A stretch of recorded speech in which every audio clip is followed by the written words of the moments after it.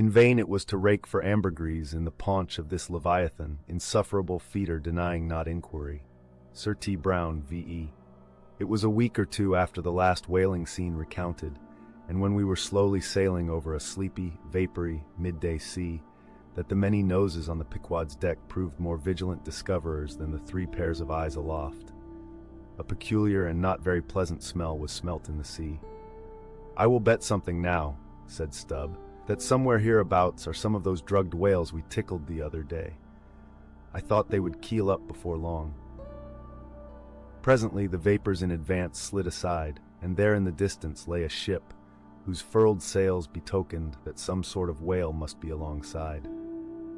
As we glided nearer, the stranger showed French colors from his peak, and by the eddying cloud of vulture seafowl that circled and hovered and swooped around him, it was plain that the whale alongside must be what the fishermen call a blasted whale, that is, a whale that has died unmolested on the sea, and so floated an unappropriated corpse. It may well be conceived what an unsavory odor such a mass must exhale, worse than an Assyrian city in the plague when the living are incompetent to bury the departed.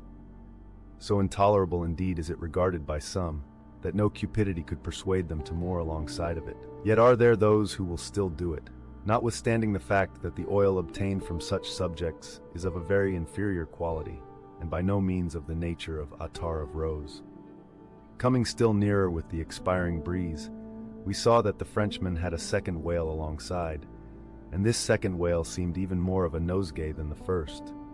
In truth, it turned out to be one of those problematical whales that seem to dry up and die with a sort of prodigious dyspepsia, or indigestion, leaving their defunct bodies almost entirely bankrupt of anything like oil.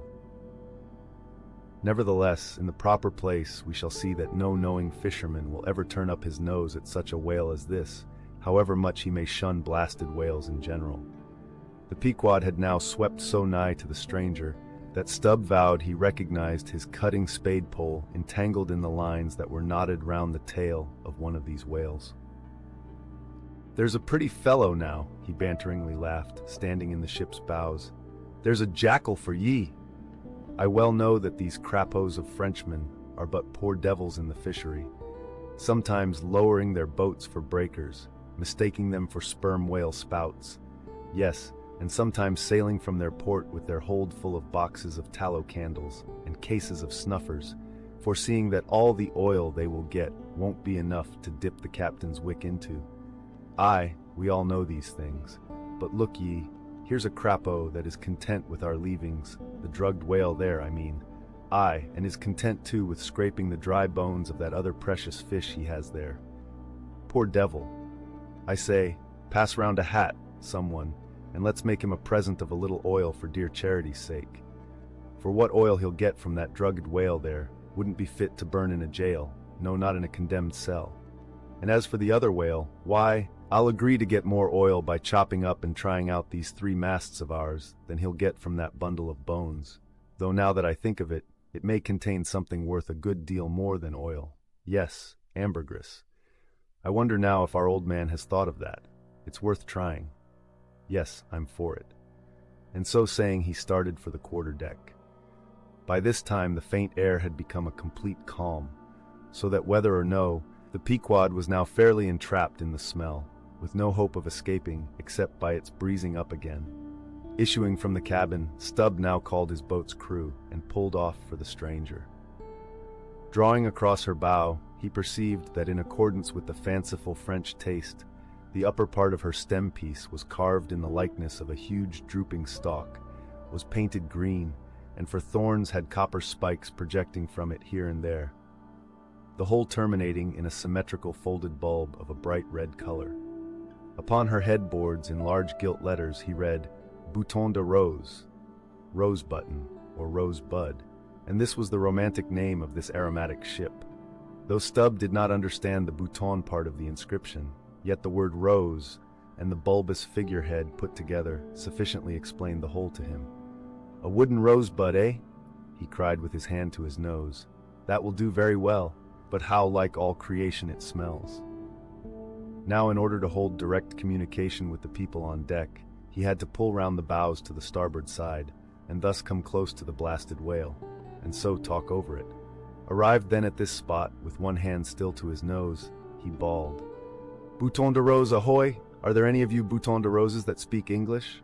"Yes," rejoined a Guernsey man from the Bulwarks, who turned out to be the chief mate.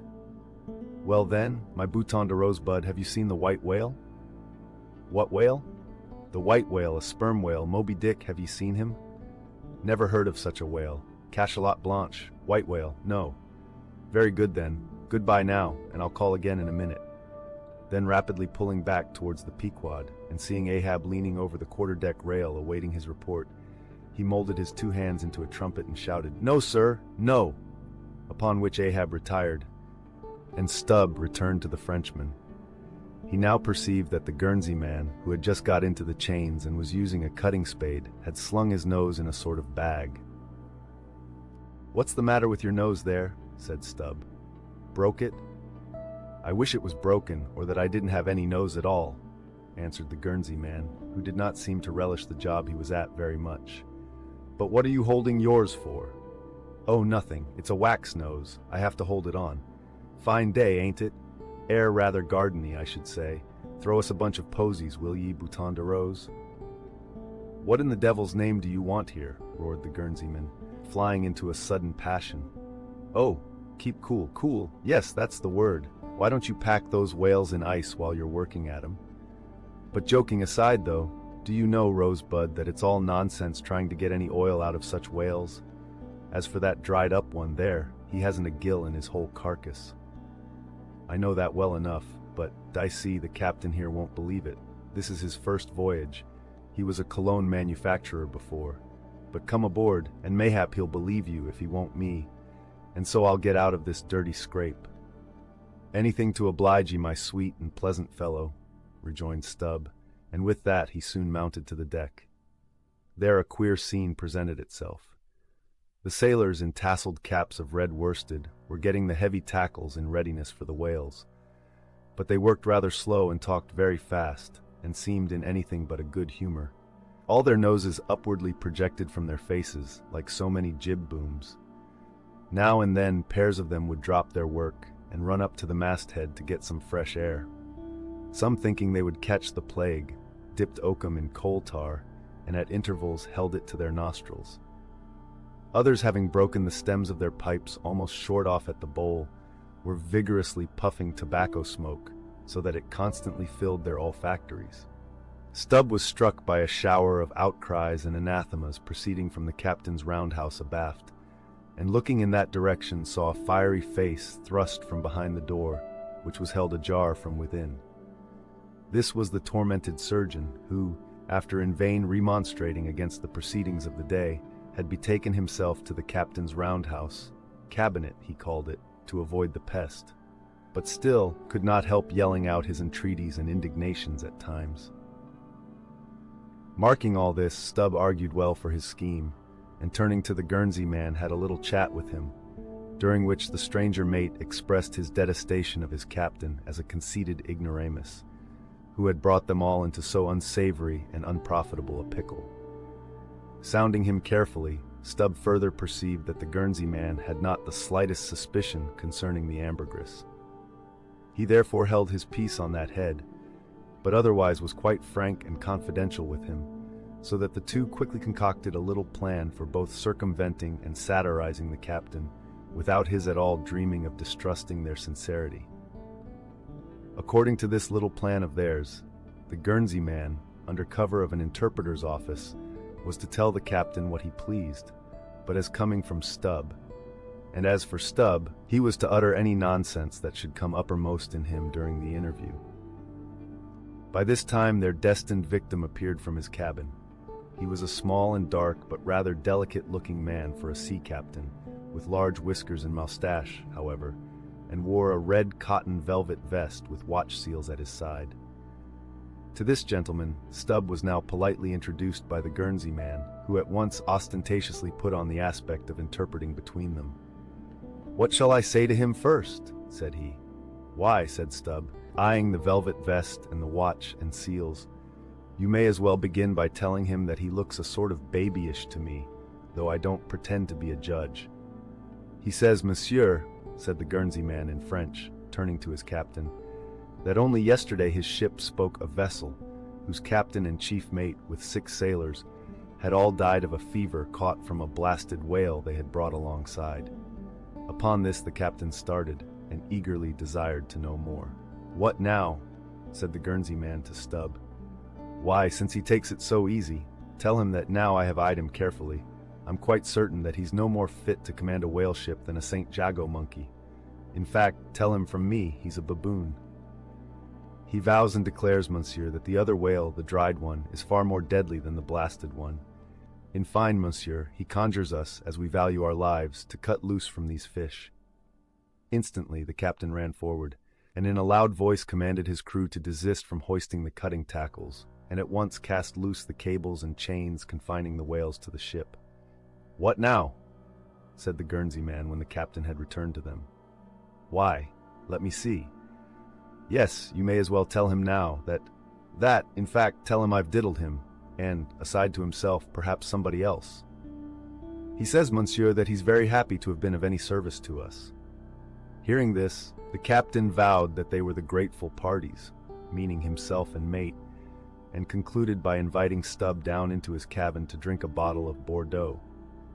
He wants you to take a glass of wine with him, said the interpreter. Thank him heartily, but tell him it's against my principles to drink with the man I've diddled. In fact, tell him I must go. He says, monsieur, that his principles won't admit of his drinking, but that if monsieur wants to live another day to drink, then monsieur had best drop all 4 boats and pull the ship away from these whales, for it's so calm they won't drift.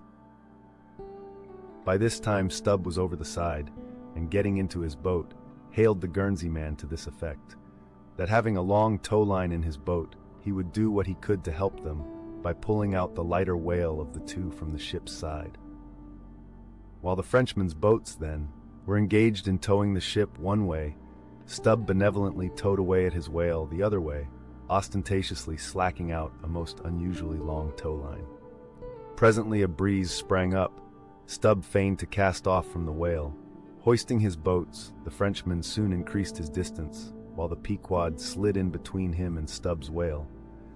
Whereupon Stubb quickly to the floating body, and hailing the Pequod to give notice of his intentions, at once proceeded to reap the fruit of his unrighteous cunning. Seizing his sharp boat spade, he commenced an excavation in the body, a little behind the side fin.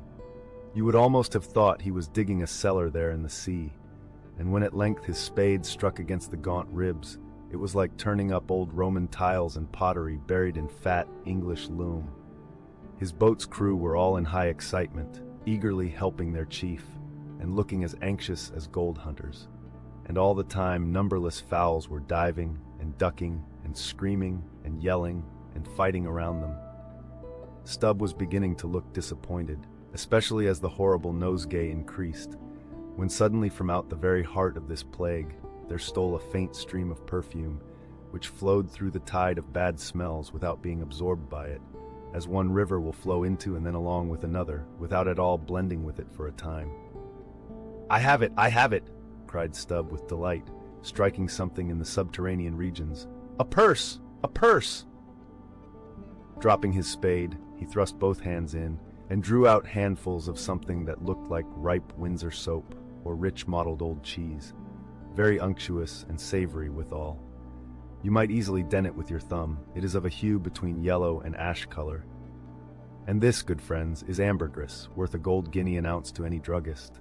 Some 6 handfuls were obtained, but more was unavoidably lost in the sea, and still more, perhaps, might have been secured were it not for impatient Ahab's loud command to Stubb to desist and come on board, else the ship would bid them goodbye. Now this ambergris is a very curious substance, and so important as an article of commerce, that in 1791 a certain Nantucket-born Captain Coffin was examined at the bar of the English House of Commons on that subject. For at that time, and indeed until a comparatively late day, the precise origin of ambergris remained, like amber itself, a problem to the learned. Though the word ambergris is but the French compound for grey amber, yet the 2 substances are quite distinct. For amber, though at times found on the seacoast, is also dug up in some far inland soils, whereas ambergris is never found except upon the sea. Besides, amber is a hard, transparent, brittle, odorless substance, used for mouthpieces to pipes, for beads and ornaments. But ambergris is soft, waxy, and so highly fragrant and spicy that it is largely used in perfumery, in pastilles, precious candles, hair powders, and pomatum. The Turks use it in cooking, and also carry it to Mecca for the same purpose that frankincense is carried to St. Peter's in Rome. Some wine merchants drop a few grains into claret to flavor it. Who would think, then, that such fine ladies and gentlemen should regale themselves with an essence found in the inglorious bowels of a sick whale? Yet so it is. By some, ambergris is supposed to be the cause, and by others the effect, of the dyspepsia in the whale. How to cure such a dyspepsia, it were hard to say, unless by administering 3 or 4 boatloads of Brandreth's pills, and then running out of harm's way as laborers do in blasting rocks. I have forgotten to say that there were found in this ambergris certain hard, round, bony plates, which at first Stubb thought might be sailors' trousers buttons, but it afterwards turned out that they were nothing more than pieces of small squid bones embalmed in that manner. Now that the incorruption of this most fragrant ambergris should be found in the heart of such decay, is this nothing? Bethink thee of that saying of St. Paul in Corinthians, about corruption and incorruption, how that we are sown in dishonor, but raised in glory. And likewise call to mind that saying of Paracelsus about what it is that maketh the best musk. Also forget not the strange fact that of all things of ill savor, cologne water, in its rudimental manufacturing stages, is the worst. I should like to conclude the chapter with the above appeal, but cannot, owing to my anxiety to repel a charge often made against whalemen, and which, in the estimation of some already biased minds, might be considered as indirectly substantiated by what has been said of the Frenchman's 2 whales. Elsewhere in this volume, the slanderous aspersion has been disproved that the vocation of whaling is throughout a slatternly, untidy business. But there is another thing to rebut. They hint that all whales always smell bad. Now how did this odious stigma originate? I opine that it is plainly traceable to the first arrival of the Greenland whaling ships in London more than 2 centuries ago. Because those whalemen did not then, and do not now, try out their oil at sea as the southern ships have always done, but cutting up the fresh blubber in small bits, thrust it through the bungholes of large casks, and carry it home in that manner, the shortness of the season in those icy seas, and the sudden and violent storms to which they are exposed, forbidding any other course. The consequence is, that upon breaking into the hold, and unloading one of these whale cemeteries, in the Greenland dock, a savor is given forth, somewhat similar to that arising from excavating an old city graveyard, for the foundations of a lying-in hospital. I partly surmise also, that this wicked charge against whalers may be likewise imputed to the existence on the coast of Greenland, in former times, of a Dutch village called Schmerenberg or Smeerenberg, which latter name is the one used by the learned Fogo von Slack in his great work on smells, a textbook on that subject. As its name imports, smear, fat, berg, to put up, this village was founded in order to afford a place for the blubber of the Dutch whale fleet to be tried out, without being taken home to Holland for that purpose. It was a collection of furnaces, fat kettles, and oil sheds, and when the works were in full operation, certainly gave forth no very pleasant savor. But all this is quite different with a South Sea sperm whaler, which in a voyage of 4 years perhaps, after completely filling her hold with oil, does not perhaps consume 50 days in the business of boiling out, and in the state that it is casked, the oil is nearly scentless. The truth is that living or dead, if but decently treated, whales as a species are by no means creatures of ill odor, nor can whalemen be recognized as the people of the Middle Ages affected to detect a Jew in the company by the nose. Nor indeed can the whale possibly be otherwise than fragrant, when as a general thing he enjoys such high health, taking abundance of exercise, always out of doors, though it is true, seldom in the open air.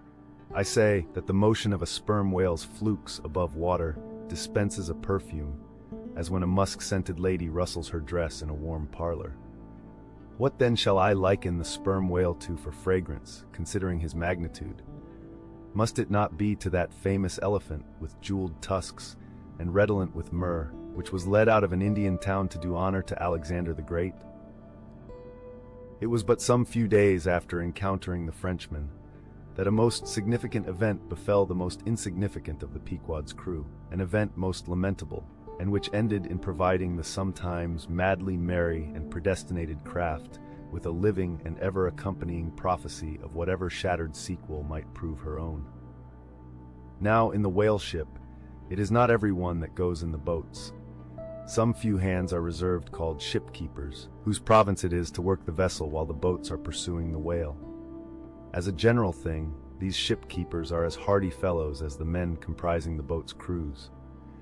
But if there happen to be an unduly slender, clumsy, or timorous wight in the ship, that wight is certain to be made a shipkeeper. It was so in the Pequod with the little Negro Pippin by nickname, Pip by abbreviation. Poor Pip, ye have heard of him before.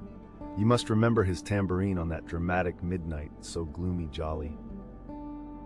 In outer aspect, Pip and Doughboy made a match, like a black pony and a white one, of equal developments, though of dissimilar color, driven in one eccentric span.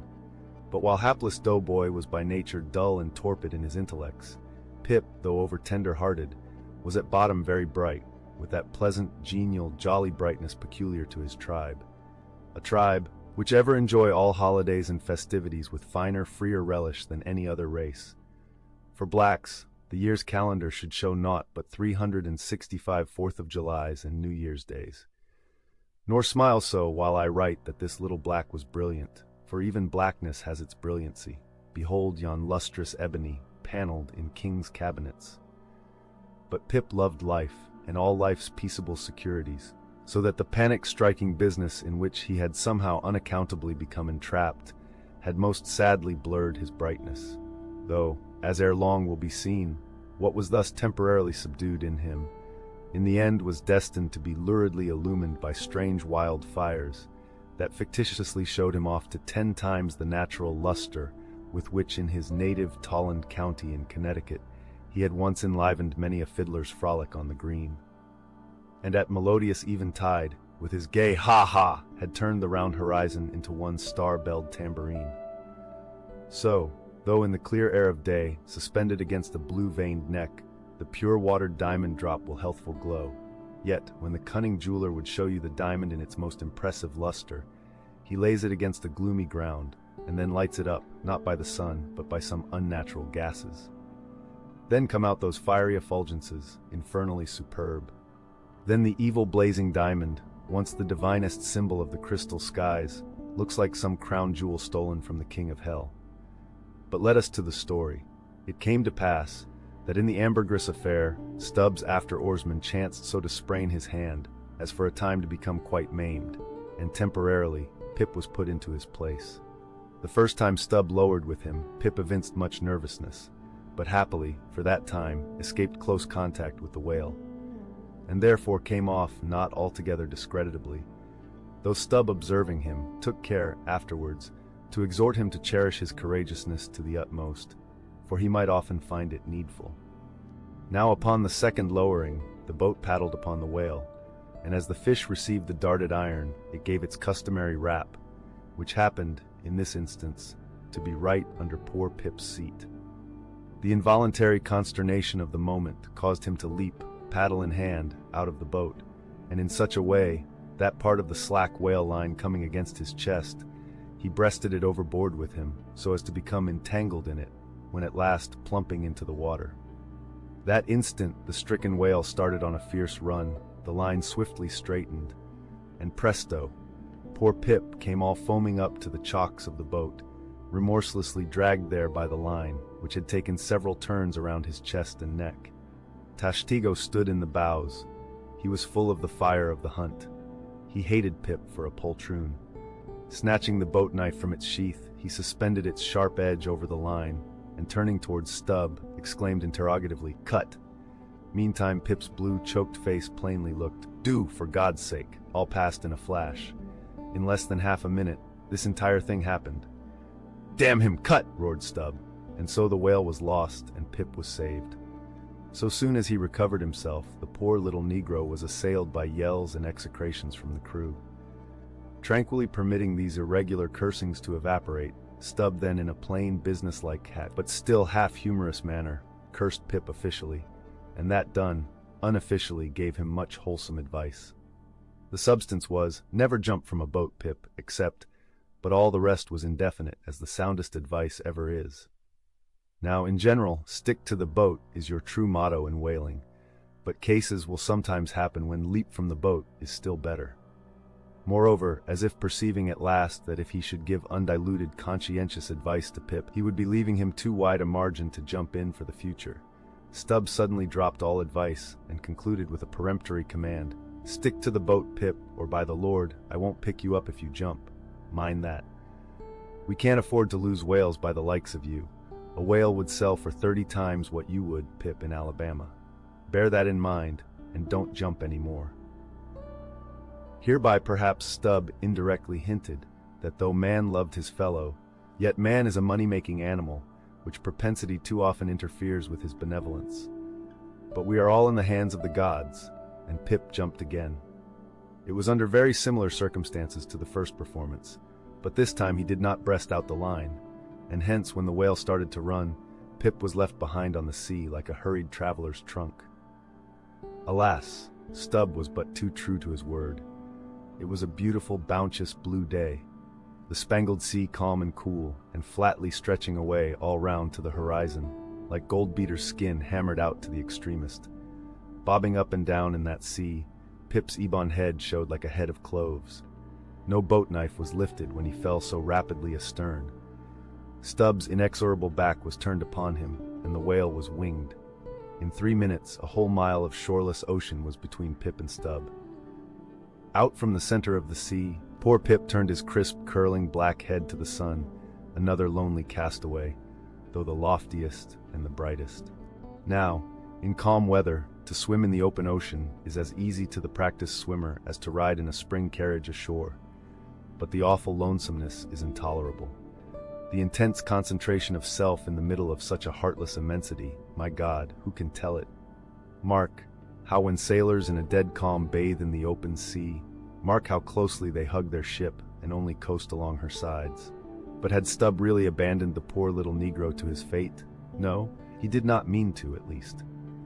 Because there were 2 boats in his wake, and he supposed, no doubt, that they would of course come up to Pip very quickly and pick him up, though indeed such considerations towards oarsmen jeopardized through their own timidity is not always manifested by the hunters in all similar instances. And such instances not unfrequently occur.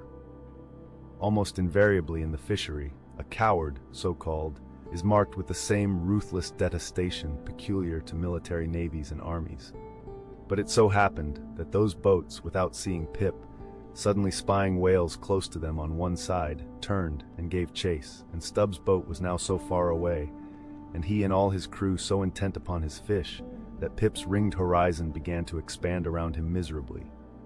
By the merest chance the ship itself at last rescued him, but from that hour the little Negro went about the deck an idiot, such at least they said he was. The sea had jeeringly kept his finite body up, but drowned the infinite of his soul. Not drowned entirely, though, rather carried down alive to wondrous depths where strange shapes of the unwarped primal world glided to and fro before his passive eyes, and the miser merman, wisdom, revealed his hoarded heaps, and among the joyous, heartless, ever-juvenile eternities, Pip saw the multitudinous, God-omnipresent coral insects that out of the firmament of waters heaved the colossal orbs. He saw God's foot upon the treadle of the loom, and spoke it, and therefore his shipmates called him mad. So man's insanity is heaven's sense, and wandering from all mortal reason, man comes at last to that celestial thought, which to reason is absurd and frantic, and weal or woe feels then uncompromised, indifferent as his God. For the rest, blame not Stubb too hardly. The thing is common in that fishery, and in the sequel of the narrative, it will then be seen what like abandonment befell myself.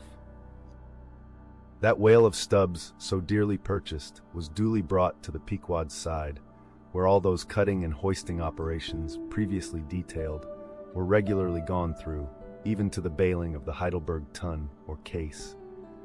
While some were occupied with this latter duty, others were employed in dragging away the larger tubs so soon as filled with the sperm.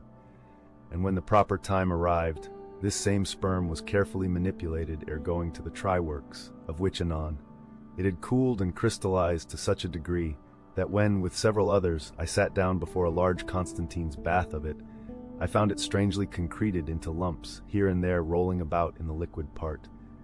It was our business to squeeze these lumps back into fluid, a sweet and unctuous duty. No wonder that in old times this sperm was such a favorite cosmetic, such a clearer, such a sweetener, such a softener, such a delicious mollifier.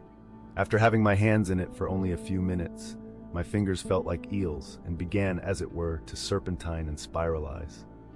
As I sat there at my ease, cross-legged on the deck, after the bitter exertion at the windlass, under a blue, tranquil sky, the ship under indolent sail and gliding so serenely along, as I bathed my hands among those soft, gentle globules of infiltrated tissues, woven almost within the hour, as they richly broke to my fingers and discharged all their opulence, like fully ripe grapes their wine, as I snuffed up that uncontaminated aroma, literally and truly like the smell of spring violets, I declare to you that for the time I lived as in a musky meadow, I forgot all about our horrible oath. In that inexpressible sperm I washed my hands and my heart of it. I almost began to credit the old Paracelsan superstition that sperm is of rare virtue in allaying the heat of anger. While bathing in that bath, I felt divinely free from all ill will or petulance or malice of any sort whatsoever. Squeeze, squeeze, squeeze, all the morning long, I squeezed that sperm till I myself almost melted into it. I squeezed that sperm till a strange sort of insanity came over me, and I found myself unwittingly squeezing my co-laborers' hands in it, mistaking their hands for the gentle globules. Such an abounding, affectionate, friendly, loving feeling did this avocation beget, that at last I was continually squeezing their hands and looking up into their eyes sentimentally, as much as to say, "Oh, my dear fellow beings, why should we longer cherish any social acerbities or know the slightest ill humor or envy? Come, let us squeeze hands all round. Nay, let us all squeeze ourselves into each other. Let us squeeze ourselves universally into the very milk and sperm of kindness. Would that I could keep squeezing that sperm forever. For now, since by many prolonged, repeated experiences, I have perceived that in all cases, man must eventually lower, or at least shift, his conceit of attainable felicity, not placing it anywhere in the intellect or the fancy, but in the wife, the heart, the bed, the table, the saddle, the fireside, the country. Now that I have perceived all this, I am ready to squeeze Case eternally. In thoughts of the visions of the night, I saw long rows of angels in paradise, each with his hands in a jar of spermaceti. Now, while discoursing of sperm, it behooves to speak of other things akin to it, in the business of preparing the sperm whale for the try-works. First comes white horse, so called, which is obtained from the tapering part of the fish, and also from the thicker portions of his flukes. It is tough with congealed tendons, a wad of muscle, but still contains some oil. After being severed from the whale, the white horse is first cut into portable oblongs ere going to the mincer. They look much like blocks of Berkshire marble. Plum pudding is the term bestowed upon certain fragmentary parts of the whale's flesh, here and there adhering to the blanket of blubber, and often participating to a considerable degree in its unctuousness. It is a most refreshing, convivial, beautiful object to behold. As its name imports, it is of an exceedingly rich, mottled tint, with a bestreaked snowy and golden ground, dotted with spots of the deepest crimson and purple. It is plums of rubies in pictures of citron. Spite of reason, it is hard to keep yourself from eating it. I confess that once I stole behind the foremast to try it. It tasted something as I should conceive a royal cutlet from the thigh of Louis le Gros might have tasted, supposing him to have been killed the first day after the venison season, and that particular venison season contemporary with an unusually fine vintage of the vineyards of Champagne. There is another substance, and a very singular one, which turns up in the course of this business, but which I feel it to be very puzzling adequately to describe. It is called slobgollion, an appellation original with the whalemen, and even so is the nature of the substance. It is an ineffably oozy, stringy affair, most frequently found in the tubs of sperm, after a prolonged squeezing and subsequent decanting. I hold it to be the wondrously thin, ruptured membranes of the case, coalescing. Gurry, so called, is a term properly belonging to right whalemen, but sometimes incidentally used by the sperm fishermen. It designates the dark, glutinous substance which is scraped off the back of the Greenland or right whale, and much of which covers the decks of those inferior souls who hunt that ignoble leviathan. Nippers. Strictly, this word is not indigenous to the whale's vocabulary, but as applied by whalemen, it becomes so. A whaleman's nipper is a short, firm strip of tendinous stuff cut from the tapering part of leviathan's tail. It averages an inch in thickness, and for the rest is about the size of the iron part of a hoe.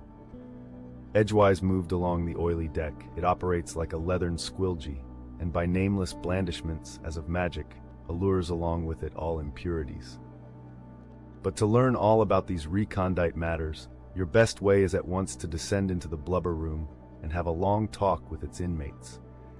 This place has previously been mentioned as the receptacle for the blanket pieces when stripped and hoisted from the whale. When the proper time arrives for cutting up its contents, this apartment is a scene of terror to all tyros, especially by night. On one side, lit by a dull lantern, a space has been left clear for the workmen. They generally go in pairs, a pike and gaffman and a spade man. The whaling pike is similar to a frigate's boarding weapon of the same name. The gaff is something like a boat hook. With his gaff, the gaffman hooks onto a sheet of blubber and strives to hold it from slipping as the ship pitches and lurches about. Meanwhile, the spademan stands on the sheet itself, perpendicularly chopping it into the portable horse pieces. This spade is sharp as hone can make it. The spademan's feet are shoeless. The thing he stands on will sometimes irresistibly slide away from him like a sledge. If he cuts off one of his own toes, or one of his assistants', would you be very much astonished? Toes are scarce among veteran blubber room men. Had you stepped on board the Pequod at a certain juncture of this post-mortemizing of the whale, and had you strolled forward nigh the windlass, pretty sure am I that you would have scanned with no small curiosity a very strange enigmatical object, which you would have seen there, lying along lengthwise in the lee scuppers. Not the wondrous cistern in the whale's huge head, not the prodigy of his unhinged lower jaw, not the miracle of his symmetrical tail. None of these would so surprise you as half a glimpse of that unaccountable cone, longer than a Kentuckian is tall, nigh a foot in diameter at the base, and jet black as Yojo, the ebony idol of Queequeg. And an idol, indeed, it is, or rather in old times its likeness was. Such an idol as that found in the secret groves of Queen Macha in Judea, and for worshipping which King Asa, her son, did depose her, and destroyed the idol, and burnt it for an abomination at the brook Kedron, as darkly set forth in the 15th chapter of the first book of Kings. Look at the sailor, called the Mincer, who now comes along, and assisted by two allies, heavily backs the Grandissimus, as the mariners call it, and with bowed shoulders staggers off with it as if he were a grenadier carrying a dead comrade from the field. Extending it upon the forecastle deck, he now proceeds cylindrically to remove its dark pelt, as an African hunter, the pelt of a boa. This done, he turns the pelt inside out, like a pantaloon leg, gives it a good stretching, so as almost to double its diameter, and at last hangs it, well spread, in the rigging, to dry. Ere long it is taken down, when removing some 3 feet of it, towards the pointed extremity, and then cutting 2 slits for armholes at the other end, he lengthwise slips himself bodily into it. The Mincer now stands before you, invested in the full canonicals of his calling. Immemorial to all his order, this investiture alone will adequately protect him while employed in the peculiar functions of his office. That office consists in mincing the horse pieces of blubber for the pots, an operation which is conducted at a curious wooden horse, planted endwise against the bulwarks, and with a capacious tub beneath it, into which the minced pieces drop, fast as the sheets from a rapt orator's desk. Arrayed in decent black, occupying a conspicuous pulpit, intent on Bible leaves, what a candidate for an archbishopric, what a lad for a pope were this Mincer! Bible leaves! Bible leaves! This is the invariable cry from the mates to the Mincer. It enjoins him to be careful, and cut his work into as thin slices as possible, inasmuch as by so doing the business of boiling out the oil is much accelerated and its quantity considerably increased, besides perhaps improving it in quality. Besides her hoisted boats, an American whaler is outwardly distinguished by her try-works. She presents the curious anomaly of the most solid masonry joining with oak and hemp in constituting the completed ship. It is as if from the open field a brick kiln were transported to her planks. The try-works are planted between the foremast and mainmast, the most roomy part of the deck.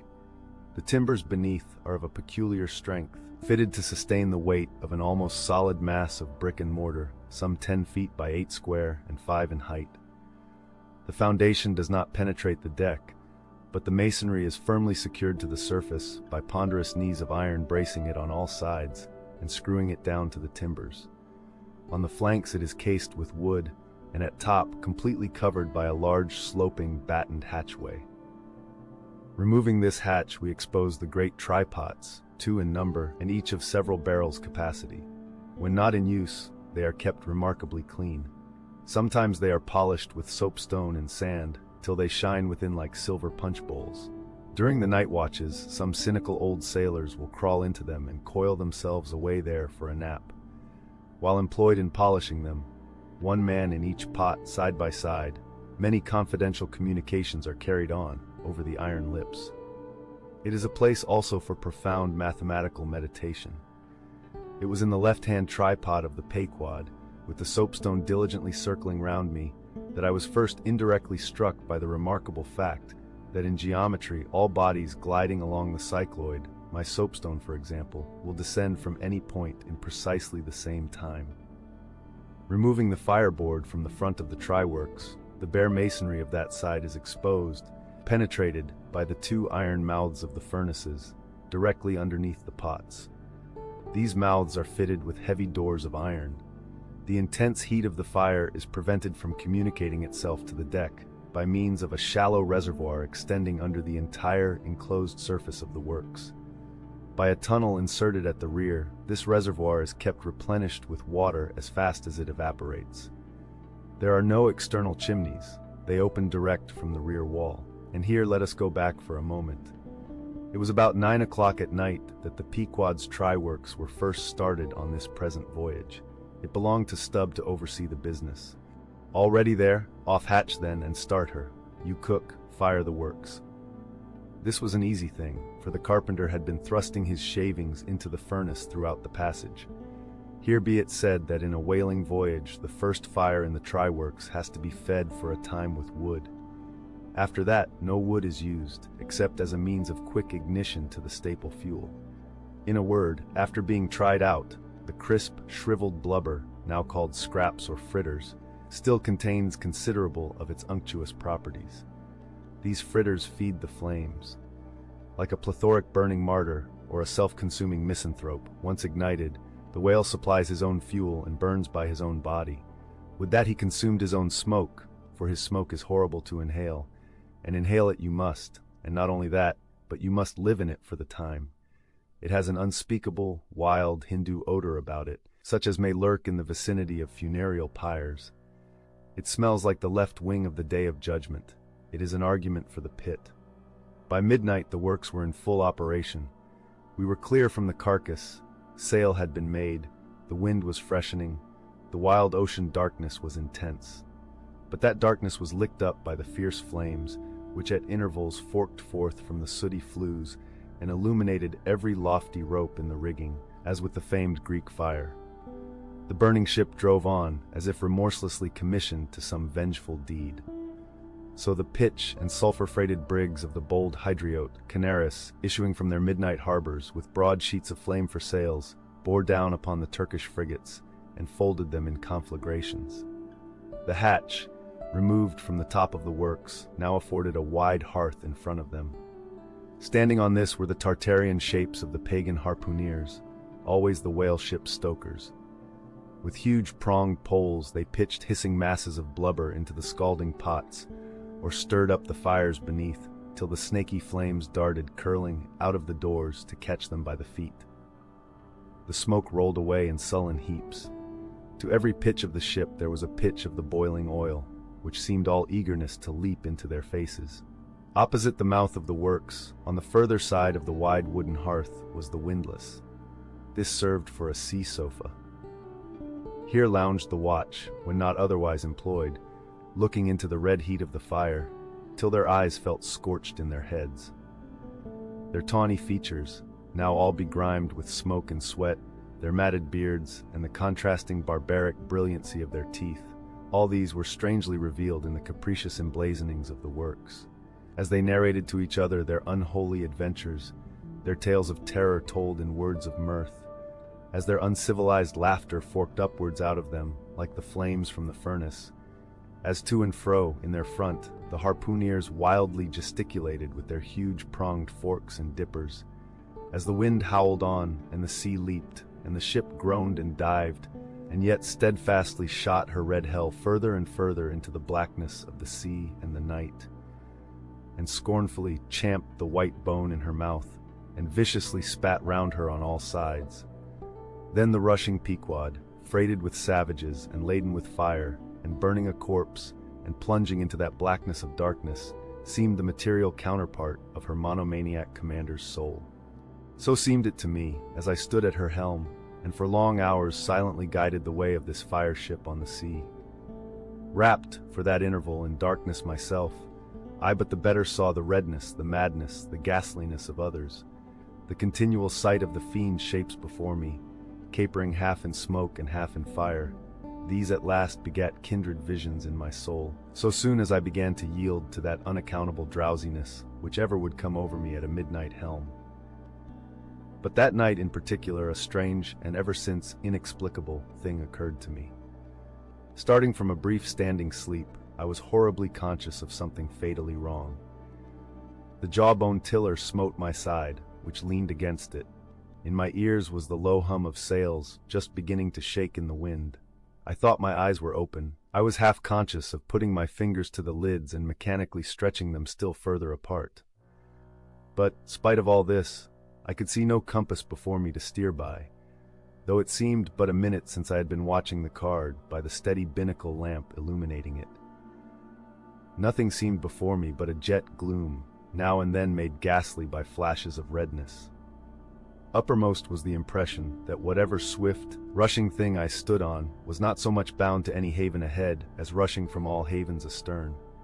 A stark, bewildered feeling as of death came over me. Convulsively my hands grasped the tiller, but with the crazy conceit that the tiller was somehow, in some enchanted way, inverted. My God, what is the matter with me? Thought I. Lo, in my brief sleep I had turned myself about, and was fronting the ship's stern with my back to her prow and the compass. In an instant I faced back, just in time to prevent the vessel from flying up into the wind, and very probably capsizing her. How glad and how grateful the relief from this unnatural hallucination of the night, and the fatal contingency of being brought by the lee. Look not too long in the face of the fire, O man. Never dream with thy hand on the helm. Turn not thy back to the compass. Accept the first hint of the hitching tiller. Believe not the artificial fire, when its redness makes all things look ghastly. Tomorrow, in the natural sun, the skies will be bright.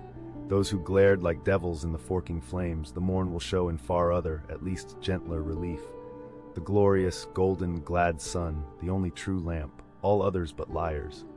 Nevertheless, the sun hides not Virginia's dismal swamp, nor Rome's accursed Campagna, nor wide Sahara, nor all the millions of miles of deserts and of griefs beneath the moon. The sun hides not the ocean, which is the dark side of this earth, and which is 2/3 of this earth. So therefore, that mortal man who hath more of joy than sorrow in him, that mortal man cannot be true, not true or undeveloped. With books the same. The truest of all men was the man of sorrows, and the truest of all books is Solomon's, and Ecclesiastes is the fine hammered steel of woe. All is vanity. All. This willful world hath not got hold of unchristian Solomon's wisdom yet, but he who dodges hospitals and jails and walks fast crossing graveyards, and would rather talk of operas than hell, calls Cowper, Young, Pascal, Rousseau, poor devils all of sick men, and throughout a carefree lifetime swears by Rabelais as passing wise, and therefore jolly. Not that man is fitted to sit down on tombstones, and break the green damp mold with unfathomably wondrous Solomon. But even Solomon, he says, "The man that wandereth out of the way of understanding shall remain, even while living, in the congregation of the dead." Give not thyself up then to fire, lest it invert thee, deaden thee, as for the time it did me. There is a wisdom that is woe, but there is a woe that is madness. And there is a Catskill eagle in some souls that can alike dive down into the blackest gorges, and soar out of them again and become invisible in the sunny spaces. And even if he forever flies within the gorge, that gorge is in the mountains, so that even in his lowest swoop the mountain eagle is still higher than other birds upon the plain, even though they soar. Had you descended from the Pequod's try-works to the Pequod's forecastle, where the off-duty watch were sleeping, for one single moment you would have almost thought you were standing in some illuminated shrine of canonized kings and counselors. There they lay in their triangular oaken vaults, each mariner a chiseled muteness, a score of lamps flashing upon his hooded eyes. In merchantmen, oil for the sailor is more scarce than the milk of queens. To dress in the dark, and eat in the dark, and stumble in darkness to his pallet, this is his usual lot. But the whaleman, as he seeks the food of light, so he lives in light. He makes his berth an Aladdin's lamp, and lays him down in it, so that in the pitchiest night the ship's black hull still houses an illumination. See with what entire freedom the whaleman takes his handful of lamps, often but old bottles and vials though, to the copper cooler at the try-works, and replenishes them there, as mugs of ale at a vat. He burns, too, the purest of oil in its unmanufactured and therefore unvitiated state, a fluid unknown to solar, lunar, or astral contrivances ashore. It is sweet as early grass butter in April. He goes and hunts for his oil so as to be sure of its freshness and genuineness, even as the traveler on the prairie hunts up his own supper of game.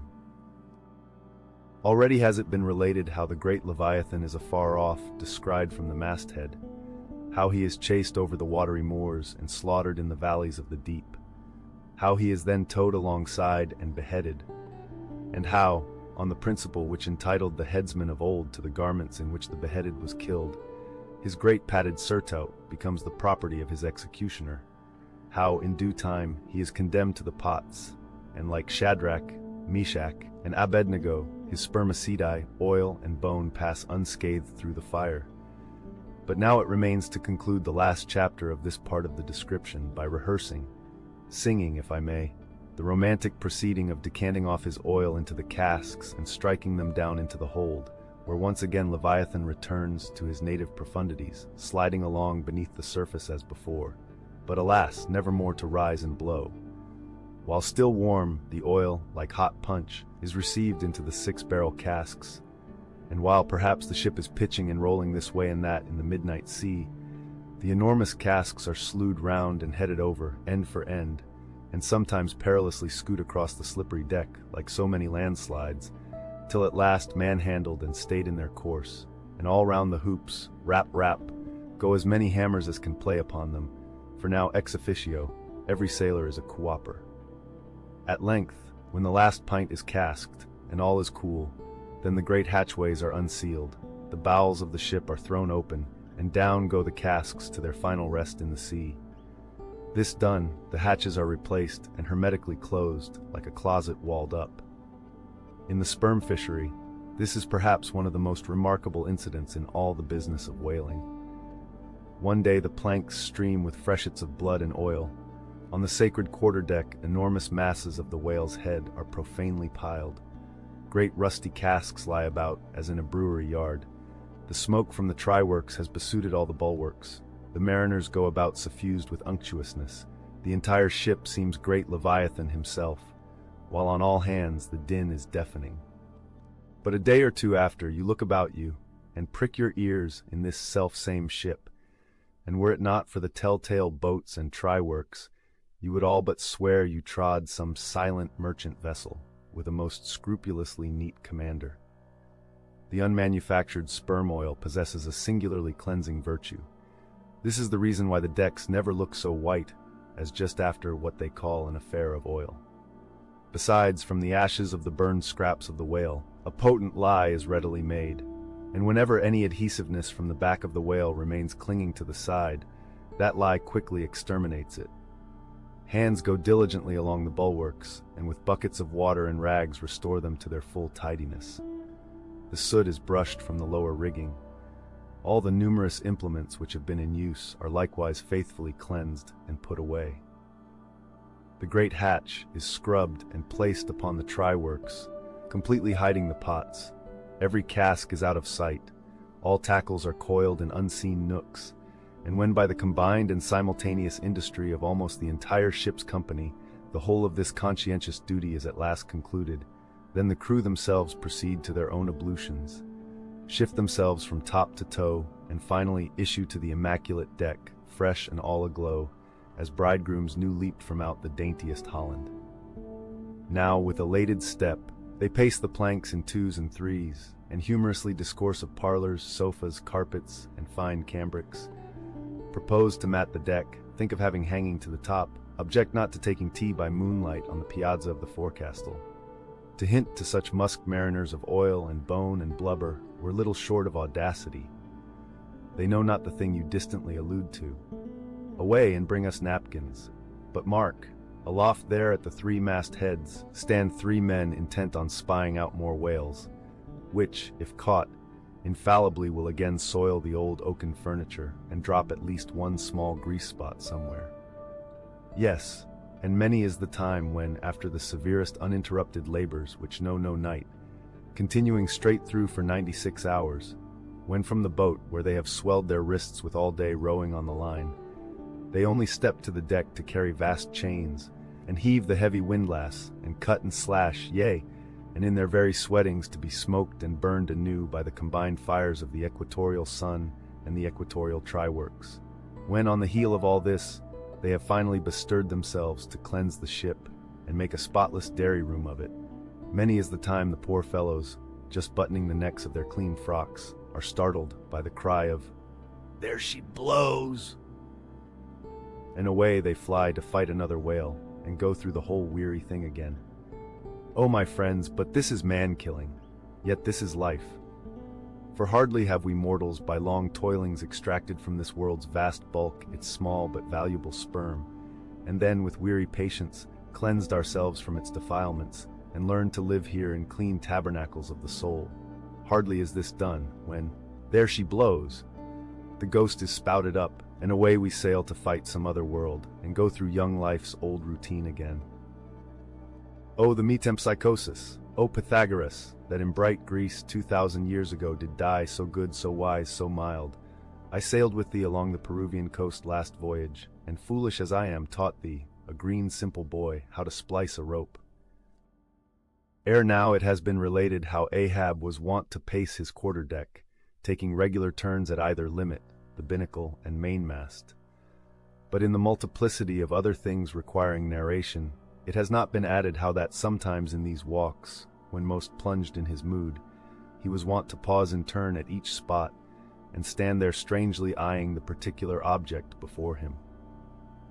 When he halted before the binnacle, with his glance fastened on the pointed needle in the compass, that glance shot like a javelin with the pointed intensity of his purpose. And when resuming his walk he again paused before the mainmast, then, as the same riveted glance fastened upon the riveted gold coin there, he still wore the same aspect of nailed firmness, only dashed with a certain wild longing, if not hopefulness. But one morning, turning to pass the doubloon, he seemed to be newly attracted by the strange figures and inscriptions stamped on it, as though now for the first time beginning to interpret for himself in some monomaniac way whatever significance might lurk in them. And some certain significance lurks in all things, else all things are little worth, and the round world itself but an empty cipher, except to sell by the cartload, as they do hills about Boston, to fill up some morass in the Milky Way. Now this doubloon was of purest, virgin gold, raked somewhere out of the heart of gorgeous hills, whence, east and west, over golden sands, the headwaters of many a Pactolus flows.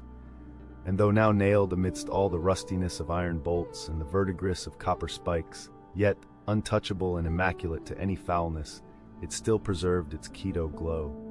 Nor, though placed amongst a ruthless crew, and every hour passed by ruthless hands, and through the livelong nights shrouded with thick darkness which might cover any pilfering approach, Nevertheless, every sunrise found the doubloon where the sunset left it last. For it was set apart and sanctified to one awe-striking end. And however wanton in their sailor ways, one and all, the mariners revered it as the white whale's talisman. Sometimes they talked it over in the weary watch by night, wondering whose it was to be at last, and whether he would ever live to spend it. Now those noble golden coins of South America are as medals of the sun and tropic token pieces.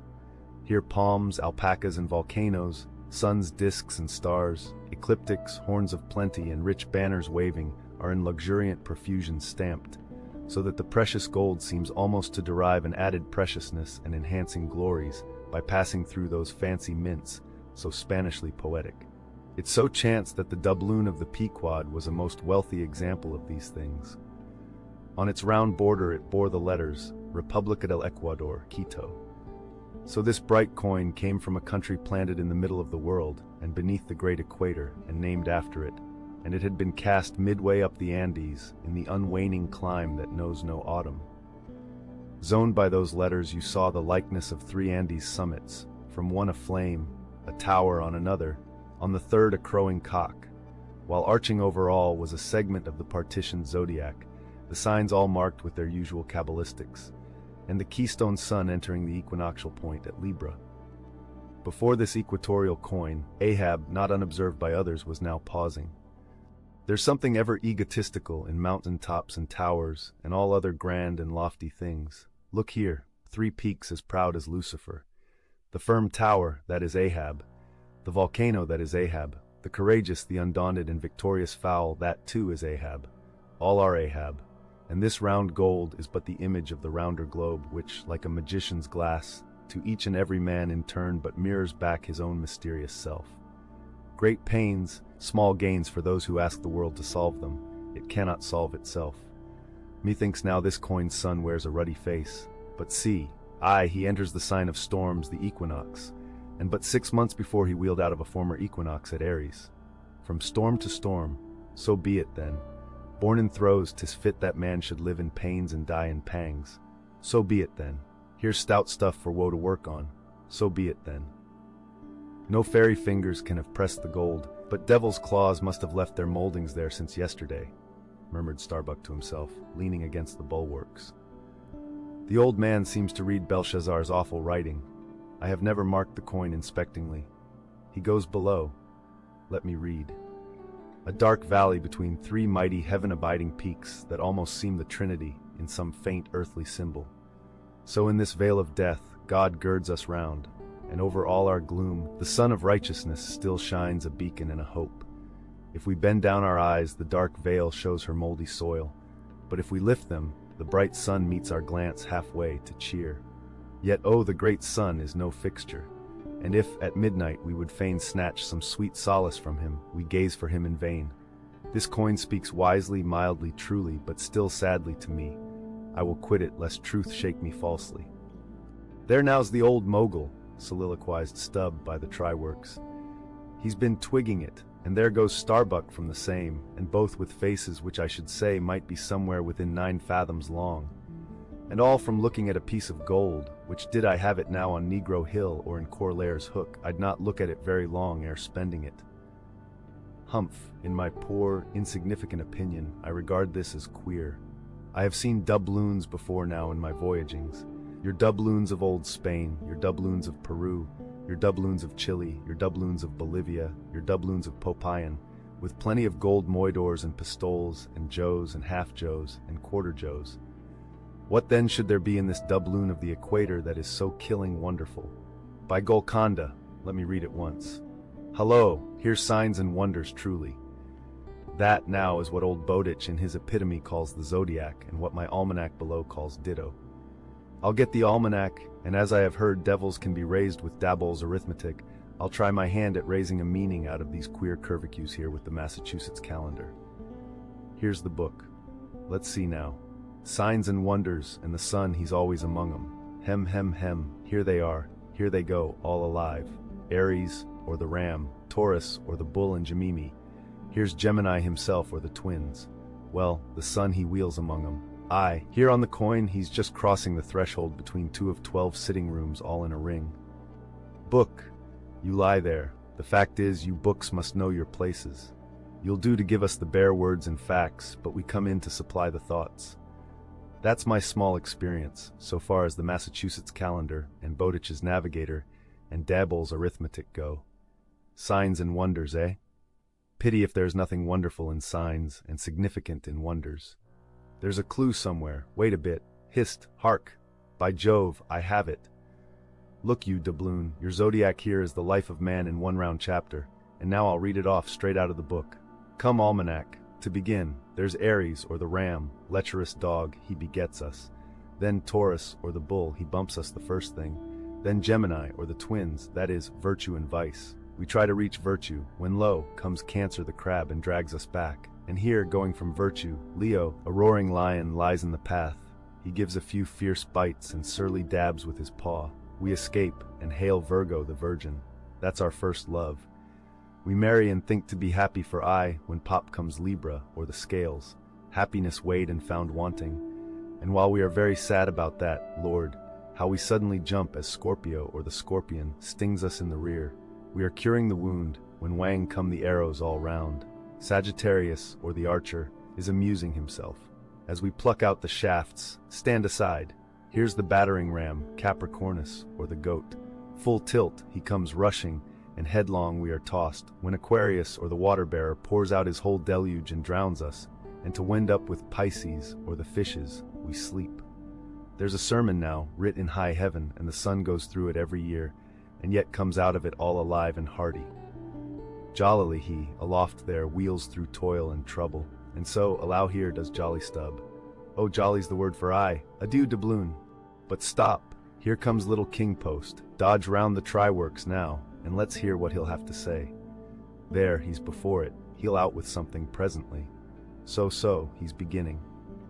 I see nothing here, but a round thing made of gold, and whoever raises a certain whale, this round thing belongs to him. So, what's all this staring been about? It is worth $16, that's true. And at 2 cents the cigar, that's 960 cigars.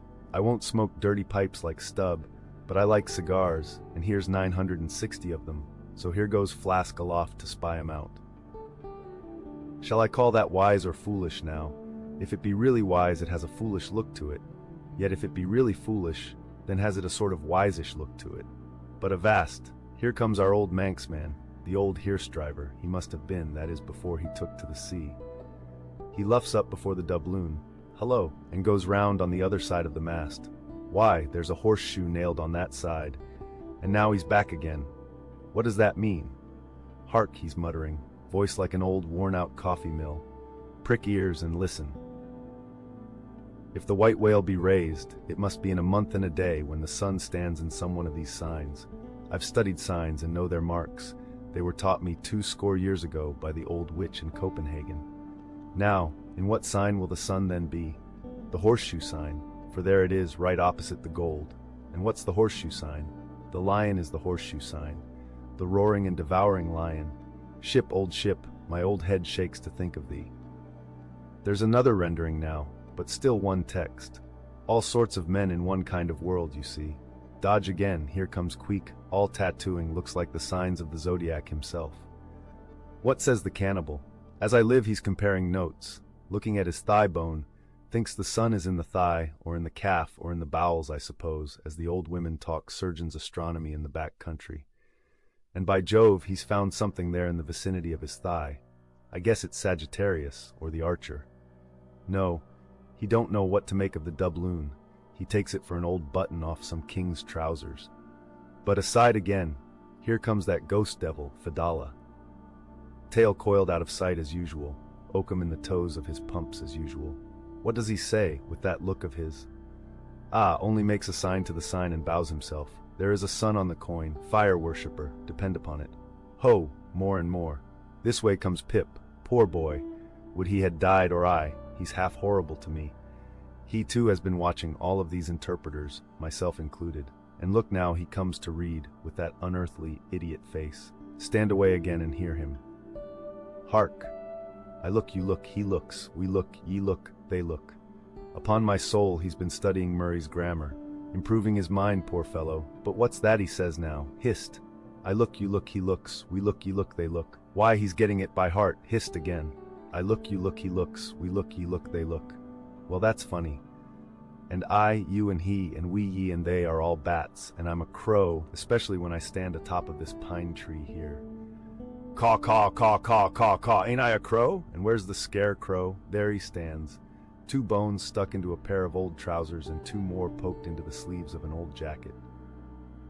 Wonder if he means me? Complimentary. Poor lad. I could go hang myself. Anyway, for the present, I'll quit Pip's vicinity.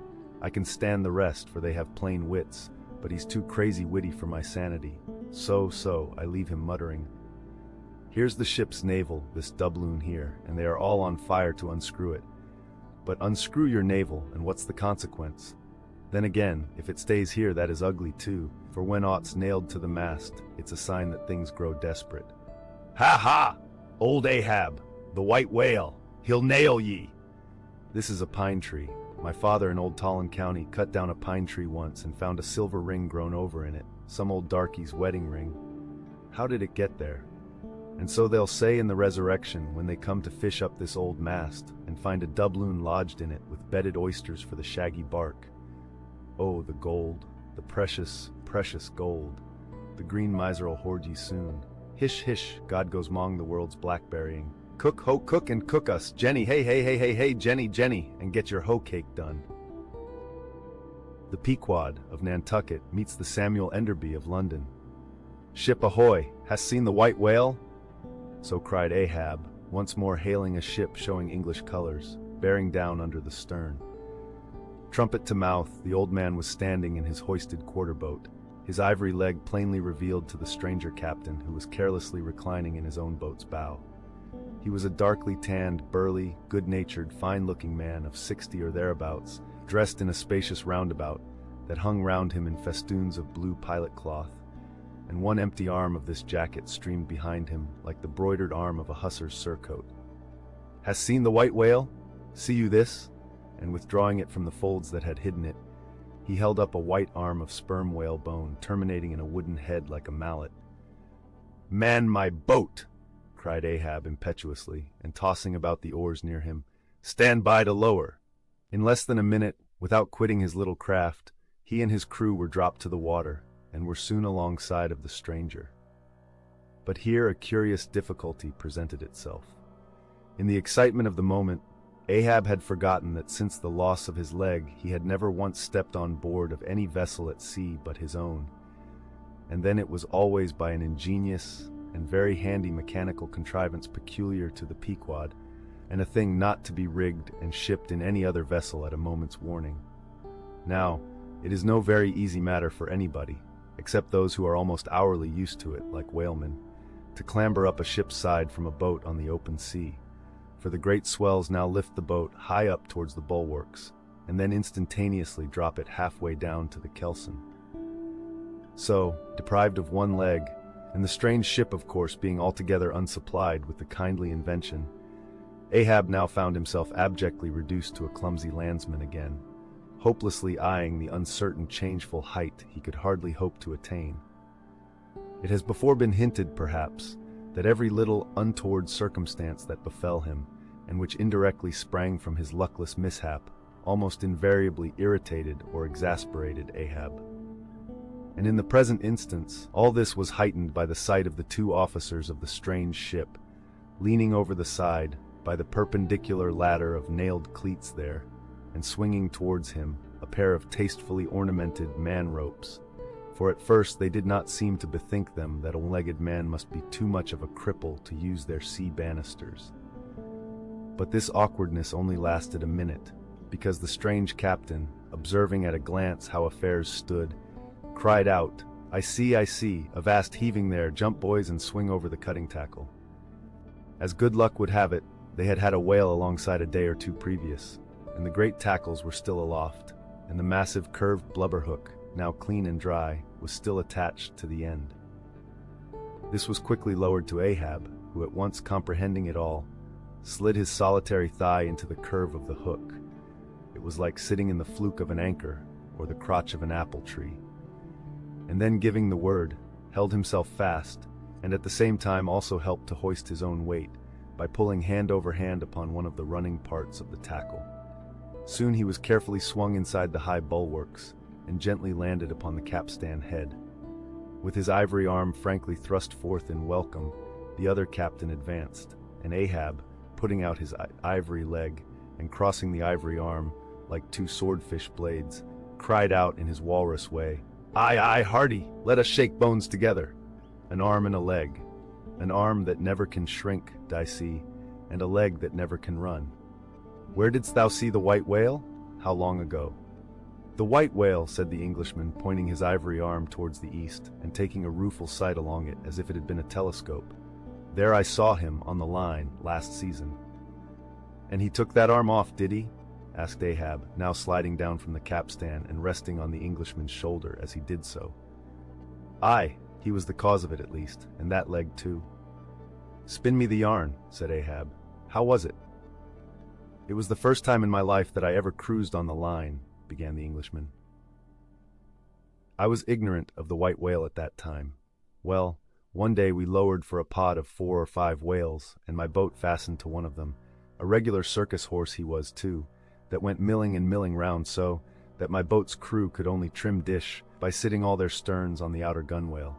Presently up breaches from the bottom of the sea a bouncing great whale, with a milky white head and hump, all crow's feet and wrinkles. "It was he! It was he!" cried Ahab, suddenly letting out his suspended breath, and harpoons sticking in near his starboard fin. "Aye, aye, they were mine, my irons," cried Ahab exultingly. "But on!" "Give me a chance then," said the Englishman good-humoredly. "Well, this old great-grandfather, with the white head and hump, runs all afoam into the pod, and goes to snapping furiously at my fast line. 'Aye, I see! Wanted to part it, free the fast fish, an old trick. I know him.' How it was exactly," continued the one-armed commander, "I do not know, but in biting the line, it got foul of his teeth, caught there somehow, but we didn't know it then, so that when we afterwards pulled on the line, bounce we came plump onto his hump, instead of the other whales, that went off to windward, all fluking. Seeing how matters stood, and what a noble great whale it was, the noblest and biggest I ever saw, sir, in my life, I resolved to capture him, spite of the boiling rage he seemed to be in, and thinking the haphazard line would get loose, or the tooth it was tangled to might draw, for I have a devil of a boat's crew for a pull on a whale line. Seeing all this, I say, I jumped into my first mate's boat. Mr. Mounttop's here, by the way, Captain. Mounttop, the captain. As I was saying, I jumped into Mounttop's boat, which, Dicey, was gunwale and gunwale with mine then, and snatching the first harpoon, let this old great-grandfather have it. But Lord, look you, sir, hearts and souls alive, man, the next instant in a jiff I was blind as a bat, both eyes out, all befogged and bedadened with black foam, the whale's tail looming straight up out of it, perpendicular in the air like a marble steeple. No use sterning all then, but as I was groping at midday with a blinding sun, all crown jewels, as I was groping, I say, after the second iron, to toss it overboard, down comes the tail like a Lima tower, cutting my boat in two, leaving each half in splinters, and flukes first, the white hump back through the wreck, as though it was all chips. We all struck out. To escape his terrible flailings, I seized hold of my harpoon pole sticking in him, and for a moment clung to that like a sucking fish. But a combing sea dashed me off, and at the same instant, the fish, taking one good dart forwards, went down like a flash, and the barb of that cursed second iron towing along near me caught me here, clapping his hand just below his shoulder. Yes, caught me just here, I say, and bore me down to hell's flames. I was thinking, when, all of a sudden, thank the good God, the barb ripped its way along the flesh, clear along the whole length of my arm, came out nigh my wrist, and up I floated. And that gentleman there will tell you the rest. By the way, Captain, Dr. Bunger, ship's surgeon. Bunger, my lad, says the captain. Now, Bunger, boy, spin your part of the yarn.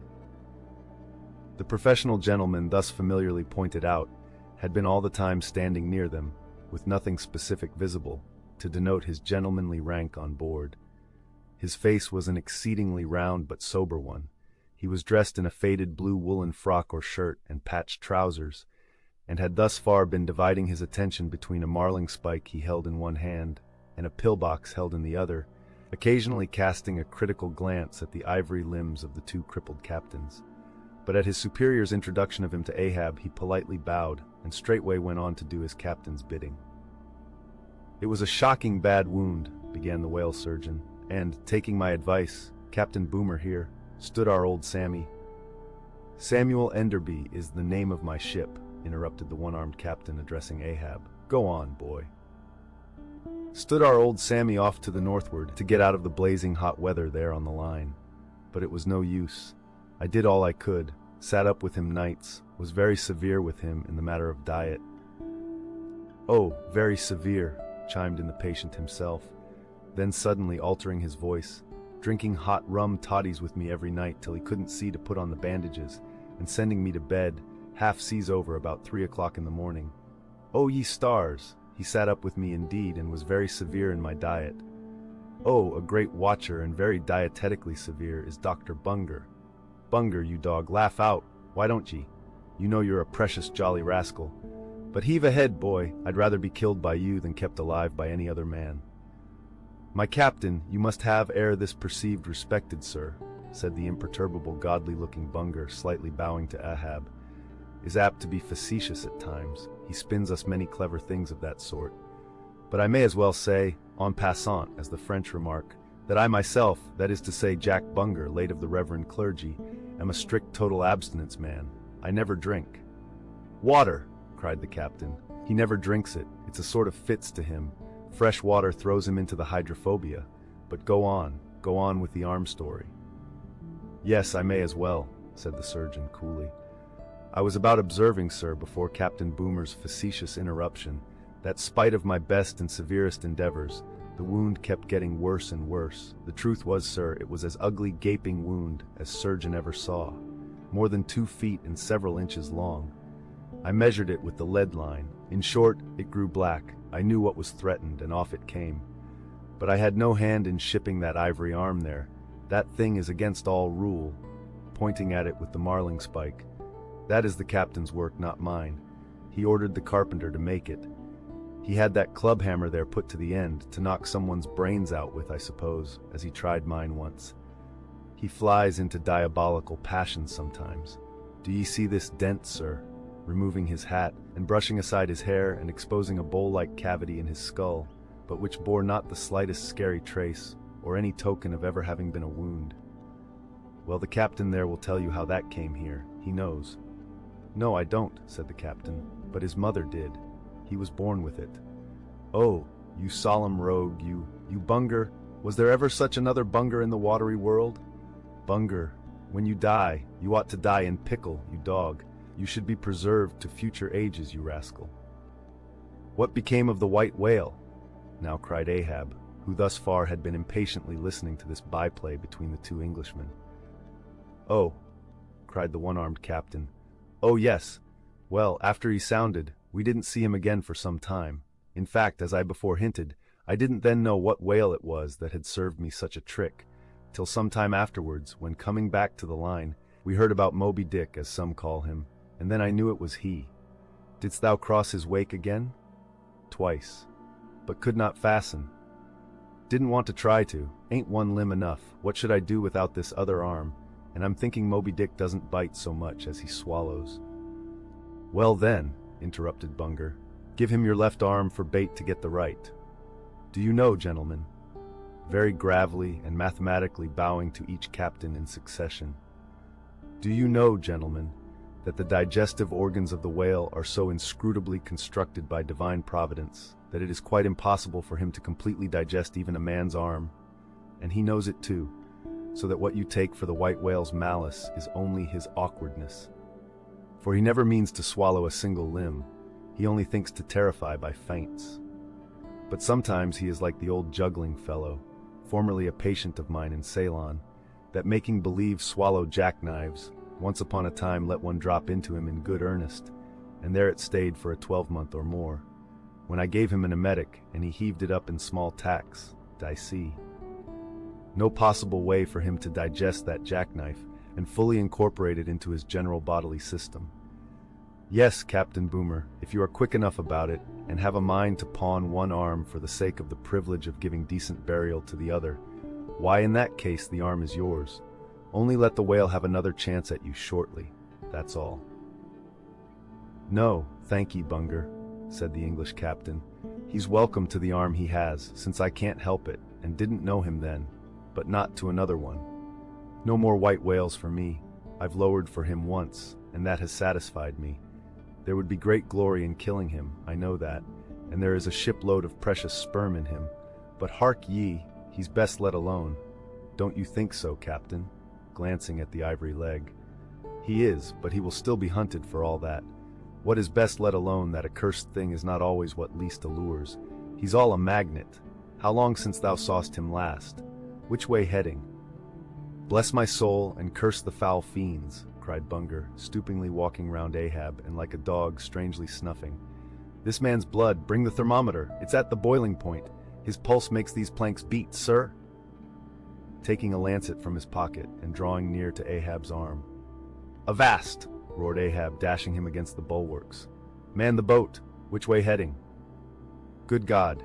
Cried the English captain, to whom the question was put. What's the matter? He was heading east, I think. Is your captain crazy? Whispering Fedallah. But Fedallah, putting a finger on his lip, slid over the bulwarks to take the boat's steering oar, and Ahab, swinging the cutting tackle towards him, commanded the ship's sailors to stand by to lower. In a moment he was standing in the boat's stern, and the Manila men were springing to their oars. In vain the English captain hailed him. With back to the stranger ship, and face set like a flint to his own, Ahab stood upright till alongside of the Pequod.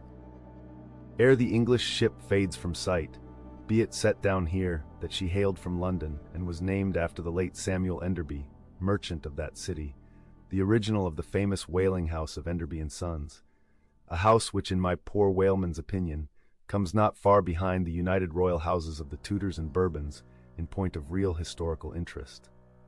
How long, prior to the year of our Lord 1775, this great whaling house was in existence, my numerous fish documents do not make plain, but in that year, 1775, it fitted out the first English ships that ever regularly hunted the sperm whale. Though for some score of years previous, ever since 1726, our valiant Coffins and Macies of Nantucket and the Vineyard had in large fleets pursued that Leviathan, but only in the North and South Atlantic, not elsewhere. Be it distinctly recorded here that the Nantucketers were the first among mankind to harpoon with civilized steel the great sperm whale, and that for half a century they were the only people of the whole globe who so harpooned him. In 1778, a fine ship, the Amelia, fitted out for the express purpose, and at the sole charge of the vigorous Enderbys, boldly rounded Cape Horn, and was the first among the nations to lower a whaleboat of any sort in the great South Sea. The voyage was a skillful and lucky one, and returning to her berth with her hold full of the precious sperm, the Amelia's example was soon followed by other ships, English and American, and thus the vast sperm whale grounds of the Pacific were thrown open. But not content with this good deed, the indefatigable house again bestirred itself. Samuel and all his sons, how many their mother only knows, and under their immediate auspices, and partly, I think, at their expense, the British government was induced to send the sloop of war Rattler on a whaling voyage of discovery into the South Sea. Commanded by a naval post captain, the Rattler made a rattling voyage of it and did some service. How much does not appear. But this is not all. In 1819, the same house fitted out a discovery whale ship of their own to go on a tasting cruise to the remote waters of Japan. That ship, well called the Siren, made a noble experimental cruise, and it was thus that the great Japanese whaling ground first became generally known. The Siren in this famous voyage was commanded by a Captain Coffin, a Nantucketer. All honor to the Enderbys, therefore, whose house, I think, exists to the present day, though doubtless the original Samuel must long ago have slipped his cable for the great South Sea of the other world. The ship named after him was worthy of the honor, being a very fast sailor and a noble craft every way. I boarded her once at midnight somewhere off the Patagonian coast and drank good flip down in the forecastle. It was a fine gam we had, and they were all trumps, every soul on board. A short life to them and a jolly death. And that fine gam I had, long, very long after old Ahab touched her planks with his ivory heel.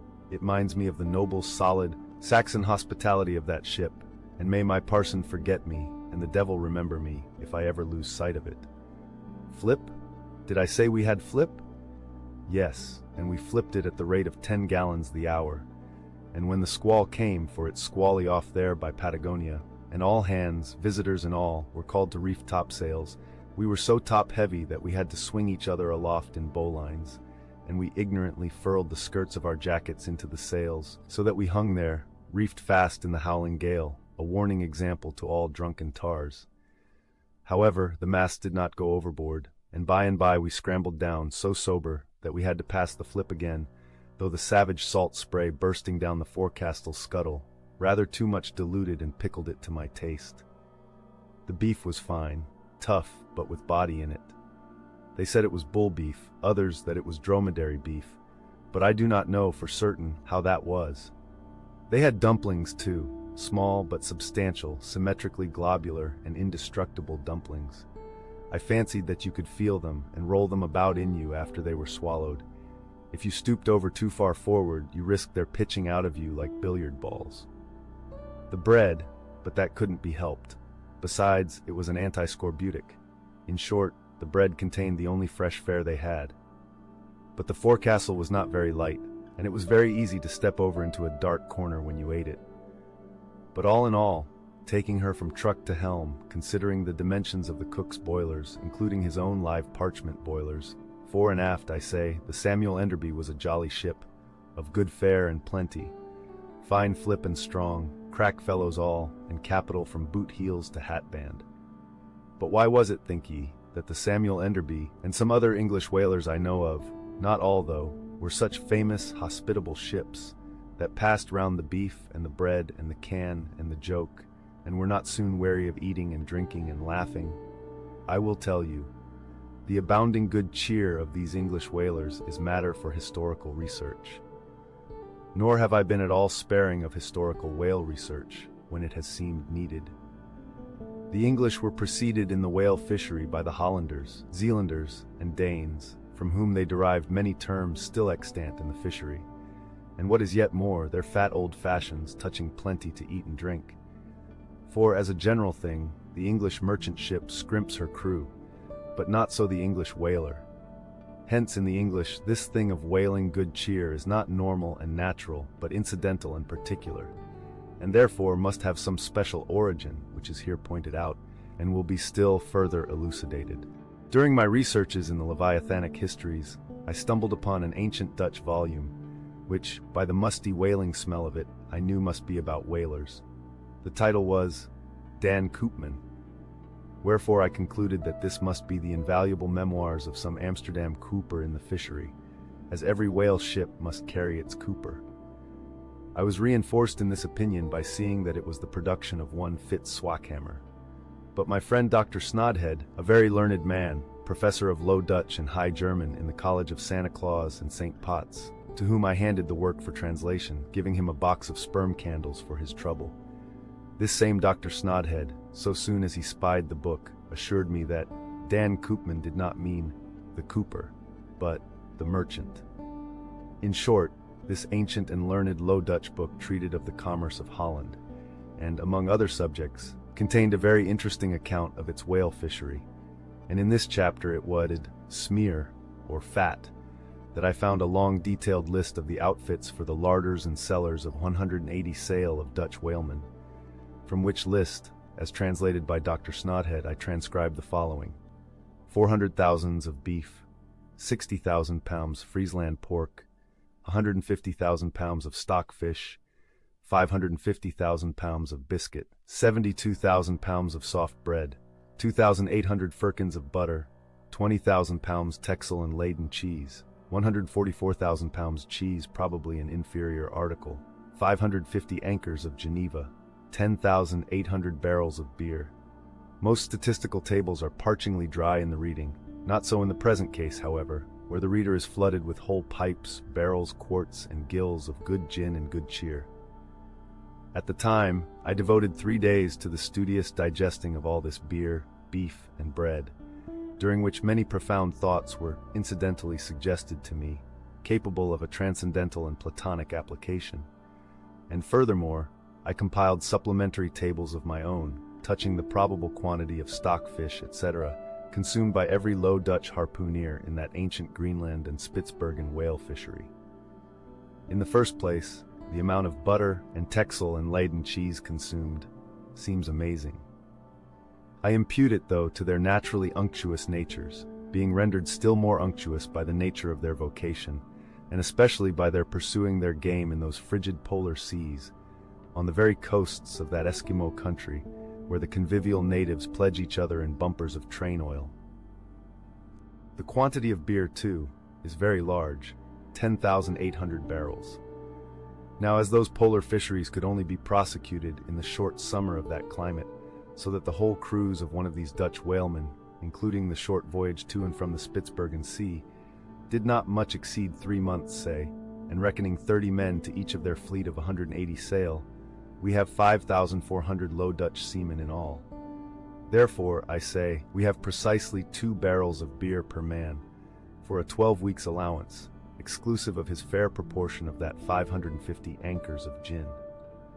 Now, whether these gin and beer harpooneers, so fuddled as one might fancy them to have been, were the right sort of men to stand up in a boat's head and take good aim at flying whales, this would seem somewhat improbable.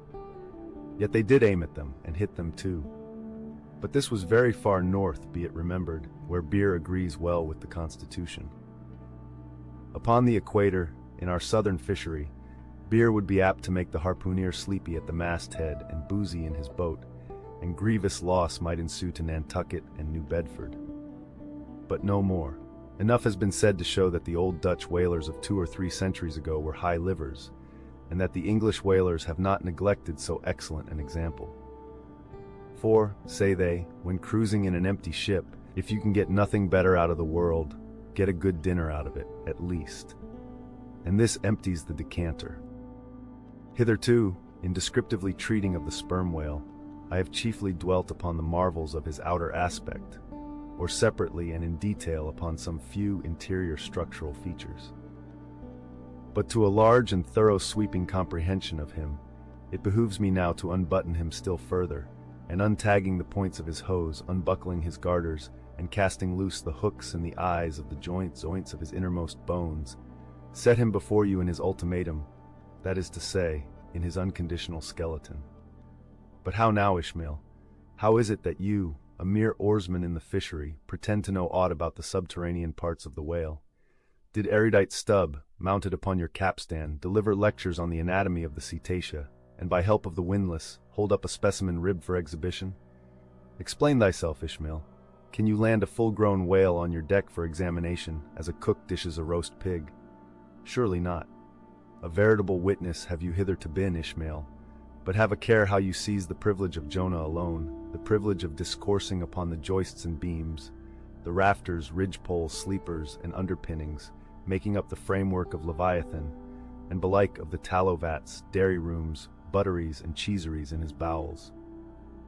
I confess that since Jonah, few whalemen have penetrated very far beneath the skin of the adult whale.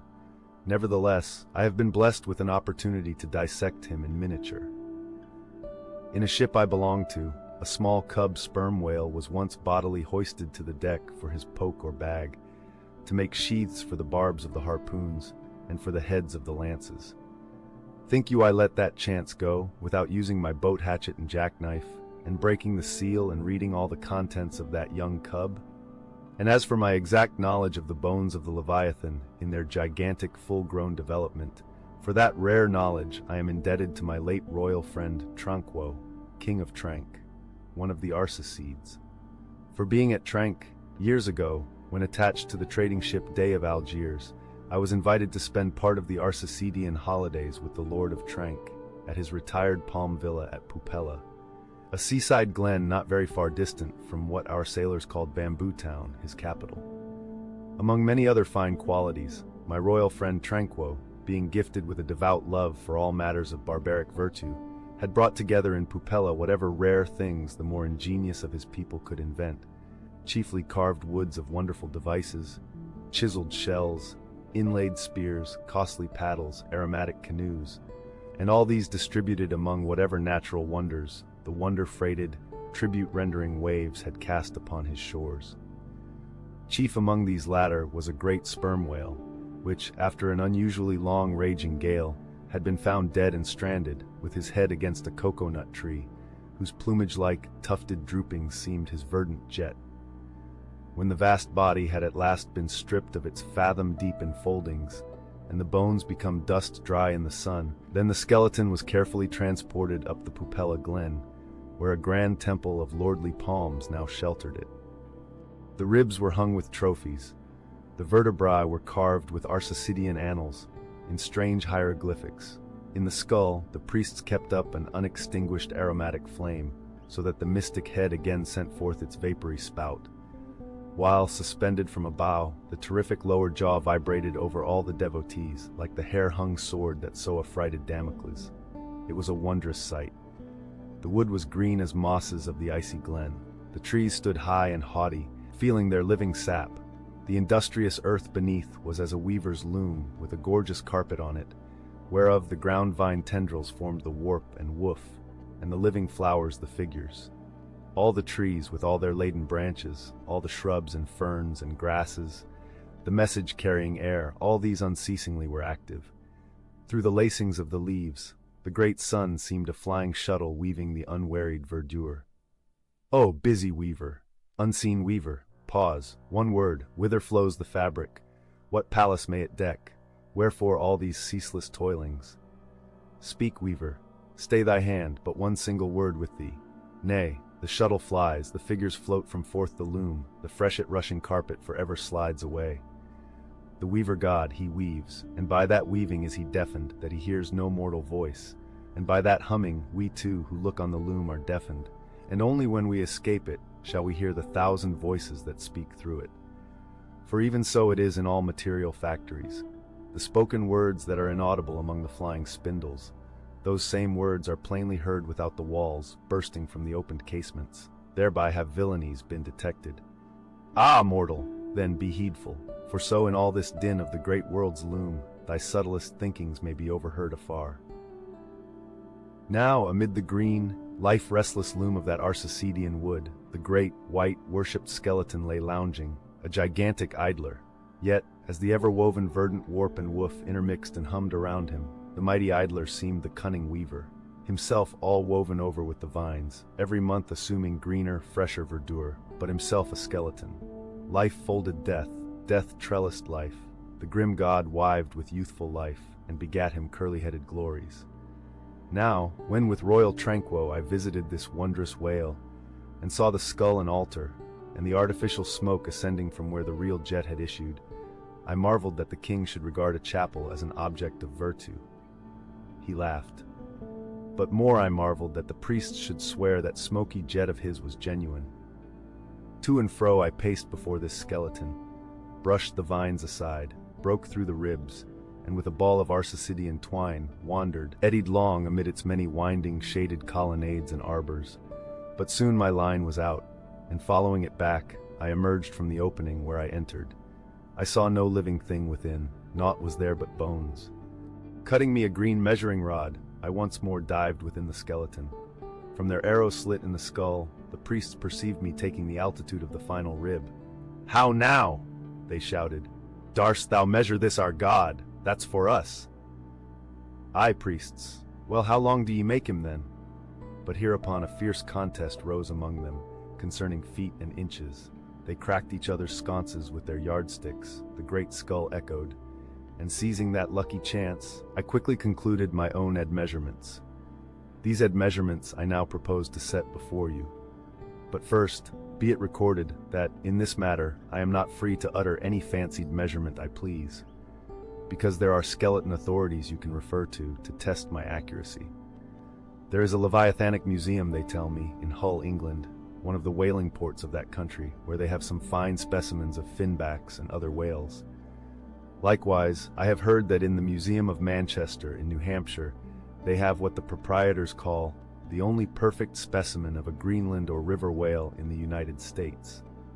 Moreover, at a place in Yorkshire, England, Burton Constable by name, a certain Sir Clifford Constable has in his possession the skeleton of a sperm whale, but of moderate size, by no means of the full-grown magnitude of my friend King Tranquo's. In both cases, the stranded whales to which these two skeletons belonged were originally claimed by their proprietors upon similar grounds. King Tranquo seizing his because he wanted it, and Sir Clifford because he was lord of the seigneuries of those parts. Sir Clifford's whale has been articulated throughout, so that, like a great chest of drawers, you can open and shut him in all his bony cavities, spread out his ribs like a gigantic fan, and swing all day upon his lower jaw. Locks are to be put upon some of his trap-doors and shutters, and a footman will show round future visitors with a bunch of keys at his side. Sir Clifford thinks of charging 2 pence for a peep at the whispering gallery in the spinal column, 3 pence to hear the echo in the hollow of his cerebellum, and 6 pence for the unrivaled view from his forehead. The skeleton dimensions I shall now proceed to set down are copied verbatim from my right arm, where I had them tattooed, as in my wild wanderings at that period, there was no other secure way of preserving such valuable statistics. But as I was crowded for space, and wished the other parts of my body to remain a blank page for a poem I was then composing, at least what untattooed parts might remain, I did not trouble myself with the odd inches, nor indeed, should inches at all enter into a congenial admeasurement of the whale. In the first place, I wish to lay before you a particular plain statement, touching the living bulk of this Leviathan, whose skeleton we are briefly to exhibit. Such a statement may prove useful here. According to a careful calculation I have made, and which I partly base upon Captain Scoresby's estimate, of 70 tons for the largest sized Greenland whale of 60 feet in length. According to my careful calculation, I say, a sperm whale of the largest magnitude, between 85 and 90 feet in length, and something less than 40 feet in its fullest circumference, such a whale will weigh at least 90 tons. So that, reckoning 13 men to a ton, he would considerably outweigh the combined population of a whole village of 1,100 inhabitants. Think you not, then, that brains, like yoked cattle, should be put to this Leviathan, to make him at all budge to any landsman's imagination? Having already in various ways put before you his skull, spout hole, jaw, teeth, tail, forehead, fins, and divers other parts, I shall now simply point out what is most interesting in the general bulk of his unobstructed bones. But as the colossal skull embraces so very large a proportion of the entire extent of the skeleton, as it is by far the most complicated part, and as nothing is to be repeated concerning it in this chapter, you must not fail to carry it in your mind or under your arm as we proceed, otherwise you will not gain a complete notion of the general structure we are about to view. In length, the sperm whale's skeleton at Trank measured 72 feet, so that when fully invested and extended in life, he must have been 90 feet long. For in the whale, the skeleton loses about 1/5 in length compared with the living body. Of this 72 feet, his skull and jaw comprised some 20 feet, leaving some 50 feet of plain backbone. Attached to this backbone, for something less than a third of its length, was the mighty circular basket of ribs which once enclosed his vitals. To me this vast ivory-ribbed chest, with the long, unrelieved spine, extending far away from it in a straight line, not a little resembled the hull of a great ship, new laid upon the stocks, when only some 20 of her naked bow ribs are inserted, and the keel is otherwise, for the time, but a long, disconnected timber. The ribs were 10 on a side. The first, to begin from the neck, was nearly 6 feet long. The second, third, and fourth were each successively longer, till you came to the climax of the fifth, or one of the middle ribs, which measured 8 feet and some inches. From that part, the remaining ribs diminished, till the 10th and last only spanned 5 feet and some inches. In general thickness, they all bore a seemly correspondence to their length. The middle ribs were the most arched. In some of the Arsacides they are used for beams whereon to lay footpath bridges over small streams. In considering these ribs, I could not but be struck anew with the circumstance so variously repeated in this book, that the skeleton of the whale is by no means the mold of his invested form. The largest of the trunk ribs, one of the middle ones, occupied that part of the fish which, in life, is greatest in depth. Now the greatest depth of the invested body of this particular whale must have been at least 16 feet, whereas the corresponding rib measured but little more than 8 feet. So that this rib only conveyed half of the true notion of the living magnitude of that part. Besides, for some way, where I now saw but a naked spine, all that had been once wrapped round with tons of added bulk in flesh, muscle, blood, and bowels. Still more, for the ample fins, I here saw but a few disordered joints, and in place of the weighty and majestic, but boneless flukes, an utter blank. How vain and foolish, then thought I, for timid untraveled man to try to comprehend aright this wondrous whale, by merely poring over his dead attenuated skeleton stretched in this peaceful wood. No, only in the heart of quickest perils, only when within the eddyings of his angry flukes, only on the profound unbounded sea, can the fully invested whale be truly and livingly found out. But the spine. For that, the best way we can consider it is, with a crane to pile its bones high up on end. No speedy enterprise. But now it's done, it looks much like Pompey's pillar. There are 40 and odd vertebrae in all, which in the skeleton are not locked together. They mostly lie like the great knobbed blocks on a Gothic spire, forming solid courses of heavy masonry. The largest, a middle one, is in width something less than 3 feet, and in depth more than 4. The smallest, where the spine tapers away into the tail, is only 2 inches in width, and looks something like a white billiard ball. I was told that there were still smaller ones, but they had been lost by some little cannibal urchins, the priest's children, who had stolen them to play marbles with. Thus we see how that the spine of even the hugest of living things tapers off at last into simple child's play. From his mighty bulk, the whale affords a most congenial theme, whereon to enlarge, amplify, and generally expatiate. Would you could not compress him. By good rights he should only be treated of in imperial folio. Not to tell over again his furlongs from spiracle to tail, and the yards he measures about the waist. Only think of the gigantic involutions of his intestines, where they lie in him like great cables and hawsers coiled away in the subterranean orlop deck of a line of battleship.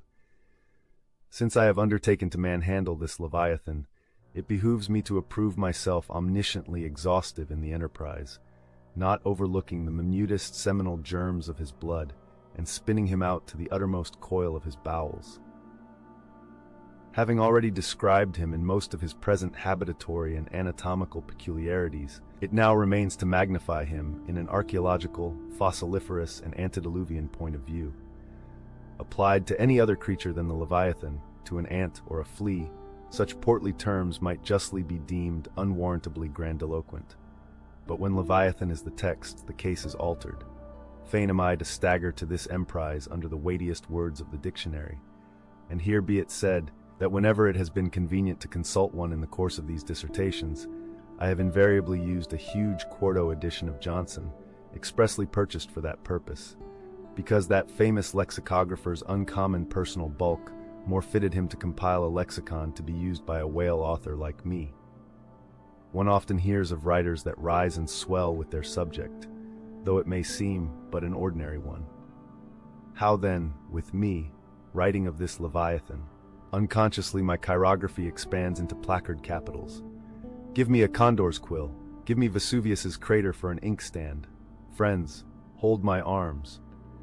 For in the mere act of penning my thoughts of this Leviathan, they weary me and make me faint with their outreaching comprehensiveness of sweep, as if to include the whole circle of the sciences, and all the generations of whales and men and mastodons, past, present, and to come, with all the revolving panoramas of empire on earth, and throughout the whole universe, not excluding its suburbs.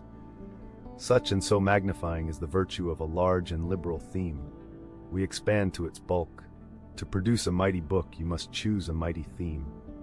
No great and enduring volume can ever be written on the flea, though many there be who have tried it.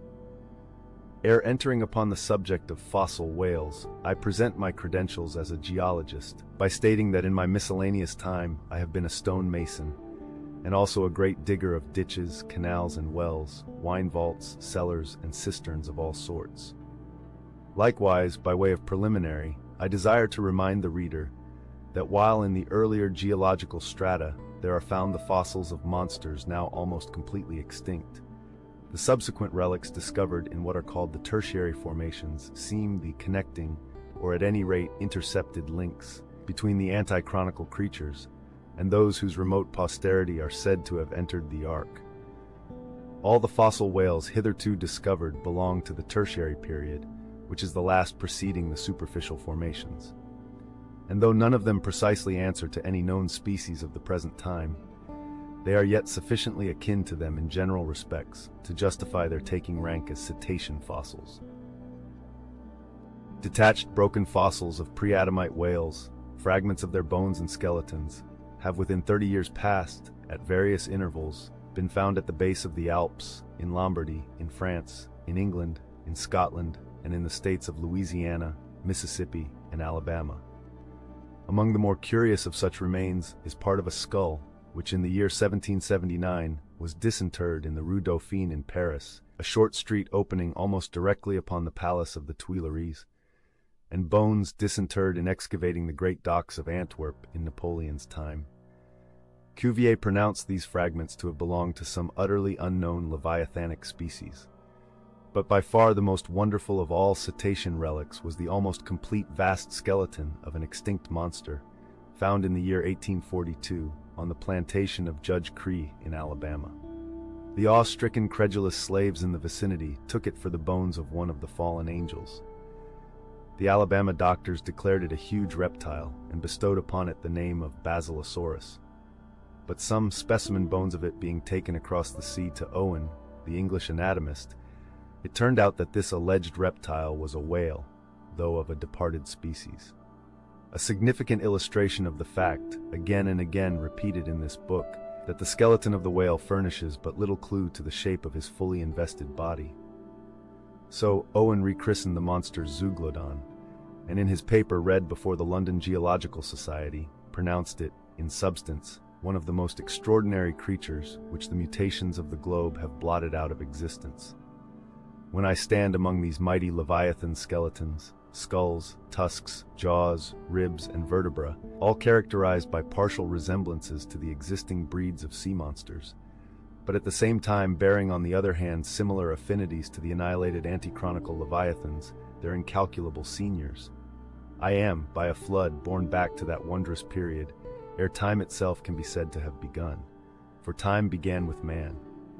Here Saturn's gray chaos rolls over me, and I obtain dim, shuddering glimpses into those polar eternities, when wedged bastions of ice pressed hard upon what are now the tropics, and in all the 25,000 miles of this world's circumference, not an inhabitable hand's breadth of land was visible. Then the whole world was the whale's, and king of creation, he left his wake along the present lines of the Andes and the Himalayas. Who can show a pedigree like Leviathan? Ahab's harpoon had shed older blood than the pharaohs. Methuselah seems a schoolboy. I look round to shake hands with Shem. I am horror-struck at this antemosaic, unsourced existence of the unspeakable terrors of the whale, which having been before all time must needs exist after all humane ages are over. But not alone has this Leviathan left his pre-Adamite traces in the stereotype plates of nature, and in limestone and marl bequeathed his ancient bust, but upon Egyptian tablets, whose antiquity seems to claim for them an almost fossiliferous character, we find the unmistakable print of his fin. In an apartment of the great temple of Dendera some 50 years ago, there was discovered upon the granite ceiling a sculptured and painted planisphere, abounding in centaurs, griffins, and dolphins, similar to the grotesque figures on the celestial globe of the moderns. Gliding among them, old Leviathan swam as of yore, was there swimming in that planisphere, centuries before Solomon was cradled. Nor must there be omitted another strange attestation of the antiquity of the whale in his own osseous post-diluvian reality, as set down by the venerable John Leo, the old Barbary traveler. Not far from the seaside, they have a temple, the rafters and beams of which are made of whale bones. For whales of a monstrous size are oftentimes cast up dead upon that shore. The common people imagine that by a secret power bestowed by God upon the temple, no whale can pass it without immediate death. But the truth of the matter is that on either side of the temple, there are rocks that shoot 2 miles into the sea and wound the whales when they light upon them. They keep a whale's rib of an incredible length for a miracle, which lying upon the ground with its convex part uppermost, makes an arch, the head of which cannot be reached by a man upon a camel's back. This rib, says John Leo, is said to have lain there 100 years before I saw it. Their historians affirm that a prophet who prophesied of Muhammad came from this temple, and some do not stand to assert that the prophet Jonas was cast forth by the whale at the base of the temple. In this Afric temple of the whale I leave you, reader, and if you be a Nantucketer and a whaleman, you will silently worship there. Inasmuch, then, as this Leviathan comes floundering down upon us from the headwaters of the eternities, it may be fitly inquired, whether, in the long course of his generations, he has not degenerated from the original bulk of his sires. But upon investigation we find that not only are the whales of the present day superior in magnitude to those whose fossil remains are found in the tertiary system, embracing a distinct geological period prior to man, but of the whales found in that tertiary system, those belonging to its latter formations exceed in size those of its earlier ones. Of all the pre-Adamite whales yet exhumed, by far the largest is the Alabama one mentioned in the last chapter, and that was less than 70 feet in length in the skeleton. Whereas we have already seen that the tape measure gives 72 feet for the skeleton of a large-sized modern whale. And I have heard, on whaleman's authority, that sperm whales have been captured near 100 feet long at the time of capture. But may it not be that while the whales of the present hour are an advance in magnitude upon those of all previous geological periods, may it not be that since Adam's time they have degenerated? Assuredly, we must conclude so if we are to credit the accounts of such gentlemen as Pliny and the ancient naturalists generally. For Pliny tells us of whales that embraced acres of living bulk, and Aldrovandus of others which measured 800 feet in length, rope walks and Thames tunnels of whales. And even in the days of Banks and Solander, Cook's naturalists, we find a Danish member of the Academy of Sciences setting down certain Iceland whales, radon sisker or wrinkled bellies, at 120 yards, that is, 360 feet. And Lacépède, the French naturalist, in his elaborate history of whales, in the very beginning of his work, page 3, sets down the right whale at 100 meters, 328 feet, and this work was published so late as AD 1825. But will any whaleman believe these stories? No. The whale of today is as big as his ancestors in Pliny's time, and if ever I go where Pliny is, I, a whaleman, more than he was, will make bold to tell him so. Because I cannot understand how it is that while the Egyptian mummies that were buried thousands of years before even Pliny was born do not measure so much in their coffins as a modern Kentuckian in his socks, and while the cattle and other animals sculptured on the oldest Egyptian and Nineveh tablets, by the relative proportions in which they are drawn, just as plainly prove that the high-bred, stall-fed prize cattle of Smithfield not only equal, but far exceed in magnitude the fattest of Pharaoh's fat kine. In the face of all this, I will not admit that of all animals the whale alone should have degenerated. But still another inquiry remains, one often agitated by the more recondite Nantucketers, whether owing to the almost omniscient lookouts at the mastheads of the whale ships, now penetrating even through Bering's Straits and into the remotest secret drawers and lockers of the world, and the 1,000 harpoons and lances darted along all continental coasts. The moot point is whether Leviathan can long endure so wide a chase and so remorseless a havoc, whether he must not at last be exterminated from the waters, and the last whale, like the last man, smoke his last pipe, and then himself evaporate in the final puff. Comparing the humped herds of whales with the humped herds of buffalo, which, not 40 years ago, overspread by tens of thousands the prairies of Illinois and Missouri, and shook their iron manes and scowled with their thunder-clotted brows upon the sites of populous river capitals, where now the polite broker sells you land at $1 an inch. In such a comparison, an irresistible argument would seem furnished, to show that the hunted whale cannot now escape speedy extinction. But you must look at this matter in every light. Though so short a period ago, not a good lifetime, the census of the buffalo in Illinois exceeded the census of men now in London, and though at the present day not one horn or hoof of them remains in all that region, and though the cause of this wondrous extermination was the spear of man, yet the far different nature of the whale hunt peremptorily forbids so inglorious an end to the Leviathan. 40 men in one ship hunting the sperm whales for 48 months think they have done extremely well, and thank God if at last they carry home the oil of 40 fish. Whereas in the days of the old Canadian and Indian hunters and trappers of the West, when the far West, in whose sunset suns still rise, was a wilderness and a virgin, the same number of moccasined men, for the same number of months, mounted on horse instead of sailing in ships, would have slain not 40, but 40,000 and more buffaloes, a fact that, if need were, could be statistically stated. Nor, considered aright, does it seem any argument in favor of the gradual extinction of the sperm whale, for example, that in former years, the latter part of the last century, say, these leviathans, in small pods, were encountered much oftener than at present, and in consequence, the voyages were not so prolonged, and were also much more remunerative. Because, as has been elsewhere noticed, those whales, influenced by some views to safety, now swim the seas in immense caravans, so that to a large degree the scattered solitaries, yolks, and pods, and schools of other days are now aggregated into vast but widely separated, unfrequent armies. That is all. And equally fallacious seems the conceit that because the so-called whalebone whales no longer haunt many grounds in former years abounding with them, hence that species also is declining. For they are only being driven from promontory to cape, and if one coast is no longer enlivened with their jets, then be sure some other and remoter strand has been very recently startled by the unfamiliar spectacle. Furthermore, concerning these last-mentioned leviathans, they have two firm fortresses, which, in all human probability, will forever remain impregnable.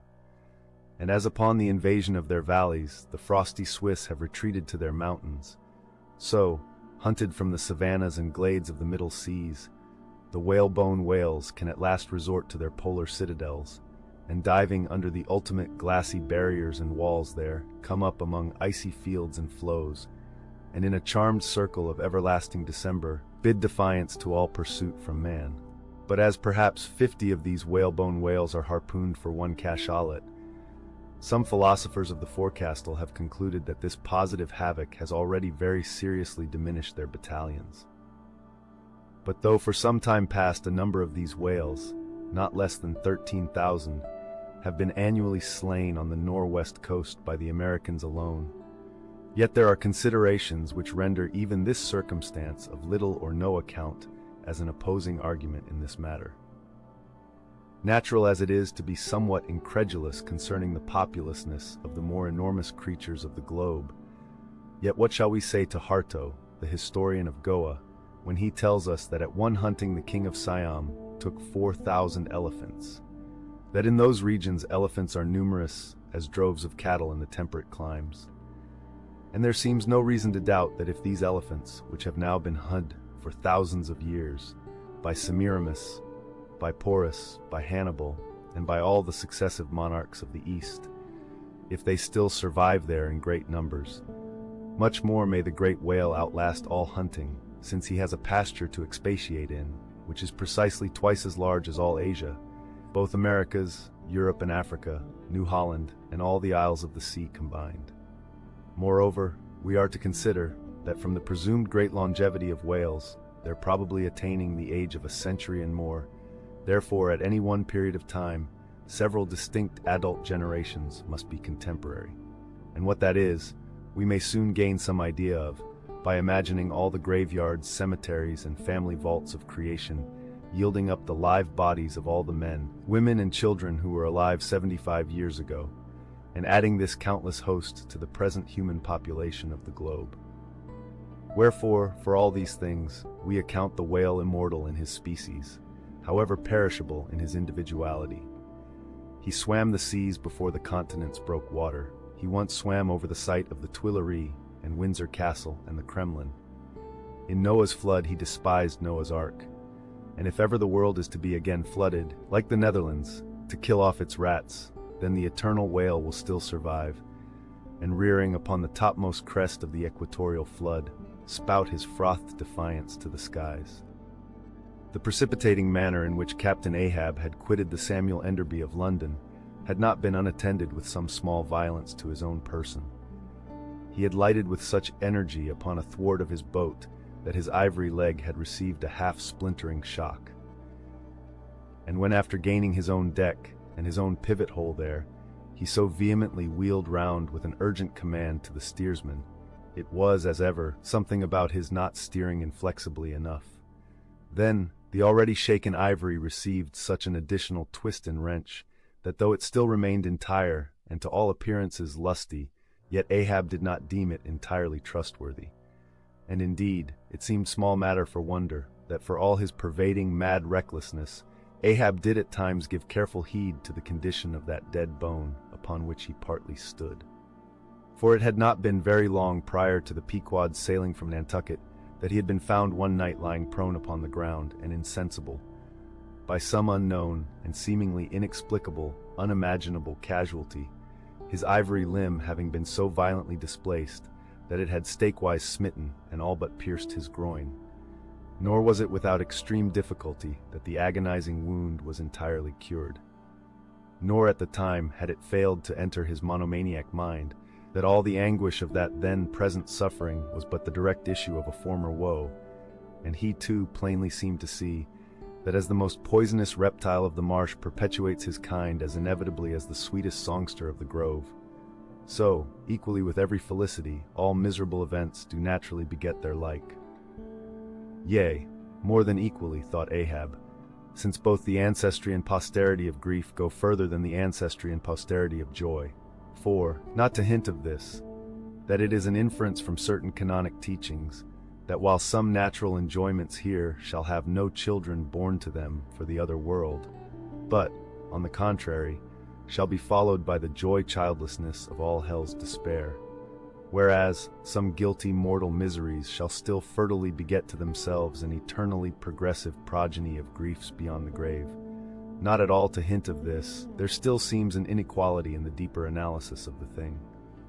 For thought Ahab, while even the highest earthly felicities ever have a certain unsignifying pettiness lurking in them, but, at bottom, all heart woes, a mystic significance, and in some men an archangelic grandeur, so do their diligent tracings out not belie the obvious deduction. To trail the genealogies of these high mortal miseries carries us at last among the sourceless primogenitures of the gods, so that, in the face of all the glad haymaking suns and soft cymbaling round harvest moons, we must needs give in to this, that the gods themselves are not forever glad. The ineffaceable sad birthmark in the brow of man is but the stamp of sorrow in the signers. Unwittingly here a secret has been divulged, which perhaps might more properly, in set way, have been disclosed before. With many other particulars concerning Ahab, always had it remained a mystery to some, why it was, that for a certain period, both before and after the sailing of the Pequod, he had hidden himself away with such Grand Lama-like exclusiveness, and for that one interval, sought speechless refuge, as it were, among the marble senate of the dead. Captain Peleg's brooded reason for this thing appeared by no means adequate, though indeed, as touching all Ahab's deeper part, every revelation partook more of significant darkness than of explanatory light. But in the end, it all came out. This one matter did at least, that direful mishap was at the bottom of his temporary recluseness. And not only this, but to that ever-contracting dropping circle ashore, who for any reason possessed the privilege of a less banned approach to him. To that timid circle, the above-hinted casualty, remaining, as it did, moodily unaccounted for by Ahab, invested itself with terrors not entirely underived from the land of spirits and of whales, so that, through their zeal for him, they had all conspired, so far as in them lay, to muffle up the knowledge of this thing from others. And hence it was, that not till a considerable interval had elapsed, did it transpire upon the Pequod's decks. But be all this as it may, let the unseen, ambiguous synod in the air, or the vindictive princes and potentates of fire, have to do or not with earthly Ahab, Yet in this present matter of his leg, he took plain practical procedures. He called the carpenter. And when that functionary appeared before him, he bade him without delay set about making a new leg, and directed the mates to see him supplied with all the studs and joists of jaw ivory, sperm whale, which had thus far been accumulated on the voyage, in order that a careful selection of the stoutest, clearest-grained stuff might be secured. This done, the carpenter received orders to have the leg completed that night, and to provide all the fittings for it, independent of those pertaining to the distrusted one in use. Moreover, the ship's forge was ordered to be hoisted out of its temporary idleness in the hold, and to accelerate the affair, the blacksmith was commanded to proceed at once to the forging of whatever iron contrivances might be needed. Seat thyself sultanically among the moons of Saturn, and take high abstracted man alone, and he seems a wonder, a grandeur, and a woe. But from the same point, take mankind in mass, and for the most part, they seem a mob of unnecessary duplicates, both contemporary and hereditary. But most humble though he was, and far from furnishing an example of the high, humane abstraction, the Pequod's carpenter was no duplicate. Hence, he now comes in person on this stage. Like all sea-going ship carpenters, and more especially those belonging to whaling vessels, he was, to a certain off-handed, practical extent, alike experienced in numerous trades and callings collateral to his own, the carpenter's pursuit being the ancient and outbranching trunk of all those numerous handicrafts which more or less have to do with wood as an auxiliary material. But, besides the application to him of the generic remark above, this carpenter of the Pequod was singularly efficient in those 1,000 nameless mechanical emergencies continually recurring in a large ship, upon a 3 or 4 years' voyage, in uncivilized and far distant seas. For not to speak of his readiness in ordinary duties, repairing stove-boats, sprung spars, reforming the shape of clumsy bladed oars, inserting bullseyes in the deck, or new tree-nails in the side planks, and other miscellaneous matters more directly pertaining to his special business, he was moreover unhesitatingly expert in all manner of conflicting aptitudes, both useful and capricious. The one grand stage where he enacted all his various parts so manifold was his vice bench, a long, rude, ponderous table furnished with several vices, of different sizes, and both of iron and of wood. At all times, except when whales were alongside, this bench was securely lashed athwartships against the rear of the try-works. A belaying pin is found too large to be easily inserted into its hole. The carpenter claps it into one of his ever-ready vices, and straightway files it smaller. A lost land bird of strange plumage strays on board, and is made a captive. Out of clean-shaved rods of right whale bone, and cross-beams of sperm whale ivory, the carpenter makes a pagoda-looking cage for it. An oarsman sprains his wrist, the carpenter concocts a soothing lotion. Stubb longed for vermilion stars to be painted upon the blade of his every oar. Screwing each oar in his big vise of wood, the carpenter symmetrically supplies the constellation. A sailor takes a fancy to wear shark-bone earrings. The carpenter drills his ears. Another has the toothache. The carpenter out-pincers, and clapping one hand upon his bench, bids him be seated there. But the poor fellow unmanageably winces under the unconcluded operation. Whirling round the handle of his wooden vise, the carpenter signs him to clap his jaw in that, if he would have him draw the tooth. Thus, this carpenter was prepared at all points, and alike indifferent, and without respect in all. Teeth he accounted bits of ivory, heads he deemed but top blocks, men themselves he lightly held for capstans.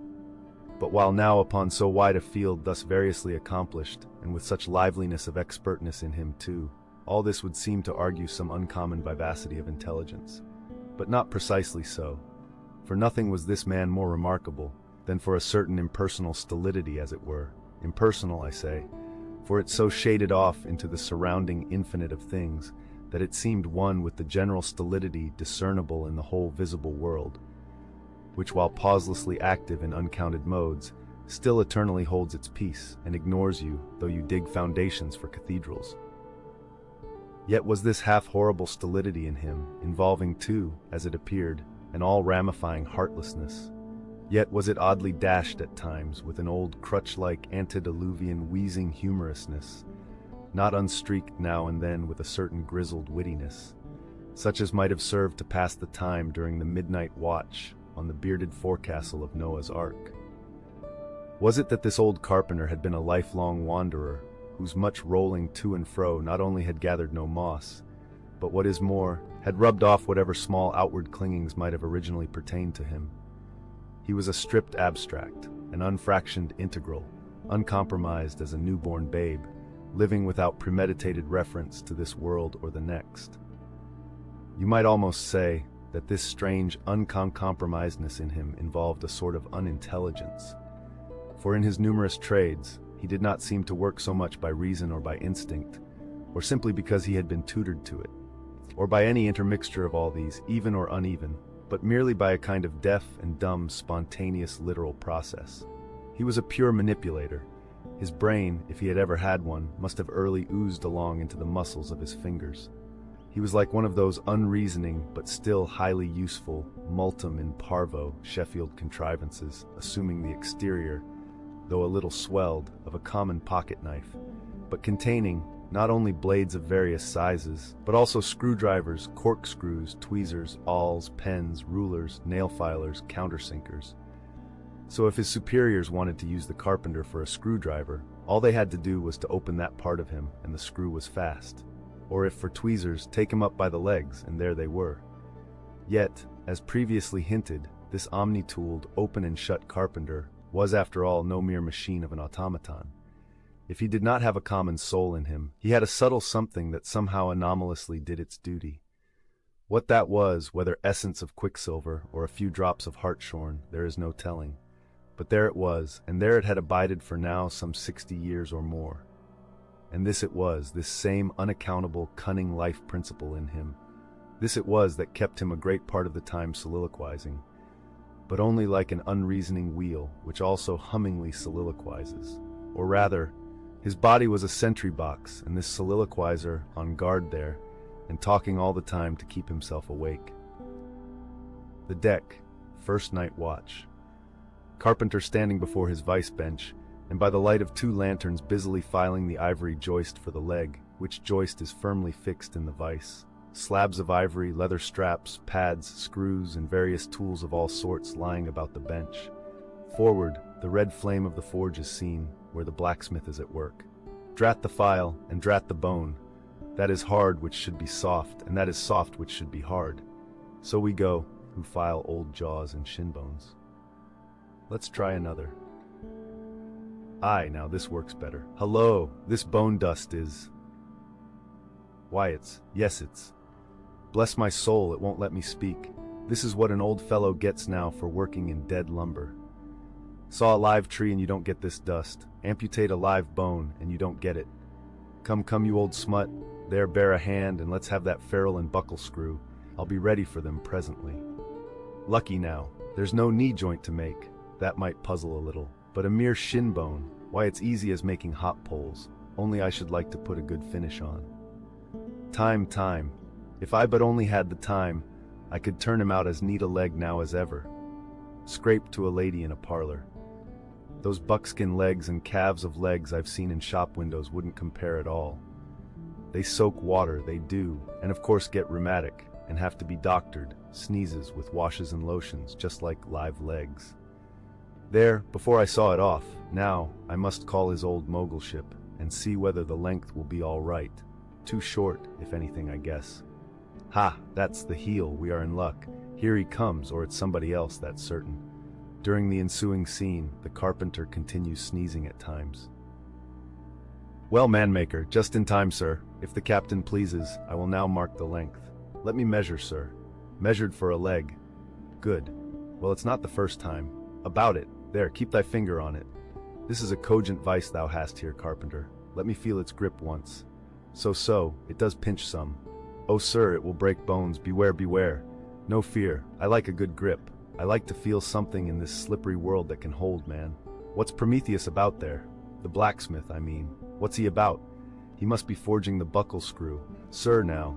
Right. It's a partnership. He supplies the muscle part. He makes a fierce red flame there. Aye, sir, he must have the white heat for this kind of fine work. So, he must. I do deem it now a most meaning thing, that old Greek Prometheus who made men, they say, should have been a blacksmith, and animated them with fire. For what's made in fire must properly belong to fire, and so hell's probable, how the soot flies. This must be the remainder the Greek made the Africans of. Carpenter, when he's through with that buckle, tell him to forge a pair of steel shoulder blades. There's a peddler aboard with a crushing pack. Sir? Hold, while Prometheus is about it, I'll order a complete man after a desirable pattern. Imprimis, 50 feet high in his socks, then chest modeled after the Thames Tunnel, then legs with roots to 'em to stay in one place, then arms 3 feet through the wrist, no heart at all, brass forehead, and about 1/4 of an acre of fine brains. And let me see, shall I order eyes to see outwards? No, but put a skylight on top of his head to illuminate inwards. There, take the order, and away. Now, what's he speaking about, and who's he speaking to, I should like to know. Shall I keep standing here? 'Tis but indifferent architecture to make a blind dome. Here's one. No, I must have a lantern. Ho ho, that's it, hey? Here are 2, sir. One will serve my turn. What art thou thrusting that thief-catcher into my face for, man? Thrusted light is worse than presented pistols. I thought, sir, that you spoke to Carpenter. Carpenter? Why but no, a very tidy, and I may say an extremely gentlemanlike sort of business thou art in here, Carpenter. Or wouldst thou rather work in clay, sir? Clay? Clay, sir? That's mud. We leave clay to ditchers, sir. The fellow's impious. What art thou sneezing about? Bone is rather dusty, sir. Take the hint, then, and when thou art dead, never bury thyself under living people's noses, sir. Oh, I guess so. Yes. Oh dear. Look ye, Carpenter, I dare say thou callest thyself a right good workman-like workman, eh? Well then, will it speak thoroughly well for thy work, if, when I come to mount this leg thou makest, I shall nevertheless feel another leg in the same identical place with it. That is, Carpenter, my old lost leg, the flesh and blood one, I mean. Canst thou not drive that old Adam away? Truly, sir, I begin to understand somewhat now.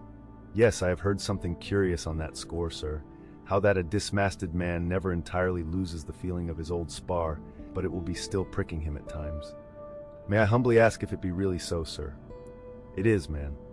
Look, put thy live leg here in the place where mine once was. So now, here is only one distinct leg to the eye, yet 2 to the soul. Where thou feelest tingling life, there, exactly there to a hair do I. Is't a riddle?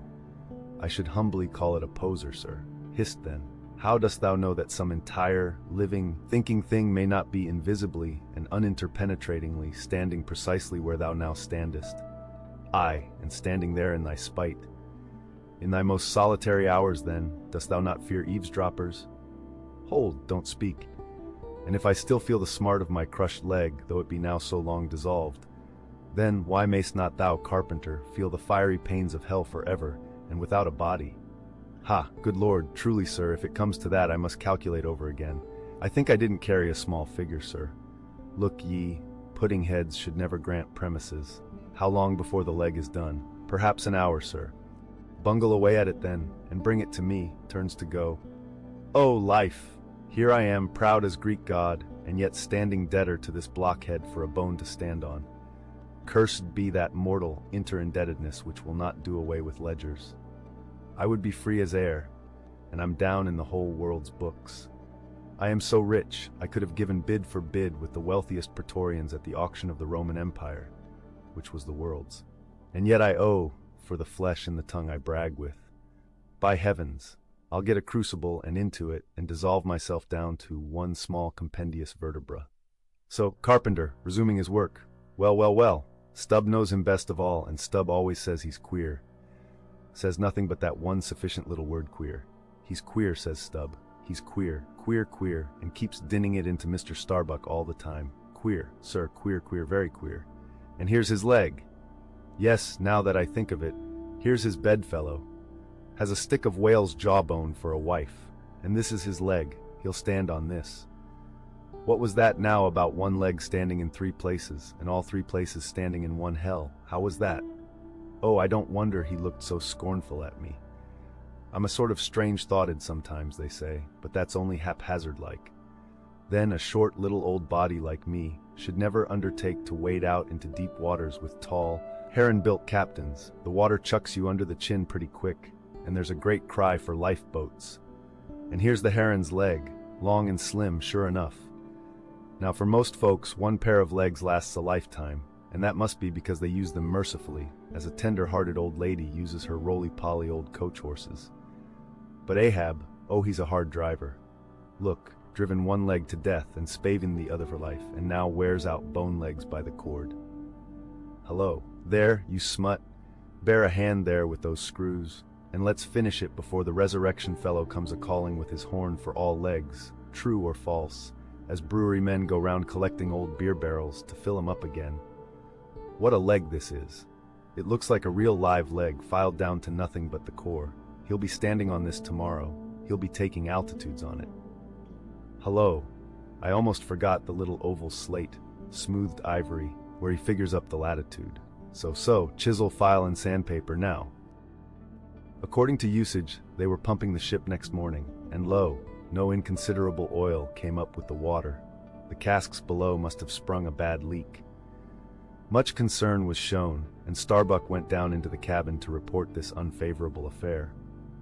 In sperm whalemen, with any considerable quantity of oil on board, it is a regular semi-weekly duty to conduct a hose into the hold and drench the casks with seawater, which afterwards, at varying intervals, is removed by the ship's pumps. Hereby the casks are sought to be kept damply tight, while by the changed character of the withdrawn water, the mariners readily detect any serious leakage in the precious cargo. Now, from the south and west, the Pequod was drawing nigh to Formosa and the Bashi Isles, between which lies one of the tropical outlets from the China waters into the Pacific. And so Starbuck found Ahab with a general chart of the Oriental archipelagos spread before him, and another separate one representing the long eastern coasts of the Japanese islands, Nuphon, Matsumai, and Shikoku.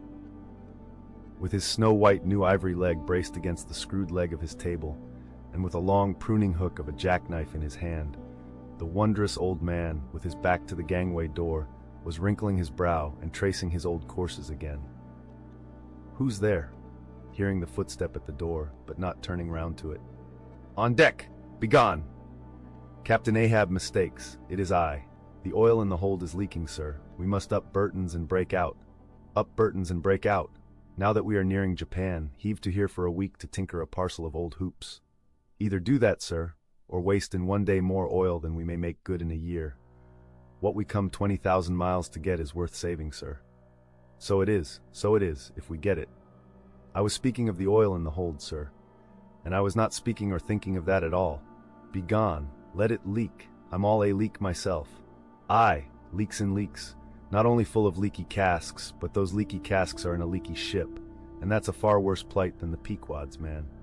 Yet I don't stop to plug my leak, for who can find it in the deep-loaded hull, or how hope to plug it, even if found, in this life's howling gale? Starbuck, I'll not have the Burtons hoisted. What will the owners say, sir? Let the owners stand on Nantucket Beach and out-yell the typhoons. What cares Ahab?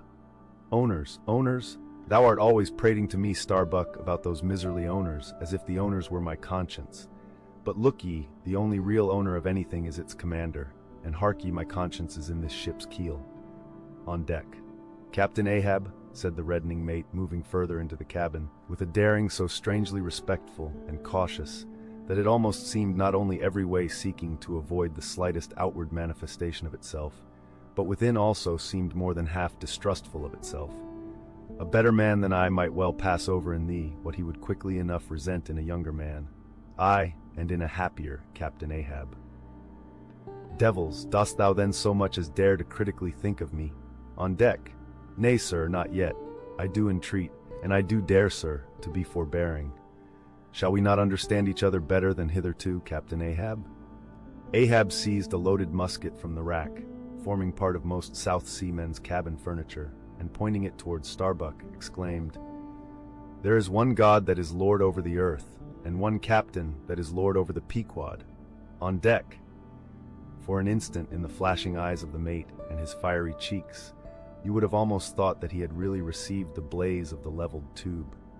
But, mastering his emotion, he half calmly rose, and as he quitted the cabin, paused for an instant and said, "Thou hast outraged, not insulted me, sir, but for that I ask thee not to beware of Starbuck.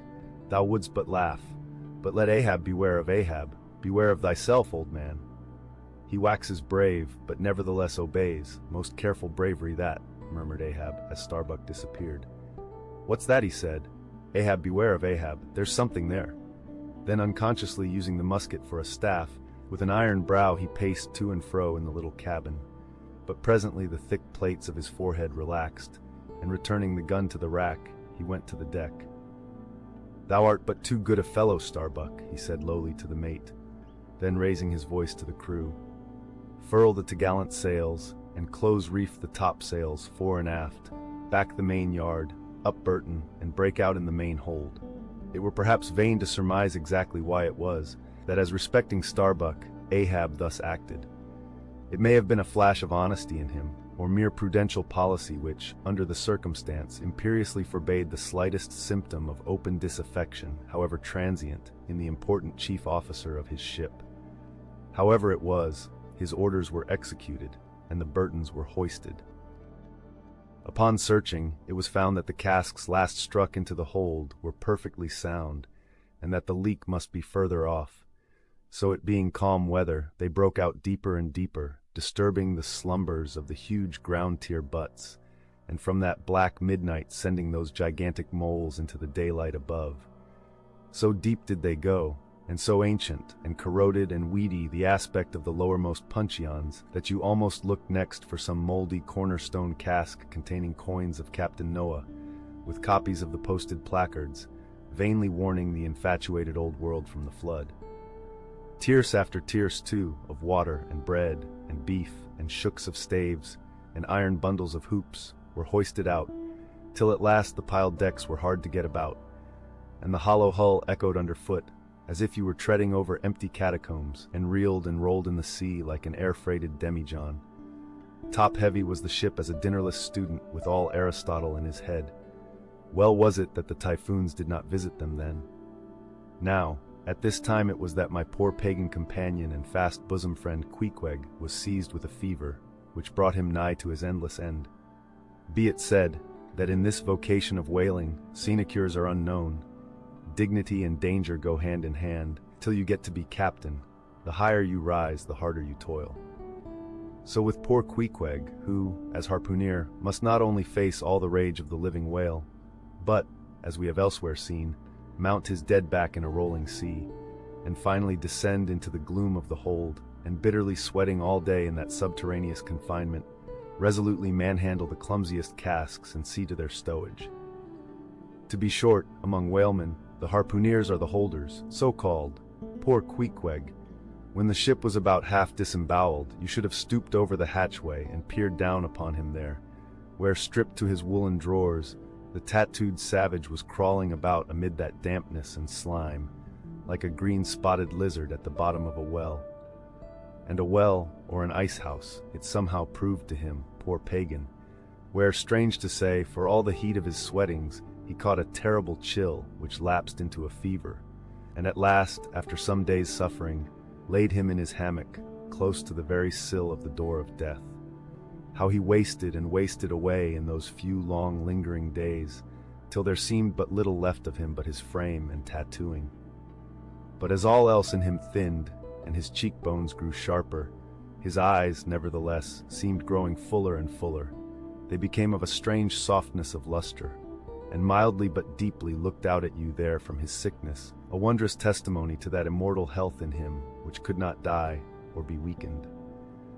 And like circles on the water, which, as they grow fainter, expand, so his eyes seemed rounding and rounding, like the rings of eternity. An awe that cannot be named would steal over you as you sat by the side of this waning savage, and saw as strange things in his face as any beheld who were bystanders when Zoroaster died. For whatever is truly wondrous and fearful in man never yet was put into words or books. And the drawing near of death, which alike levels all, alike impresses all with a last revelation, which only an author from the dead could adequately tell. So that, let us say it again, no dying Chaldee or Greek had higher and holier thoughts than those whose mysterious shades you saw creeping over the face of poor Queequeg, as he quietly lay in his swaying hammock, and the rolling sea seemed gently rocking him to his final rest, and the ocean's invisible flood tide lifted him higher and higher towards his destined heaven. Not a man of the crew but gave him up, and, as for Queequeg himself, what he thought of his case was forcibly shown by a curious favor he asked. He called one to him in the gray morning watch when the day was just breaking, and taking his hand, said that while in Nantucket he had chanced to see certain little canoes of dark wood, like the rich warwood of his native isle. And upon inquiry, he had learned that all whalemen who died in Nantucket were laid in those same dark canoes, and that the fancy of being so laid had much pleased him, for it was not unlike the custom of his own race, who after embalming a dead warrior, stretched him out in his canoe, and so left him to be floated away to the starry archipelagos. For not only do they believe that the stars are isles, but that far beyond all visible horizons, their own mild, uncontinented seas interflow with the blue heavens, and so form the white breakers of the Milky Way. He added that he shuddered at the thought of being buried in his hammock, according to the usual sea custom, tossed like something vile to the death-devouring sharks. No, he desired a canoe like those of Nantucket, all the more congenial to him, being a whaleman, that like a whale boat these coffin canoes were without a keel, though that involved but uncertain steering and much leeway adown the dim ages. Now, when this strange circumstance was made known aft, the carpenter was at once commanded to do Queequeg's bidding, whatever it might include. There was some heathenish, coffin-colored old lumber aboard, which, upon a long previous voyage, had been cut from the aboriginal groves of the Lackaday Islands, and from these dark planks the coffin was recommended to be made. No sooner was the carpenter apprised of the order than, taking his rule, he forthwith, with all the indifferent promptitude of his character, proceeded into the forecastle and took Queequeg's measure with great accuracy, regularly chalking Queequeg's person as he shifted the rule. "Ah, poor fellow, he'll have to die now," ejaculated the Long Island sailor. Going to his vice bench, the carpenter, for convenience sake and general reference, now transferringly measured on it the exact length the coffin was to be, and then made the transfer permanent by cutting 2 notches at its extremities. This done, he marshaled the planks and his tools, and to work. When the last nail was driven and the lid duly planed and fitted, he lightly shouldered the coffin and went forward with it, inquiring whether they were ready for it yet in that direction. Overhearing the indignant but half-humorous cries with which the people on deck began to drive the coffin away, Queequeg, to everyone's consternation, commanded that the thing should be instantly brought to him, nor was there any denying him, seeing that, of all mortals, some dying men are the most tyrannical, and certainly, since they will shortly trouble us so little for evermore, the poor fellows ought to be indulged. Leaning over in his hammock, Queequeg long regarded the coffin with an attentive eye. He then called for his harpoon, had the wooden stock drawn from it, and then had the iron part placed in the coffin along with one of the paddles of his boat. All by his own request, also, biscuits were then ranged round the sides within.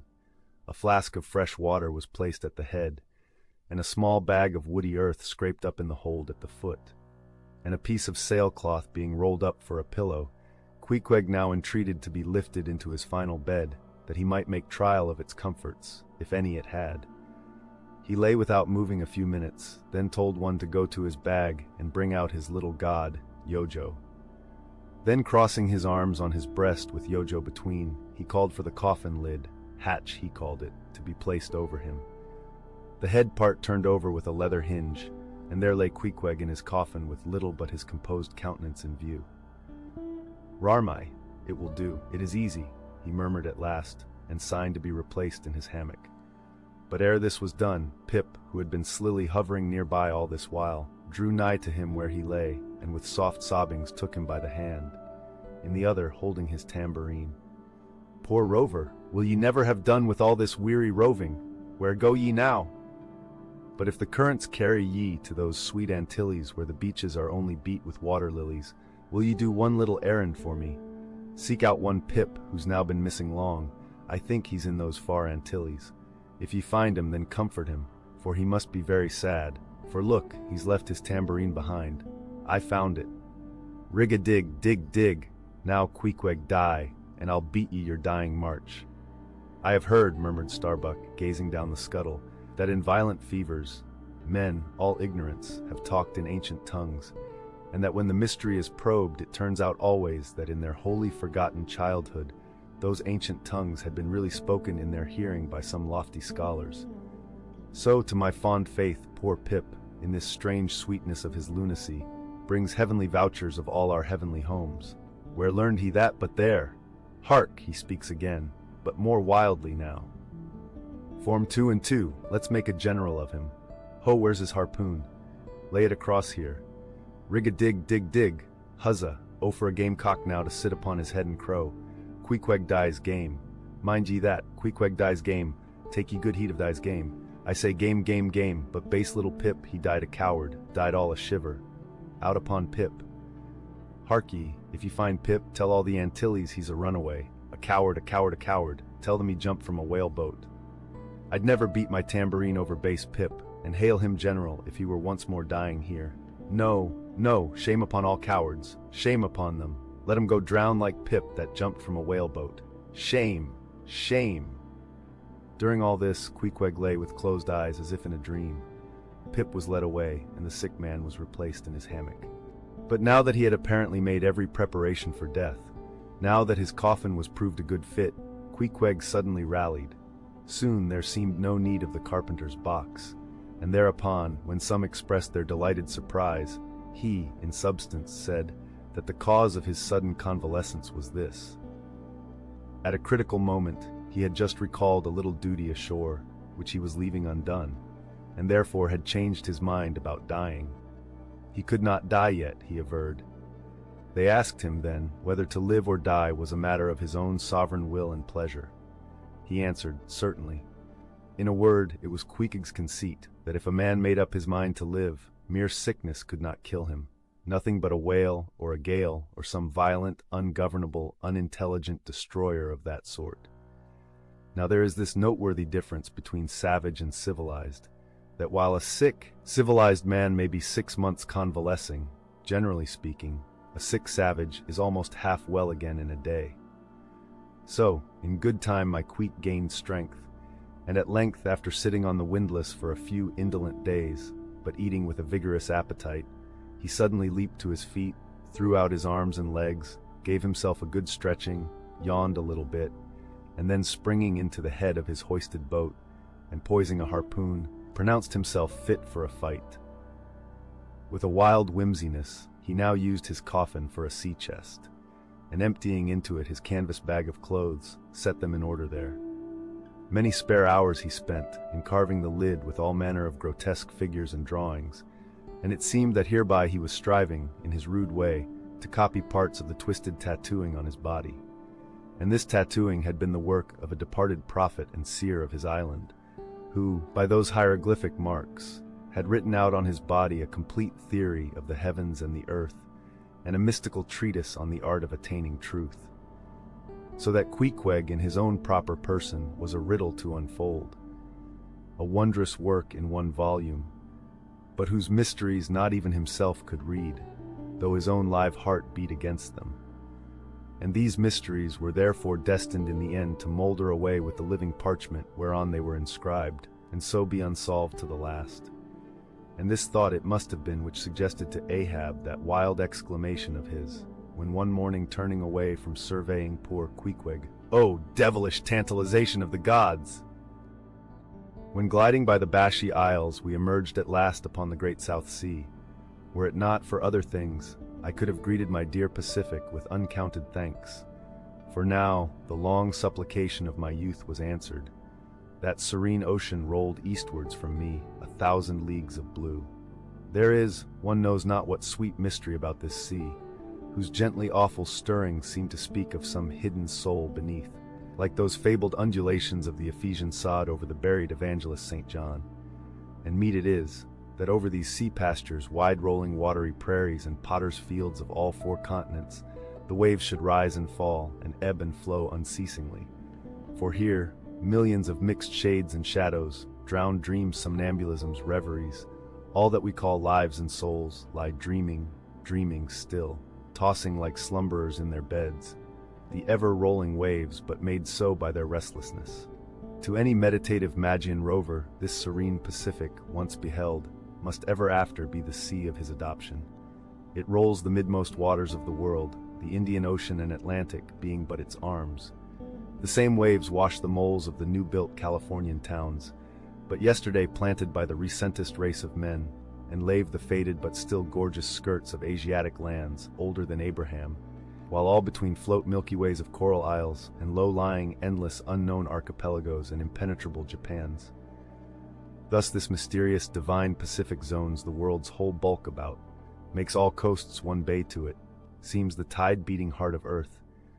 Lifted by those eternal swells, you needs must own the seductive god, bowing your head to Pan.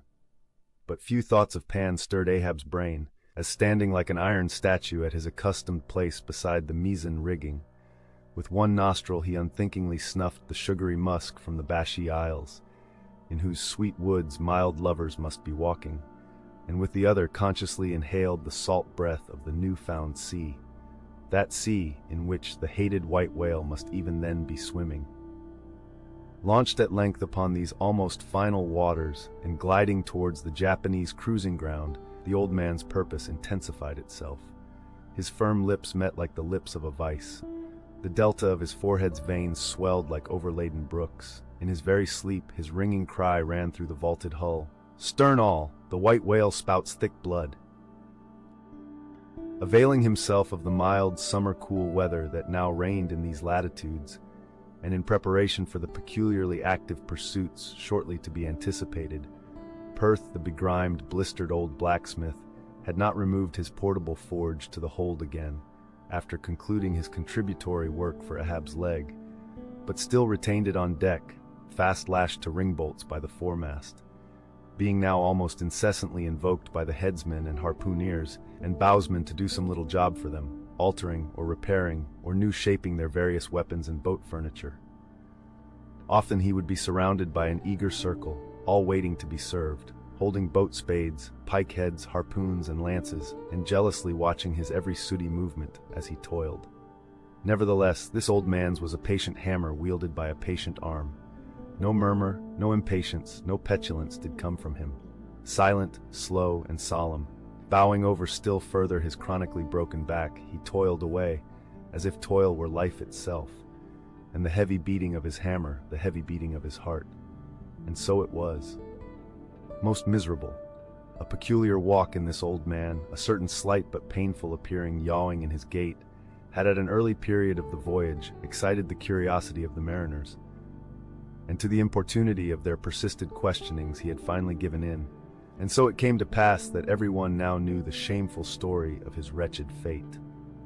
Belated, and not innocently, one bitter winter's midnight, on the road running between two country towns, the blacksmith half-stupidly felt the deadly numbness stealing over him, and sought refuge in a leaning, dilapidated barn. The issue was the loss of the extremities of both feet. Out of this revelation, part by part, at last came out the 4 acts of the gladness and the one long, and as yet uncatastrophed 5th act of the grief of his life's drama. He was an old man, who at the age of nearly 60 had postponedly encountered that thing in sorrow's technicals called ruin. He had been an artisan of famed excellence, and with plenty to do, owned a house and garden, embraced a youthful, daughter-like, loving wife and 3 blithe, ruddy children. Every Sunday went to a cheerful-looking church, planted in a grove. But one night, under cover of darkness, and further concealed in a most cunning disguisement, a desperate burglar slid into his happy home, and robbed them all of everything. And darker yet to tell, the blacksmith himself did ignorantly conduct this burglar into his family's heart. It was the bottle conjurer. Upon the opening of that fatal cork, forth flew the fiend, and shriveled up his home. Now, for prudent, most wise, and economic reasons, the blacksmith's shop was in the basement of his dwelling, but with a separate entrance to it, so that always had the young and loving healthy wife listened with no unhappy nervousness, but with vigorous pleasure, to the stout ringing of her young-armed old husband's hammer, whose reverberations, muffled by passing through the floors and walls, came up to her, not unsweetly, in her nursery. And so, to stout labor's iron lullaby, the blacksmith's infants were rocked to slumber. O woe on woe! O death, Why canst thou not sometimes be timely? Hadst thou taken this old blacksmith to thyself ere his full ruin came upon him, then had the young widow had a delicious grief, and her orphans a truly venerable, legendary sire to dream of in their after years, and all of them a care-killing competency. But death plucked down some virtuous elder brother, on whose whistling daily toil solely hung the responsibilities of some other family, and left the worse than useless old man standing, till the hideous rot of life should make him easier to harvest. Why tell the whole? The blows of the basement hammer every day grew more and more between, and each blow every day grew fainter than the last. The wife sat frozen at the window, with tearless eyes, glitteringly gazing into the weeping faces of her children. The bellows fell, the forge choked up with cinders, the house was sold, the mother dived down into the long churchyard grass, her children twice followed her thither, and the houseless, familyless old man staggered off a vagabond in crape, his every woe unreverenced, his gray head a scorn to flaxen curls. Death seems the only desirable sequel for a career like this, but death is only a launching into the region of the strange untried. It is but the first salutation to the possibilities of the immense remote, the wild, the watery, the unshored. Therefore, to the death-longing eyes of such men, who still have left in them some interior compunctions against suicide, does the all-contributed and all-receptive ocean alluringly spread forth his whole plain of unimaginable taking terrors and wonderful new-life adventures, and from the hearts of infinite Pacifics the thousand mermaids sing to them, "Come hither, broken-hearted. Here is another life without the guilt of intermediate death. Here are wonders supernatural, without dying for them. Come hither, bury thyself in a life which, to your now equally abhorred and abhorring landed world, is more oblivious than death. Come hither, put up thy gravestone, too, within the churchyard, and come hither till we marry thee." Hearkening to these voices, east and west, by early sunrise and by fall of eve, the blacksmith's soul responded, "Aye, I come," and so Perth went a-wailing. With matted beard and swathed in a bristling shark-skin apron, about midday, Perth was standing between his forge and anvil, the latter placed upon an ironwood log, with one hand holding a pike-head in the coals, and with the other at his forge's lungs, when Captain Ahab came along, carrying in his hand a small, rusty-looking leathern bag. While yet a little distance from the forge, moody Ahab paused, till at last Perth, withdrawing his iron from the fire, began hammering it upon the anvil, the red mass sending off the sparks in thick, hovering flights, some of which flew close to Ahab. "Are these thy mother Carrie's chickens, Perth? They are always flying in thy wake. Birds of good omen, too, but not to all. Look here, they burn, but thou livest among them without a scorch." "Because I am scorched all over, Captain Ahab," answered Perth, resting for a moment on his hammer. "I am past scorching, not easily canst thou scorch a scar." "Well, well, no more. Thy shrunk voice sounds too calmly, sanely woeful to me. In no paradise myself, I am impatient of all misery in others that is not mad." "Thou shouldst go mad, blacksmith. Say, why dost thou not go mad? How canst thou endure without being mad? Do the heavens yet hate thee that thou canst not go mad? What wert thou making there?" "Welding an old pike-head, sir. There were seams and dents in it." "And canst thou make it all smooth again, blacksmith, after such hard usage as it had?" "I think so, sir." "And I suppose thou canst smooth almost any seams and dents, never mind how hard the metal, blacksmith?" "Aye, sir, I think I can, all seams and dents but one." "Look ye here, then," cried Ahab, passionately advancing and leaning with both hands on Perth's shoulders. "Look ye here, here, can ye smooth out a seam like this, blacksmith?" sweeping one hand across his ribbed brow. "If thou couldst, blacksmith, glad enough would I lay my head upon thy anvil and feel thy heaviest hammer between my eyes. Answer, canst thou smooth this seam?" "Oh, that is the one, sir. Said I not all seams and dents but one?" "Aye, blacksmith, it is the one. Aye, man, it is unsmoothable, for though thou only seest it here in my flesh, it has worked down into the bone of my skull. That is all wrinkles. But away with child's play, no more gaffs and pikes today. Look ye here," jingling the leathern bag, as if it were full of gold coins. "I, too, want a harpoon made, one that 1,000 yoke of fiends could not part, Perth, something that will stick in a whale like his own fin bone. There's the stuff," flinging the pouch upon the anvil. Look ye, blacksmith, these are the gathered nail stubs of the steel shoes of racing horses. Horseshoe stubs, sir. Why, Captain Ahab, thou hast here then the best and stubbornest stuff we blacksmiths ever work. I know it, old man. These stubs will weld together like glue from the melted bones of murderers. Quick, forge me the harpoon, and forge me first 12 rods for its shank, then wind and twist and hammer these 12 together like the yarns and strands of a tow line. Quick, I'll blow the fire. When at last the 12 rods were made, Ahab tried them one by spiraling them with his own hand round a long, heavy iron bolt. A flaw, rejecting the last one. Work that over again, Perth. This done, Perth was about to begin welding the 12 into one, when Ahab stayed his hand and said he would weld his own iron. As then, with regular gasping hems, he hammered on the anvil, Perth passing to him the glowing rods, one after the other, and the hard-pressed forge shooting up its intense straight flame, the Parsee passed silently, and bowing over his head towards the fire, seemed invoking some curse or some blessing on the toil. But as Ahab looked up, he slid aside. "What's that bunch of lucifers dodging about there for?" muttered Stubb, looking on from the forecastle.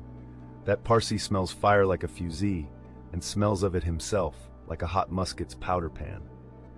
At last the shank, in one complete rod, received its final heat, and as Perth, to temper it, plunged it all hissing into the cask of water nearby, the scalding steam shot up into Ahab's bent face.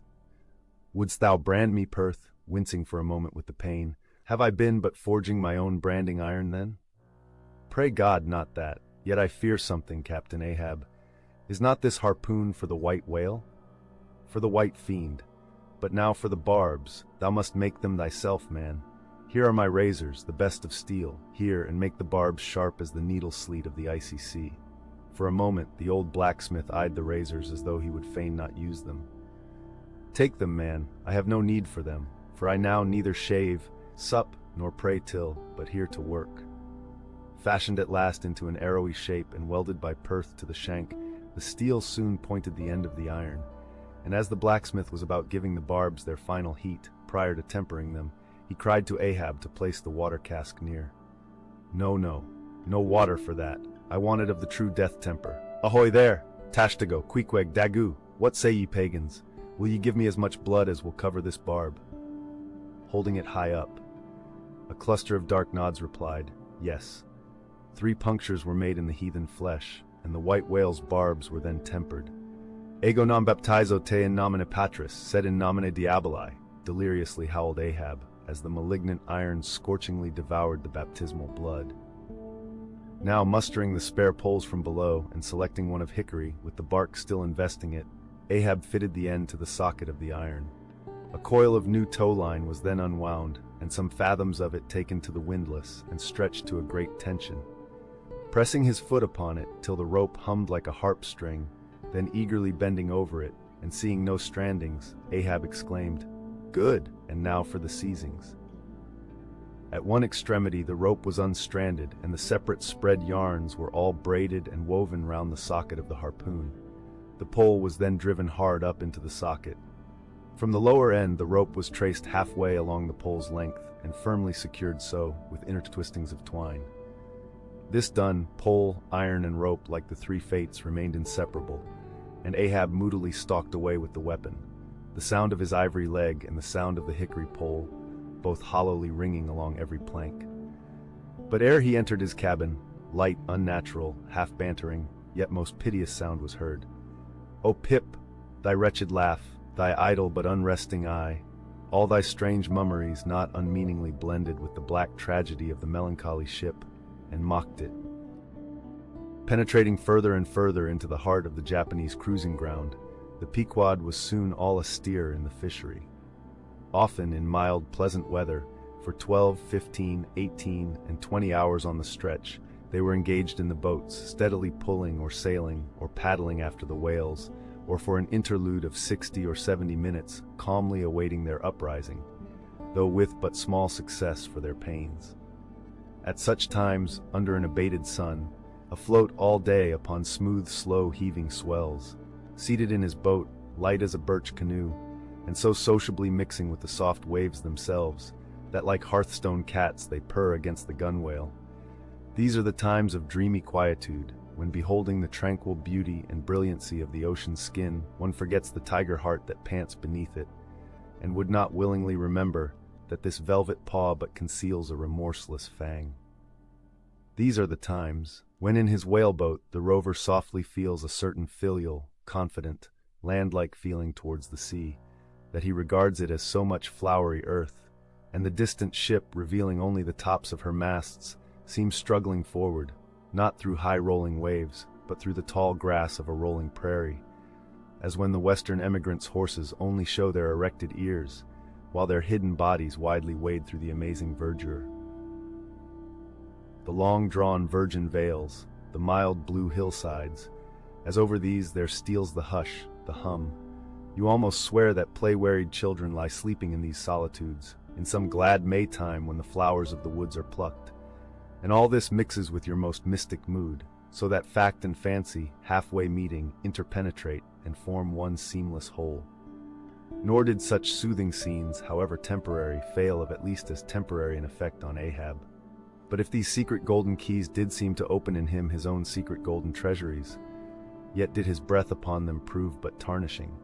O grassy glades, O ever vernal endless landscapes in the soul, in ye, though long parched by the dead drought of the earthy life, in ye men yet may roll like young horses in new morning clover, and for some few fleeting moments feel the cool dew of the life immortal on them.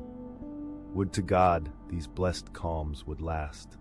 But the mingling threads of life are woven by warp and woof, calms crossed by storms, a storm for every calm. There is no steady unretracing progress in this life. We do not advance through fixed gradations, and at the last one pause, through infancy's unconscious spell, boyhood's thoughtless faith, adolescence doubt, the common doom, then skepticism, then disbelief, resting at last in manhood's pondering repose of if. But once gone through, we trace the round again, and are infants, boys, and men, and ifs eternally. Where lies the final harbor, whence we unmoor no more? In what rapt ether sails the world, of which the weariest will never weary? Where is the foundling's father hidden? Our souls are like those orphans whose unwedded mothers die in bearing them. The secret of our paternity lies in their grave, and we must there to learn it. And that same day, too, gazing far down from his boat's side into that same golden sea, Starbuck lowly murmured, "Loveliness unfathomable as ever lover saw in his young bride's eye. Tell me not of thy teeth-tiered sharks and thy kidnapping cannibal ways. Let faith oust fact, let fancy oust memory. I look deep down and do believe." And Stubb, fish-like, with sparkling scales, leaped up in that same golden light. I am Stubb, and Stubb has his history, but here Stubb takes oaths that he has always been jolly. And jolly enough were the sights and the sounds that came bearing down before the wind, some few weeks after Ahab's harpoon had been welded. It was a Nantucket ship, the Bachelor, which had just wedged in her last cask of oil and bolted down her bursting hatches, and now, in glad holiday apparel, was joyously, though somewhat vaingloriously, sailing round among the widely separated ships on the ground, previous to pointing her prow for home. The three men at her masthead wore long streamers of narrow red bunting at their hats. From the stern, a whaleboat was suspended, bottom down, and hanging captive from the bowsprit was seen the long lower jaw of the last whale they had slain. Signals, ensigns, and jacks of all colors were flying from her rigging on every side. Sideways, lashed in each of her three basketed tops, were 2 barrels of sperm, above which, in her topmast crosstrees, you saw slender breakers of the same precious fluid, and nailed to her main truck was a brazen lamp. As was afterwards learned, the Bachelor had met with the most surprising success, all the more wonderful, for that while cruising in the same seas, numerous other vessels had gone entire months without securing a single fish. Not only had barrels of beef and bread been given away to make room for the far more valuable sperm, but additional supplemental casks had been bartered for from the ships she had met, and these were stowed along the deck and in the captain's and officers' staterooms. Even the cabin table itself had been knocked into kindling wood, and the cabin mess dined off the broad head of an oil butt, lashed down to the floor for a centerpiece. In the forecastle, the sailors had actually caulked and pitched their chests and filled them, It was humorously added that the cook had clapped a head on his largest boiler and filled it, that the steward had plugged his spare coffee pot and filled it, that the harpooneers had headed the sockets of their irons and filled them, that indeed everything was filled with sperm, except the captain's pantaloons' pockets, and those he reserved to thrust his hands into, in self-complacent testimony of his entire satisfaction. As this glad ship of good luck bore down upon the moody Pequod, the barbarian sound of enormous drums came from her forecastle, and drawing still nearer, a crowd of her men were seen standing round her huge trypots, which, covered with the parchment-like poke or stomach skin of the black fish, gave forth a loud roar to every stroke of the clenched hands of the crew. On the quarterdeck, the mates and harpooneers were dancing with the olive-hued girls who had eloped with them from the Polynesian Isles, while suspended in an ornamented boat, firmly secured aloft between the foremast and mainmast, 3 Long Island Negroes with glittering fiddle bows of whale ivory were presiding over the hilarious jig. Meanwhile, others of the ship's company were tumultuously busy at the masonry of the try-works, from which the huge pots had been removed. You would have almost thought they were pulling down the cursed Bastille, such wild cries they raised, as the now useless brick and mortar were being hurled into the sea. Lord and master over all this scene, the captain stood erect on the ship's elevated quarterdeck, so that the whole rejoicing drama was full before him, and seemed merely contrived for his own individual diversion. And Ahab, he too was standing on his quarterdeck, shaggy and black, with a stubborn gloom, and as the 2 ships crossed each other's wakes, one all jubilations for things past, the other all forebodings as to things to come, their 2 captains in themselves impersonated the whole striking contrast of the scene. "Come aboard! Come aboard!" cried the gay bachelor's commander, lifting a glass and a bottle in the air. "Has seen the white whale?" gritted Ahab in reply. "No, only heard of him. But don't believe in him at all," said the other good-humoredly. "Come aboard. Thou art too damned jolly. Sail on. Hast lost any men?" "Not enough to speak of, 2 islanders, that's all. But come aboard, old Hardy, come along. I'll soon take that black from your brow. Come along, will ye? Merry's the play, a full ship and homeward bound." "How wondrous familiar is a fool," muttered Ahab. Then aloud, "Thou art a full ship and homeward bound, thou say'st. Well then, call me an empty ship, and outward bound. So go thy ways and I will mine. Forward there, set all sail and keep her to the wind." And thus, while the one ship went cheerily before the breeze, the other stubbornly fought against it. And so the 2 vessels parted, the crew of the Pequod looking with grave lingering glances towards the receding Bachelor, but the Bachelor's men never heeding their gaze for the lively revelry they were in. And as Ahab, leaning over the taffrail, eyed the homeward-bound craft, he took from his pocket a small vial of sand, and then looking from the ship to the vial, seemed thereby bringing 2 remote associations together, for that vial was filled with Nantucket soundings. Not seldom in this life, when on the right side fortune's favorites sail close by us, we, though all adroop before, catch somewhat of the rushing breeze, and joyfully feel our bagging sails fill out. So seemed it with the Pequod, for next day after encountering the gay Bachelor, whales were seen and 4 were slain, and one of them by Ahab. It was far down the afternoon, and when all the spearings of the crimson fight were done, and floating in the lovely sunset sea and sky, sun and whale both stilly died together. Then such a sweetness and such plaintiveness, such enwreathing orisons curled up in that rosy air, that it almost seemed as if far over from the deep green convent valleys of the Manila Isles, the Spanish land breeze wantonly turned sailor, had gone to sea, freighted with these vesper hymns. Soothed again, but only soothed to deeper gloom, Ahab, who had sterned off from the whale, sat intently watching his final wanings from the now tranquil boat.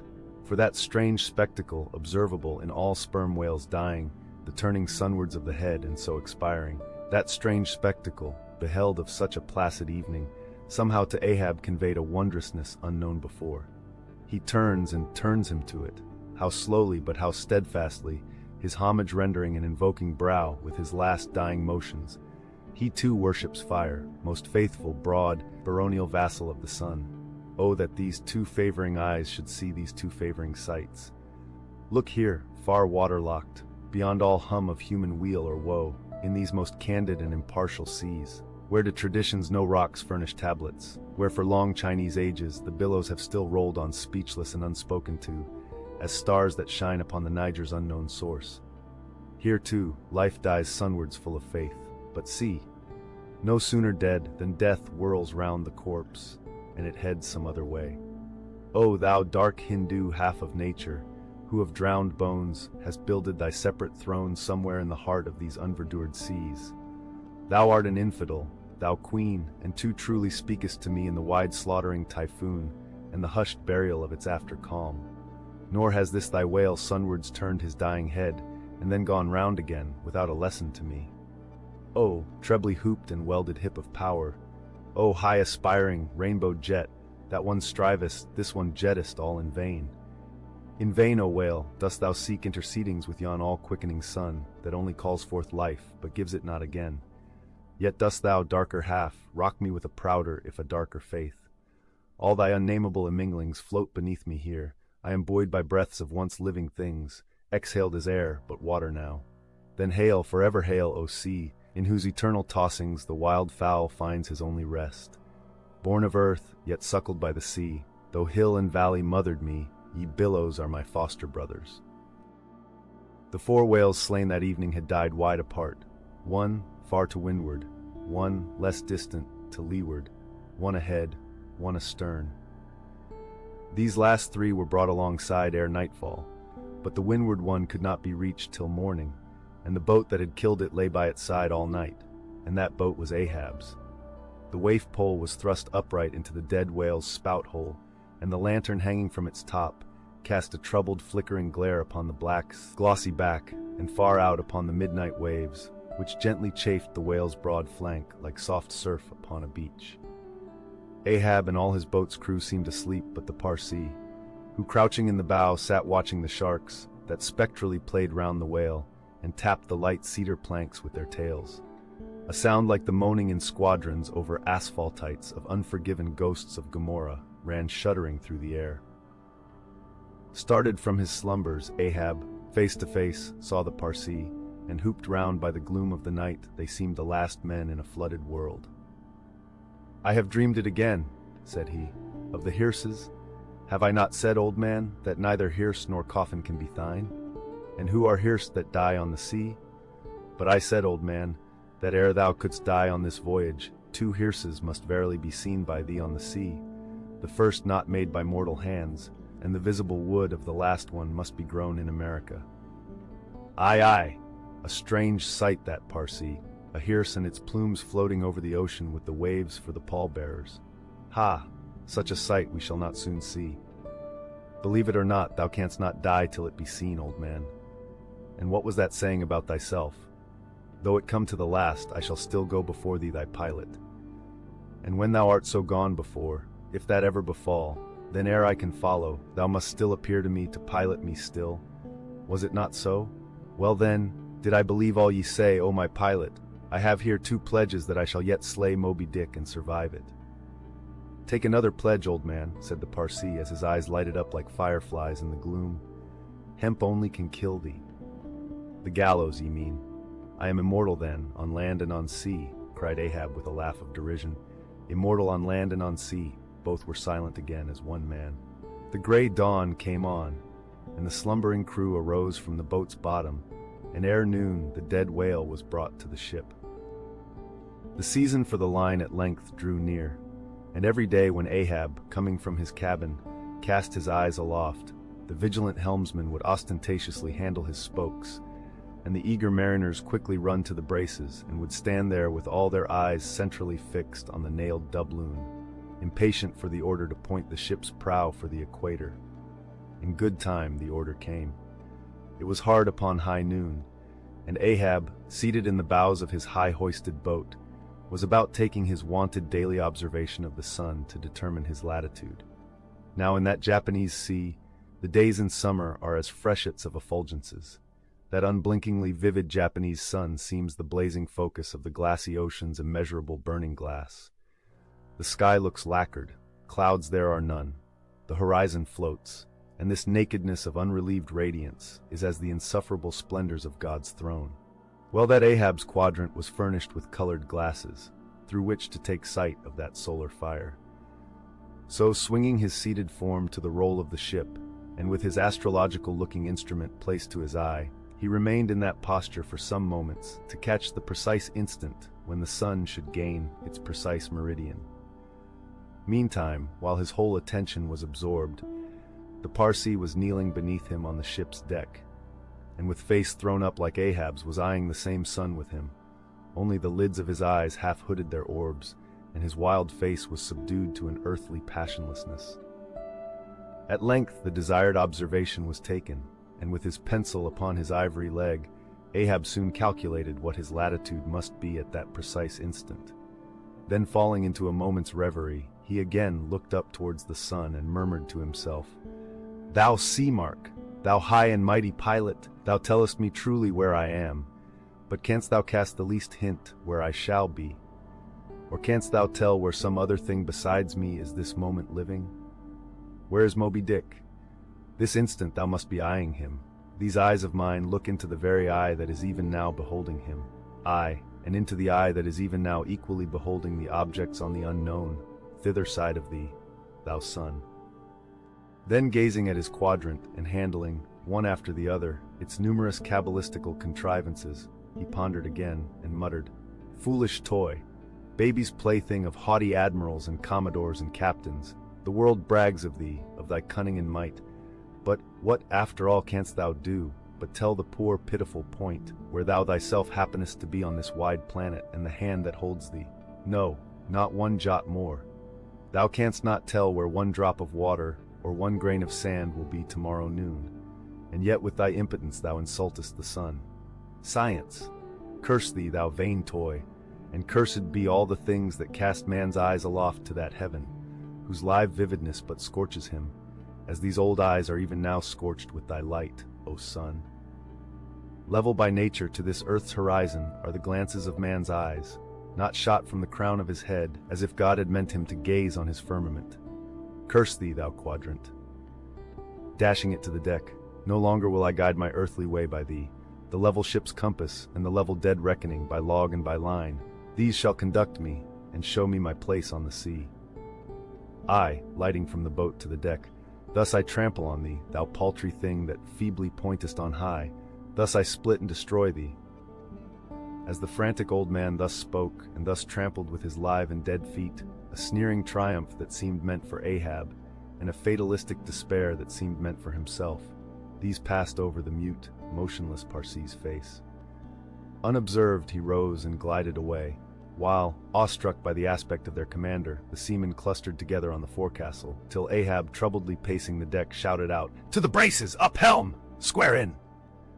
In an instant the yards swung round, and as the ship half-wheeled upon her heel, her three firm-seated graceful masts erectly poised upon her long ribbed hull, seemed as the three Horati pirouetting on one sufficient steed.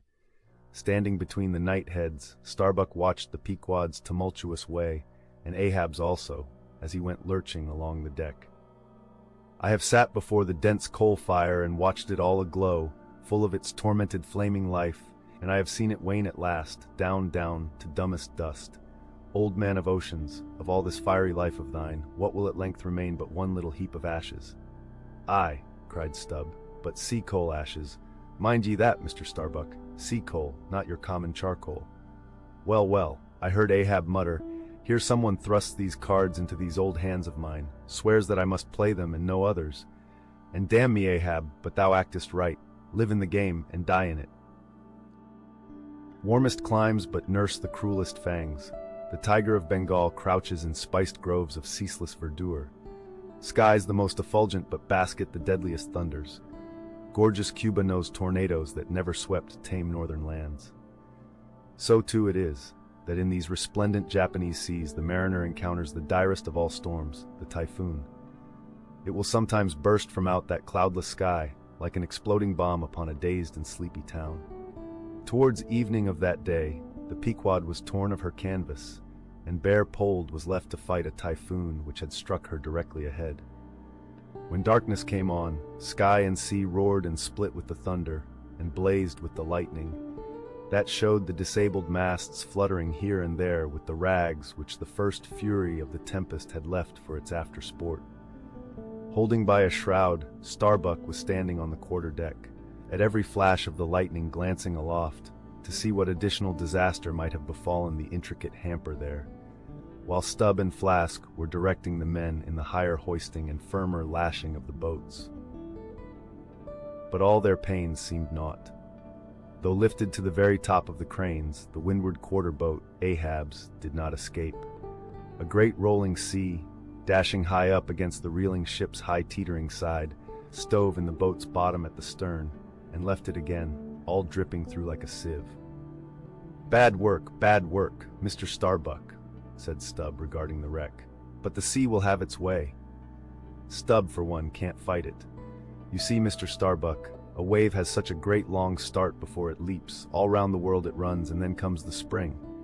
But as for me, all the start I have to meet it is just across the deck here. But never mind, it's all in fun, so the old song sings.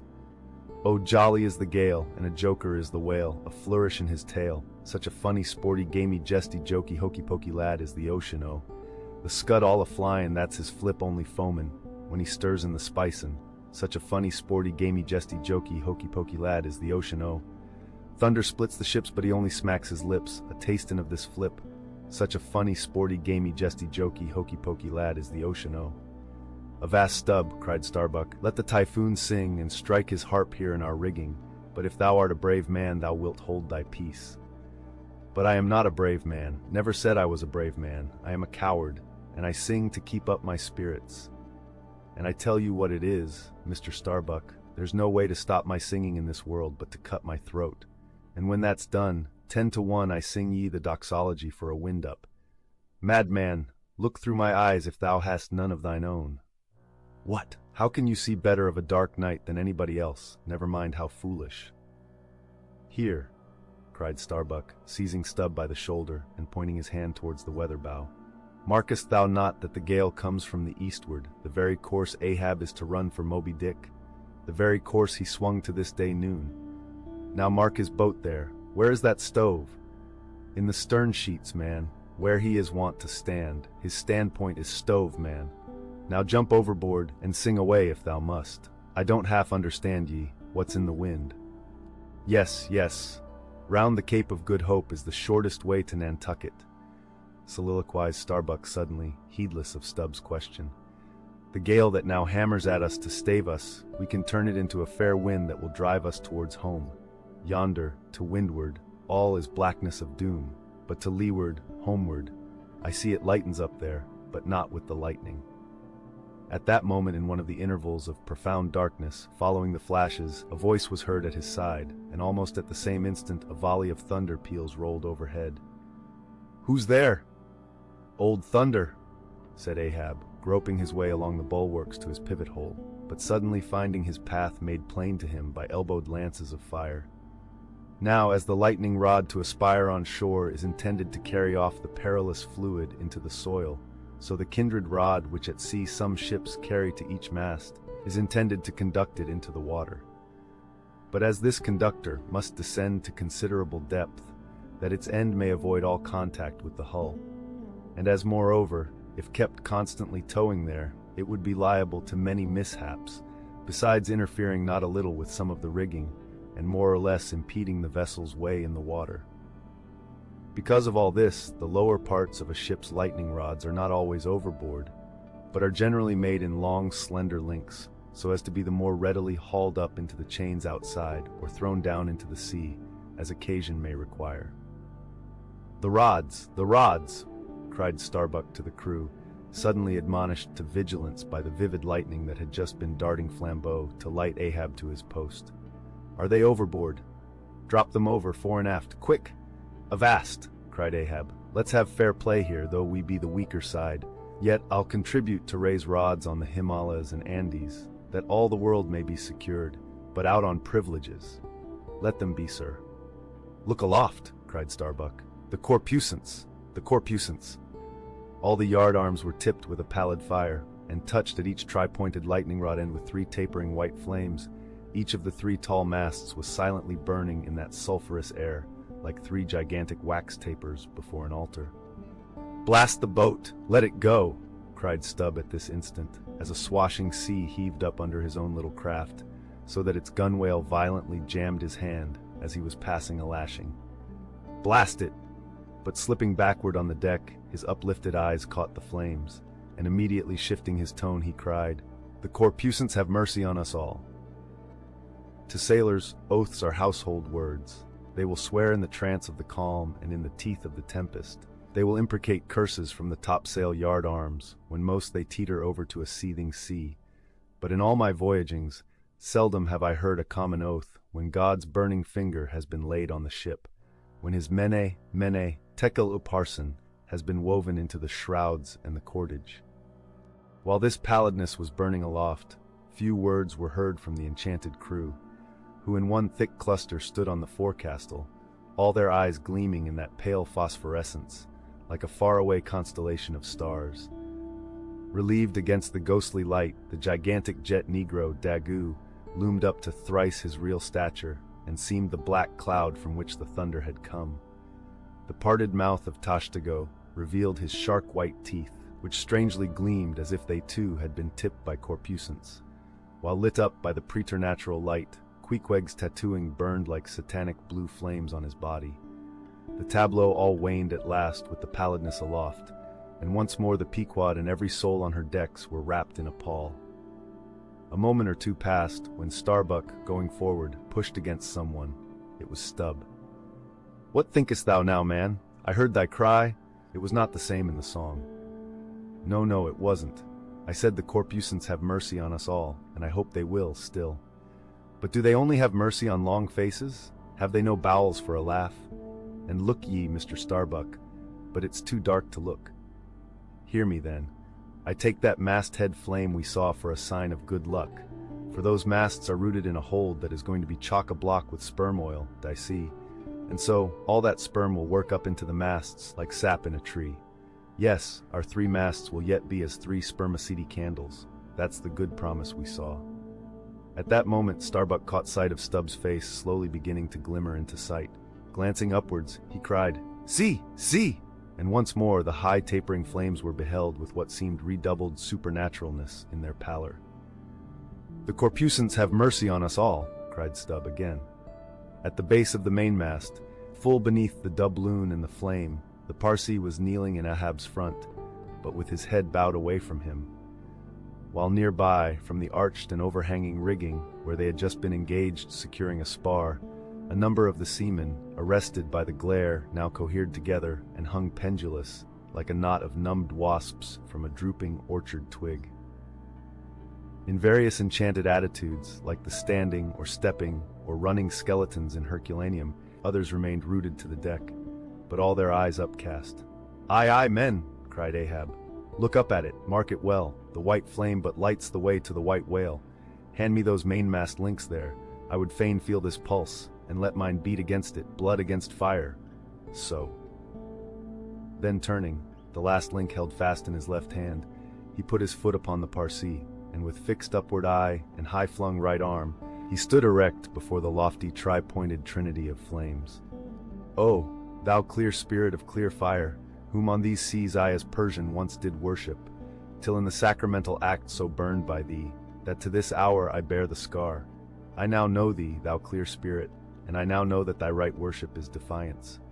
To neither love nor reverence wilt thou be kind, and e'en for hate thou canst but kill, and all are killed. No fearless fool now fronts thee. I own thy speechless, placeless power, but to the last gasp of my earthquake life will dispute its unconditional, unintegral mastery in me. In the midst of the personified impersonal, a personality stands here. Though but a point at best, whencesoe'er I came, wheresoe'er I go, yet while I earthly live, the queenly personality lives in me and feels her royal rights. But war is pain, and hate is woe. Come in thy lowest form of love, and I will kneel and kiss thee. But at thy highest, come as mere supernal power, and though thou launchest navies of full-freighted worlds, there's that in here that still remains indifferent. O thou clear spirit, of thy fire thou madest me, and like a true child of fire, I breathe it back to thee." Sudden, repeated flashes of lightning. The 9 flames leap lengthwise to thrice their previous height. Ahab, with the rest, closes his eyes, his right hand pressed hard upon them. I own thy speechless, placeless power, said I not so? Nor was it wrung from me, nor do I now drop these links. Thou canst blind, but I can then grope. Thou canst consume, but I can then be ashes. Take the homage of these poor eyes and shudder hands, I would not take it. The lightning flashes through my skull, mine eyeballs ache and ache, my whole beaten brain seems as beheaded and rolling on some stunning ground. Oh, yet blindfold, yet will I talk to thee. Light though thou be, thou leapest out of darkness, but I am darkness leaping out of light, leaping out of thee. The javelins cease, open eyes, see or not, there burn the flames. O thou magnanimous, now I do glory in my genealogy. But thou art but my fiery father, my sweet mother, I know not. O cruel, what hast thou done with her? There lies my puzzle, but thine is greater. Thou knowest not how came ye, hence callest thyself unbegotten, certainly knowest not thy beginning, hence callest thyself unbegun. I know that of me which thou knowest not of thyself, O thou omnipotent. There is some unsuffusing thing beyond thee, thou clear spirit, to whom all thy eternity is but time, all thy creativeness mechanical. Through thee, thy flaming self, my scorched eyes do dimly see it. O thou foundling fire, thou hermit immemorial, thou too hast thy incommunicable riddle, thy unparticipated grief. Here again with haughty agony I read my sire. Leap, leap up, and lick the sky. I leap with thee, I burn with thee, would fain be welded with thee, defyingly I worship thee. The boat, cried Starbuck. Look at thy boat, old man. Ahab's harpoon, the one forged at Perth's fire, remained firmly lashed in its conspicuous crotch, so that it projected beyond his whaleboat's bow. But the sea that had stove its bottom had caused the loose leather sheath to drop off, and from the keen steel barb there now came a leveled flame of pale, forked fire. As the silent harpoon burned there like a serpent's tongue, Starbuck grasped Ahab by the arm.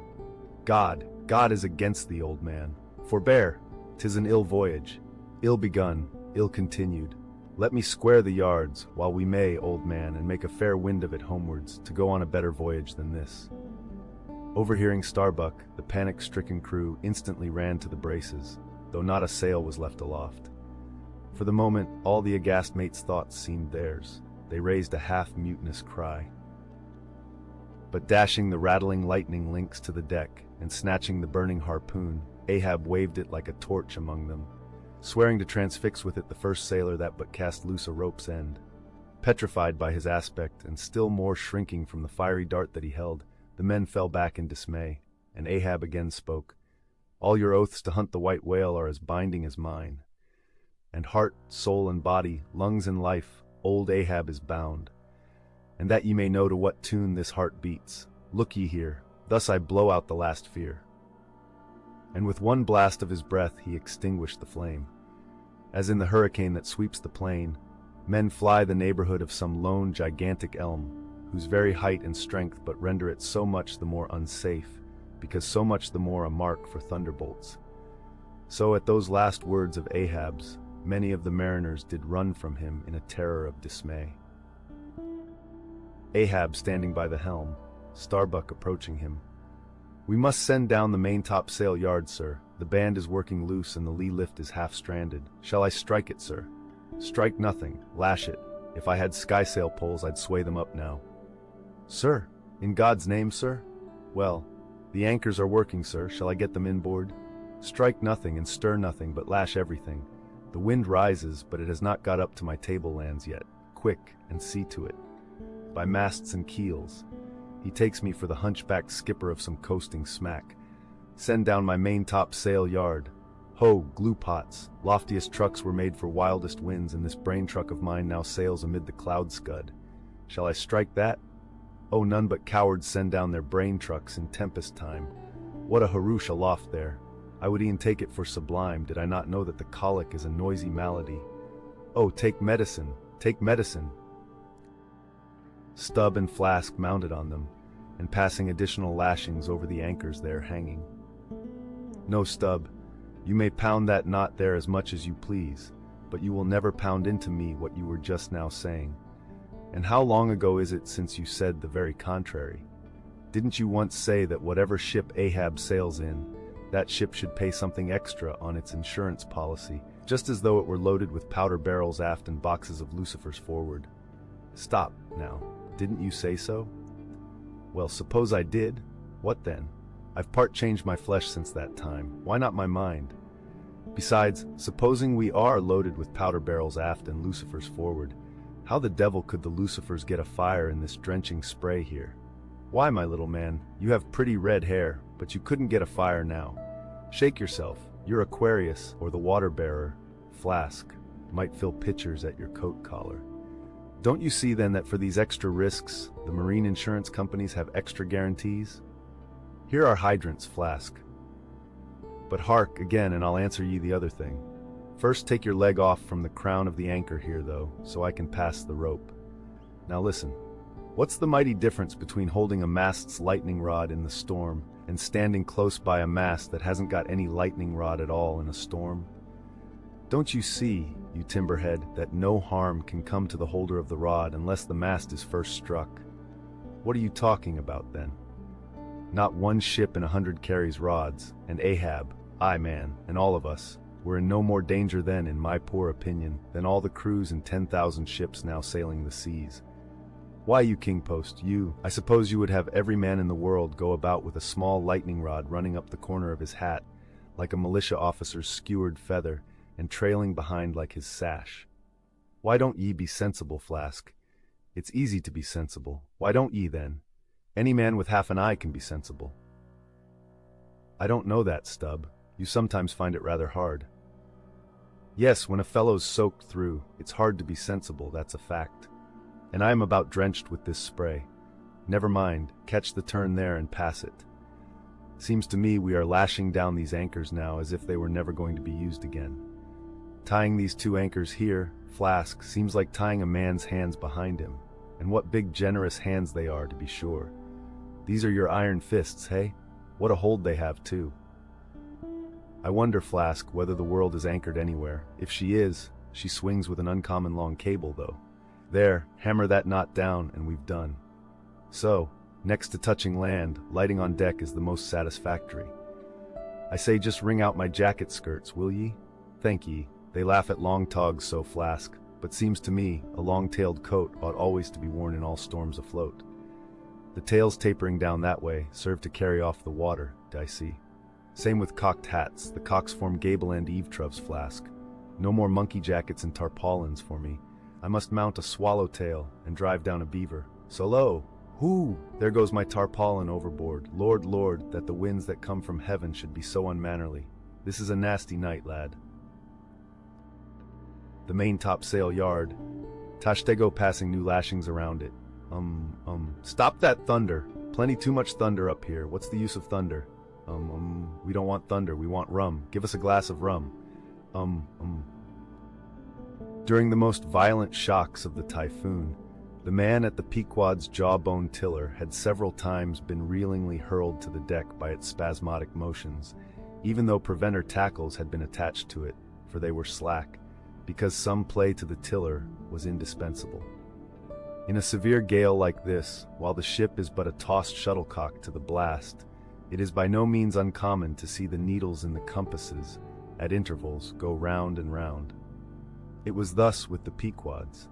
At almost every shock, the helmsman had not failed to notice the whirling velocity with which they revolved upon the cards. It is a sight that hardly anyone can behold without some sort of unwanted emotion. Some hours after midnight, the typhoon abated so much that through the strenuous exertions of Starbuck and Stubb, one engaged forward and the other aft, the shivered remnants of the jib and fore and maintop sails were cut adrift from the spars and went eddying away to leeward like the feathers of an albatross, which sometimes are cast to the winds when that storm-tossed bird is on the wing. The three corresponding new sails were now bent and reefed, and a storm trysail was set further aft, so that the ship soon went through the water with some precision again, and the course, for the present east-southeast, which he was to steer, if practicable, was once more given to the helmsman. For during the violence of the gale, he had only steered according to its vicissitudes. But as he was now bringing the ship as near her course as possible, watching the compass meanwhile, lo, a good sign! The wind seemed coming round astern. Aye, the foul breeze became fair. Instantly the yards were squared, to the lively song of "Ho, the fair wind! Oh ye ho, cheerly men!" The crew singing for joy that so promising an event should so soon have falsified the evil portents preceding it. In compliance with the standing order of his commander, to report immediately and at any one of the 24 hours any decided change in the affairs of the deck, Starbuck had no sooner trimmed the yards to the breeze, however reluctantly and gloomily, than he mechanically went below to apprise Captain Ahab of the circumstance. Ere knocking at his stateroom, he involuntarily paused before it a moment. The cabin lamp, taking long swings this way and that, was burning fitfully, and casting fitful shadows upon the old man's bolted door, a thin one, with fixed blinds inserted in place of upper panels. The isolated subterraneousness of the cabin made a certain humming silence to reign there, though it was hooped round by all the roar of the elements. The loaded muskets in the rack were shiningly revealed, as they stood upright against the forward bulkhead. Starbuck was an honest, upright man, but out of Starbuck's heart, at that instant when he saw the muskets, there strangely evolved an evil thought, but so blent with its neutral or good accompaniments that for the instant he hardly knew it for itself. "He would have shot me once," he murmured. "Yes, there's the very musket that he pointed at me, that one with the studded stock. Let me touch it, lift it. Strange that I, who have handled so many deadly lances, strange that I should shake so now. Loaded? I must see. Aye, and powder in the pan. That's not good. Best spill it. Wait, I'll cure myself of this. I'll hold the musket boldly while I think. I come to report a fair wind to him. But how fair? Fair for death and doom. That's fair for Moby Dick. It's a fair wind that's only fair for that accursed fish. The very tube he pointed at me, the very one. This one I hold it here. He would have killed me with the very thing I handle now. Aye, and he would fain kill all his crew. Does he not say he will not strike his spars to any gale? Has he not dashed his heavenly quadrant? And in these same perilous seas gropes he not his way by mere dead reckoning of the error-abounding log? And in this very typhoon, did he not swear that he would have no lightning rods? But shall this crazed old man be tamely suffered to drag a whole ship's company down to doom with him? Yes, it would make him the willful murderer of 30 men and more, if this ship come to any deadly harm. And come to deadly harm, my soul swears this ship will, if Ahab have his way. If then he were this instant put aside, that crime would not be his. Ha! Is he muttering in his sleep? Yes, just there, in there he's sleeping. Sleeping, aye, but still alive, and soon awake again. I can't withstand thee then, old man, not reasoning, not remonstrance, not entreaty wilt thou hearken to, all this thou scornest. Flat obedience to thy own flat commands, this is all thou breathest. Aye, and say'st the men have vowed thy vow, say'st all of us are Ahab's. Great God forbid. But is there no other way, no lawful way? Make him a prisoner to be taken home? What? Hope to wrest this old man's living power from his own living hands. Only a fool would try it. Say he were pinioned even, knotted all over with ropes and hawsers, chained down to ring bolts on this cabin floor. He would be more hideous than a caged tiger then. I could not endure the sight, could not possibly fly his howlings. All comfort, sleep itself, inestimable reason would leave me on the long intolerable voyage. What then remains? The land is hundreds of leagues away, and Loch Japan the nearest. I stand alone here upon an open sea, with 2 oceans and a whole continent between me and law. Aye, 'tis so. Is heaven a murderer when its lightning strikes a would-be murderer in his bed, tindering sheets and skin together? And would I be a murderer then, if, and slowly, stealthily, and half sideways looking, he placed the loaded musket's end against the door? On this level, Ahab's hammock swings within, his head this way. A touch, and Starbuck may survive to hug his wife and child again. Oh, Mary, Mary, boy, boy, boy. But if I wake thee not to death, old man, who can tell to what unsounded deeps Starbuck's body this day week may sink with all the crew? Great God, where art thou? Shall I? The wind has gone down and shifted, sir. The fore and main topsails are reefed and set. She heads her course. Stern all, O Moby Dick, I clutch thy heart at last. Such were the sounds that now came hurtling from out the old man's tormented sleep, as if Starbuck's voice had caused the long dumb dream to speak. The yet leveled musket shook like a drunkard's arm against the panel. Starbuck seemed wrestling with an angel, but turning from the door, he placed the death tube in its rack and left the place. "He's too sound asleep, Mr. Stubb. Go thou down and wake him and tell him. I must see to the deck here. Thou knowest what to say." Next morning the not yet subsided sea rolled in long, slow billows of mighty bulk, and striving in the Pequod's gurgling track, pushed her on like giants' palms outspread. The strong, unstaggering breeze abounded so, that sky and air seemed vast, outbellying sails. The whole world boomed before the wind. Muffled in the full morning light, the invisible sun was only known by the spread intensity of his place, where his bayonet rays moved on in stacks. Emblazonings, as of crowned Babylonian kings and queens, reigned over everything. The sea was as a crucible of molten gold that bubblingly leaps with light and heat. Long maintaining an enchanted silence, Ahab stood apart, and every time the tettering ship loweringly pitched down her bowsprit, he turned to eye the bright sun's rays produced ahead, and when she profoundly settled by the stern, he turned behind and saw the sun's rearward place, and how the same yellow rays were blending with his undeviating wake. "Ha ha, my ship! Thou mightest well be taken now for the sea chariot of the sun. Ho ho! All ye nations before my prow, I bring the sun to ye. Yoke on the further billows, hollow a tandem, I drive the sea." But suddenly reined back by some counterthought, he hurried towards the helm, huskily demanding how the ship was heading. "East-southeast, sir," said the frightened steersman. "Thou liest!" Smiting him with his clenched fist. "Heading east at this hour in the morning, and the sun astern."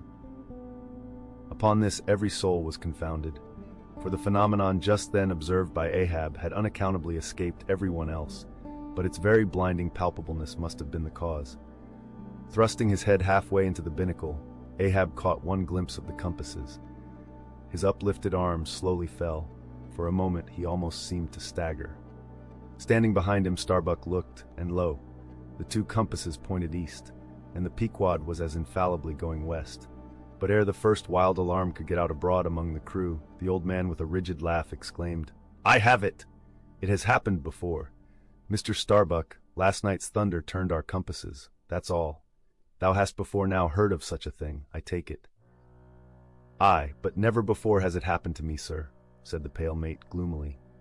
Here, it must needs be said, that accidents like this have in more than one case occurred to ships in violent storms. The magnetic energy, as developed in the mariner's needle, is, as all know, essentially one with the electricity beheld in heaven. Hence it is not to be much marveled at that such things should be.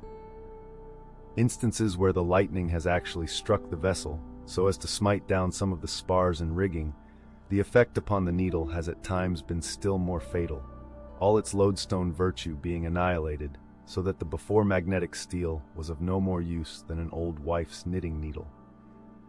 But in either case, the needle never again of itself recovers the original virtue thus marred or lost. And if the binnacle compasses be affected, the same fate reaches all the others that may be in the ship, even were the lowermost one inserted into the kelson. Deliberately standing before the binnacle and eyeing the transpointed compasses, the old man, with the sharp of his extended hand, now took the precise bearing of the sun, and satisfied that the needles were exactly inverted, shouted out his orders for the ship's course to be changed accordingly. The yards were hard up, and once more the Pequod thrust her undaunted bows into the opposing wind, for the supposed fair one had only been juggling her.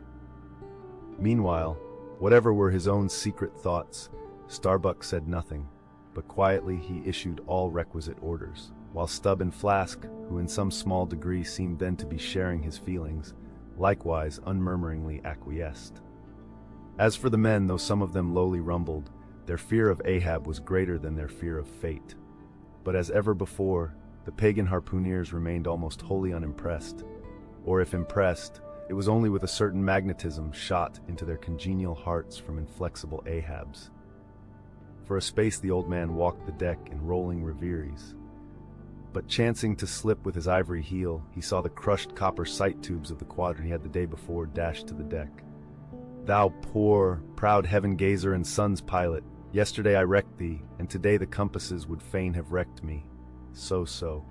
but Ahab is lord over the level lodestone yet. Mr. Starbuck, a lance without a pole, a top maul, and the smallest of the sailmaker's needles. Quick. Accessory perhaps to the impulse dictating the thing he was now about to do were certain prudential motives, whose object might have been to revive the spirits of his crew by a stroke of his subtile skill, in a matter so wondrous as that of the inverted compasses. Besides, the old man well knew that to steer by transpointed needles, though clumsily practicable, was not a thing to be passed over by superstitious sailors, without some shudderings and evil portents.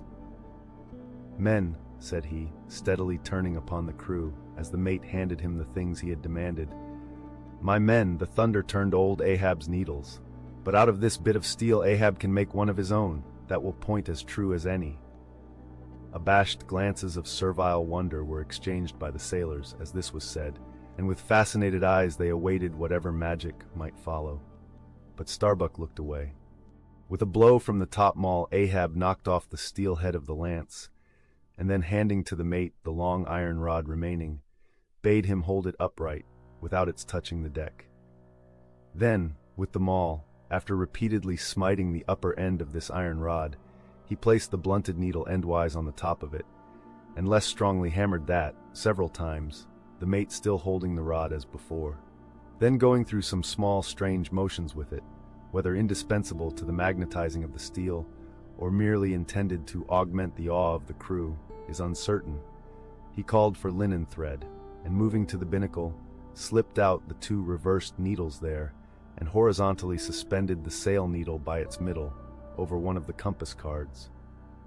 At first the steel went round and round, quivering and vibrating at either end, but at last it settled to its place, when Ahab, who had been intently watching for this result, stepped frankly back from the binnacle, and pointing his stretched arm towards it, exclaimed, "Look ye for yourselves, if Ahab be not lord of the level lodestone. The sun is east, and that compass swears it." One after another they peered in, for nothing but their own eyes could persuade such ignorance as theirs, and one after another they slunk away. In his fiery eyes of scorn and triumph, you then saw Ahab in all his fatal pride.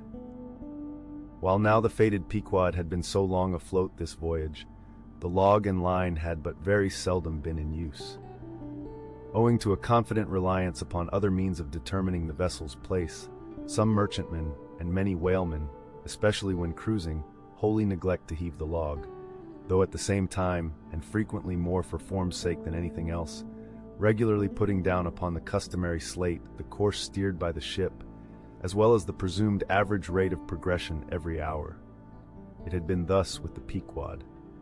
The wooden reel and angular log attached hung, long untouched, just beneath the railing of the after bulwarks. Rains and spray had damped it, sun and wind had warped it, all the elements had combined to rot a thing that hung so idly. But heedless of all this, his mood seized Ahab, as he happened to glance upon the reel, not many hours after the magnet scene, and he remembered how his quadrant was no more, and recalled his frantic oath about the level log and line. The ship was sailing plungingly, astern the billows rolled in riots. "Forward there! Heave the log!" Two seamen came, the golden-hued Tahitian and the grisly Manxman. "Take the reel, one of ye, I'll heave." They went towards the extreme stern on the ship's lee side, where the deck, with the oblique energy of the wind, was now almost dipping into the creamy foiled, sidelong rushing sea. The Manxman took the reel, and holding it high up, by the projecting handle ends of the spindle, round which the spool of line revolved, so stood with the angular log hanging downwards, till Ahab advanced to him.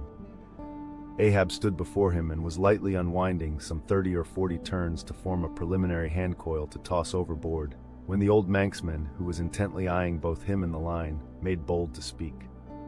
"Sir, I mistrust it. This line looks far gone. Long heat and wet have spoiled it."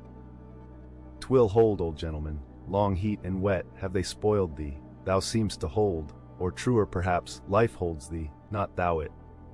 "I hold the spool, sir, but just as my captain says, with these gray hairs of mine 'tis not worth while disputing, specially with a superior who'll ne'er confess." "What's that? There now's a patched professor in Queen Nature's granite-founded college, but methinks he's too subservient. Where wert thou born?" "In the little rocky Isle of Man, sir." "Excellent, thou'st hit the world by that. I know not, sir, but I was born there. In the Isle of Man, hey? Well, the other way, it's good. Here's a man from man, a man born in once independent man and now unmanned of man, which is sucked in by what? Up with the reel. The dead, blind wall butts all inquiring heads at last. Up with it. So. The log was heaved. The loose coils rapidly straightened out in a long, dragging line astern, and then, instantly, the reel began to whirl. In turn, jerkingly raised and lowered by the rolling billows, the towing resistance of the log caused the old reelmen to stagger strangely. Hold hard! Snap! The overstrained line sagged down in one long festoon. The tugging log was gone. I crush the quadrant, the thunder turns the needles, and now the mad sea parts the log line. But Ahab can mend all. Haul in here, Tahitian. Reel up, Manxman. And look ye, let the carpenter make another log, and mend thou the line. See to it. There he goes now. To him nothing's happened. But to me, the skewer seems loosening out of the middle of the world. Haul in, Tahitian. These lines run whole and whirling out. Come in broken and dragging slow. Ha, Pip, come to help, eh, Pip? Pip, whom call ye Pip? Pip jumped from the whaleboat. Pip's missing. Let's see now if you haven't fished him up here, fisherman. It drags hard. I guess he's holding on. Jerk him, Tahiti. Jerk him off. We haul in no cowards here. Ho, there's his arm just breaking water. A hatchet. A hatchet. Cut it off. We haul in no cowards here. Captain Ahab, sir, here's Pip, trying to get on board again. Peace, thou crazy loon, cried the Manxman, seizing him by the arm. Away from the quarterdeck. The greater idiot ever scolds the lesser, muttered Ahab, advancing. Hands off from that holiness. Where sayest thou Pip was, boy? Astern there, sir, astern. Lo! And who art thou, boy? I see not my reflection in the vacant pupils of thy eyes. O God, that man should be a thing for immortal souls to sieve through. Who art thou, boy? Bellboy, sir. Ship's crier. Ding-dong, Pip. 100 pounds of clay reward for Pip. 5 feet high, looks cowardly. Quickest known by that, ding-dong-ding. Who's seen Pip the coward? There can be no hearts above the snow line. O ye frozen heavens, look down here. Ye did beget this luckless child, and have abandoned him, ye creative libertines. Here, boy. Ahab's cabin shall be Pip's home henceforth, while Ahab lives. Thou touchest my inmost center, boy. Thou art tied to me by cords woven of my heartstrings. Come, let's down. What's this? Here's velvet shark skin, intently gazing at Ahab's hand and feeling it. Ah, now, had poor Pip but felt so kind a thing as this, perhaps he had near been lost. This seems to me, sir, as a man-rope, something that weak souls may hold by. O sir, let old Perth now come and rivet these two hands together, the black one with the white, for I will not let this go. O boy, nor will I thee, unless I should thereby drag thee to worse horrors than are here. Come then to my cabin. Lo, ye believers in God's all goodness and in man all ill, lo you, see the omniscient gods oblivious of suffering man, and man, though idiotic and knowing not what he does, yet full of the sweet things of love and gratitude. Come, I feel prouder leading thee by thy black hand, than though I grasped an emperor's. There go 2 daft ones now, muttered the old Manxman. One daft with strength, the other daft with weakness. But here's the end of the rotten line, all dripping too. Mend it, eh? I think we had best have a new line altogether. I'll see Mr. Stubb about it. Steering now southeastward by Ahab's leveled steel, and her progress solely determined by Ahab's level log and line, the Pequod held on her path towards the equator. Making so long a passage through such unfrequented waters, descrying no ships, and ere long sideways impelled by unvarying trade winds, over waves monotonously mild. All these seemed the strange calm things preluding some riotous and desperate scene. At last, when the ship drew near to the outskirts, as it were, of the equatorial fishing ground, and in the deep darkness that goes before the dawn, was sailing by a cluster of rocky islets. The watch, then headed by Flask, was startled by a cry so plaintively wild and unearthly, like half-articulated wailings of the ghosts of all Herod's murdered innocents, that one and all, they started from their reveries, and for the space of some moments stood, or sat, or leaned all transfixedly listening, like the carved Roman slave, while that wild cry remained within hearing. The Christian or civilized part of the crew said it was mermaids, and shuddered, but the pagan harpooneers remained unappalled. Yet the grey Manxman, the oldest mariner of all, declared that the wild, thrilling sounds that were heard were the voices of newly drowned men in the sea. Below in his hammock, Ahab did not hear of this till gray dawn when he came to the deck. It was then recounted to him by Flask, not unaccompanied with hinted dark meanings. He hollowly laughed, and thus explained the wonder. Those rocky islands the ship had passed were the resort of great numbers of seals, and some young seals that had lost their dams, or some dams that had lost their cubs, must have risen nigh the ship and kept company with her, crying and sobbing with their human sort of wail. But this only the more affected some of them, because most mariners cherish a very superstitious feeling about seals, arising not only from their peculiar tones when in distress, but also from the human look of their round heads and semi-intelligent faces, seen peeringly uprising from the water alongside. In the sea, under certain circumstances, seals have more than once been mistaken for men. But the bodings of the crew were destined to receive a most plausible confirmation in the fate of one of their number that morning. At sunrise, this man went from his hammock to his masthead at the fore, and whether it was that he was not yet half waked from his sleep, for sailors sometimes go aloft in a transition state, whether it was thus with the man, there is now no telling. But be that as it may, he had not been long at his perch, when a cry was heard, a cry and a rushing, and looking up, they saw a falling phantom in the air, and looking down, a little tossed heap of white bubbles in the blue of the sea. The life-buoy, a long slender cask, was dropped from the stern, where it always hung obedient to a cunning spring, but no hand rose to seize it, and the sun having long beat upon this cask, it had shrunken, so that it slowly filled, and that parched wood also filled at its every pore, and the studded iron-bound cask followed the sailor to the bottom, as if to yield him his pillow, though in sooth but a hard one. And thus the first man of the Pequod that mounted the mast to look out for the white whale, on the white whale's own peculiar ground, that man was swallowed up in the deep. But few, perhaps, thought of that at the time. Indeed, in some sort, they were not grieved at this event, at least as a portent, for they regarded it not as a foreshadowing of evil in the future, but as the fulfillment of an evil already presaged. They declared that now they knew the reason of those wild shrieks they had heard the night before.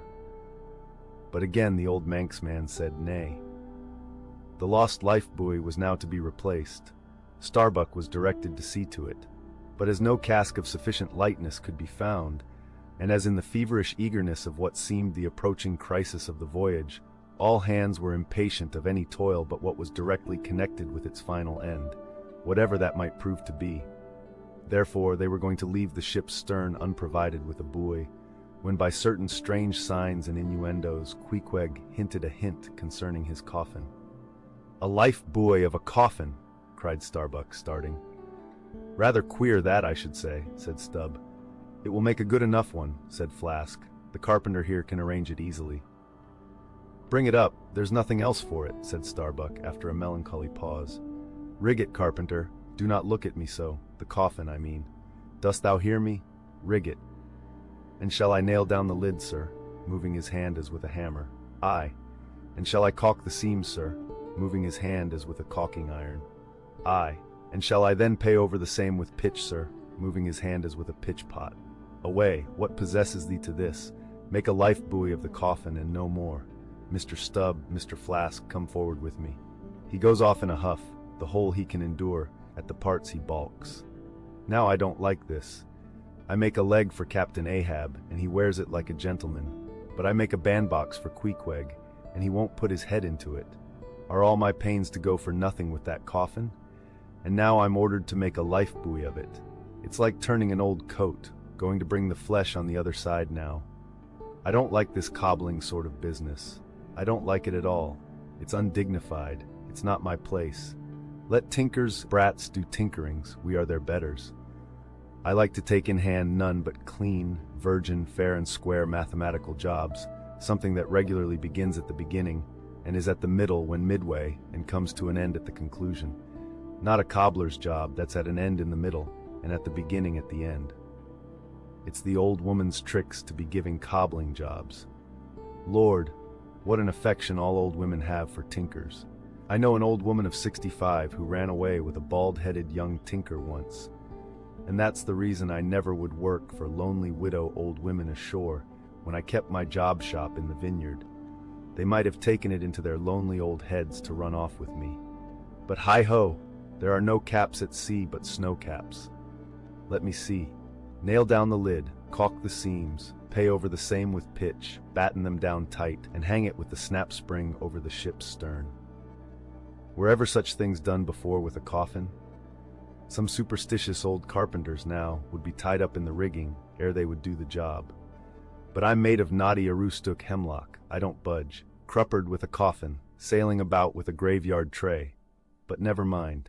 We workers in woods make bridal bedsteads and card tables, as well as coffins and hearses. We work by the month, or by the job, or by the profit, not for us to ask the why and wherefore of our work, unless it be too confounded cobbling, and then we stash it if we can. Hem, I'll do the job now, tenderly. I'll have me, let's see, how many in the ship's company all told? But I've forgotten. Anyway, I'll have me 30 separate, Turk's-headed lifelines, each 3 feet long, hanging all round to the coffin.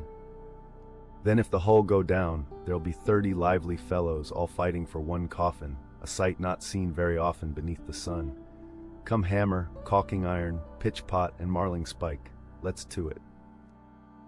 The coffin laid upon 2 line tubs between the vice bench and the open hatchway, the carpenter caulking its seams, the string of twisted oakum slowly unwinding from a large roll of it placed in the bosom of his frock. Ahab comes slowly from the cabin gangway, and hears Pip following him. "Back, lad, I will be with ye again presently." He goes. Not this hand complies with my humor more genially than that boy. "Middle aisle of a church, what's here?" "Life-Buoy, sir. Mr. Starbuck's orders." "Oh, look, sir! Beware the hatchway." "Thank ye, man. Thy coffin lies handy to the vault." "Sir, the hatchway? Oh, so it does, sir, so it does. Art not thou the leg-maker? Look, did not this stump come from thy shop?" "I believe it did, sir. Does the ferrule stand, sir?" "Well enough. But art thou not also the undertaker?"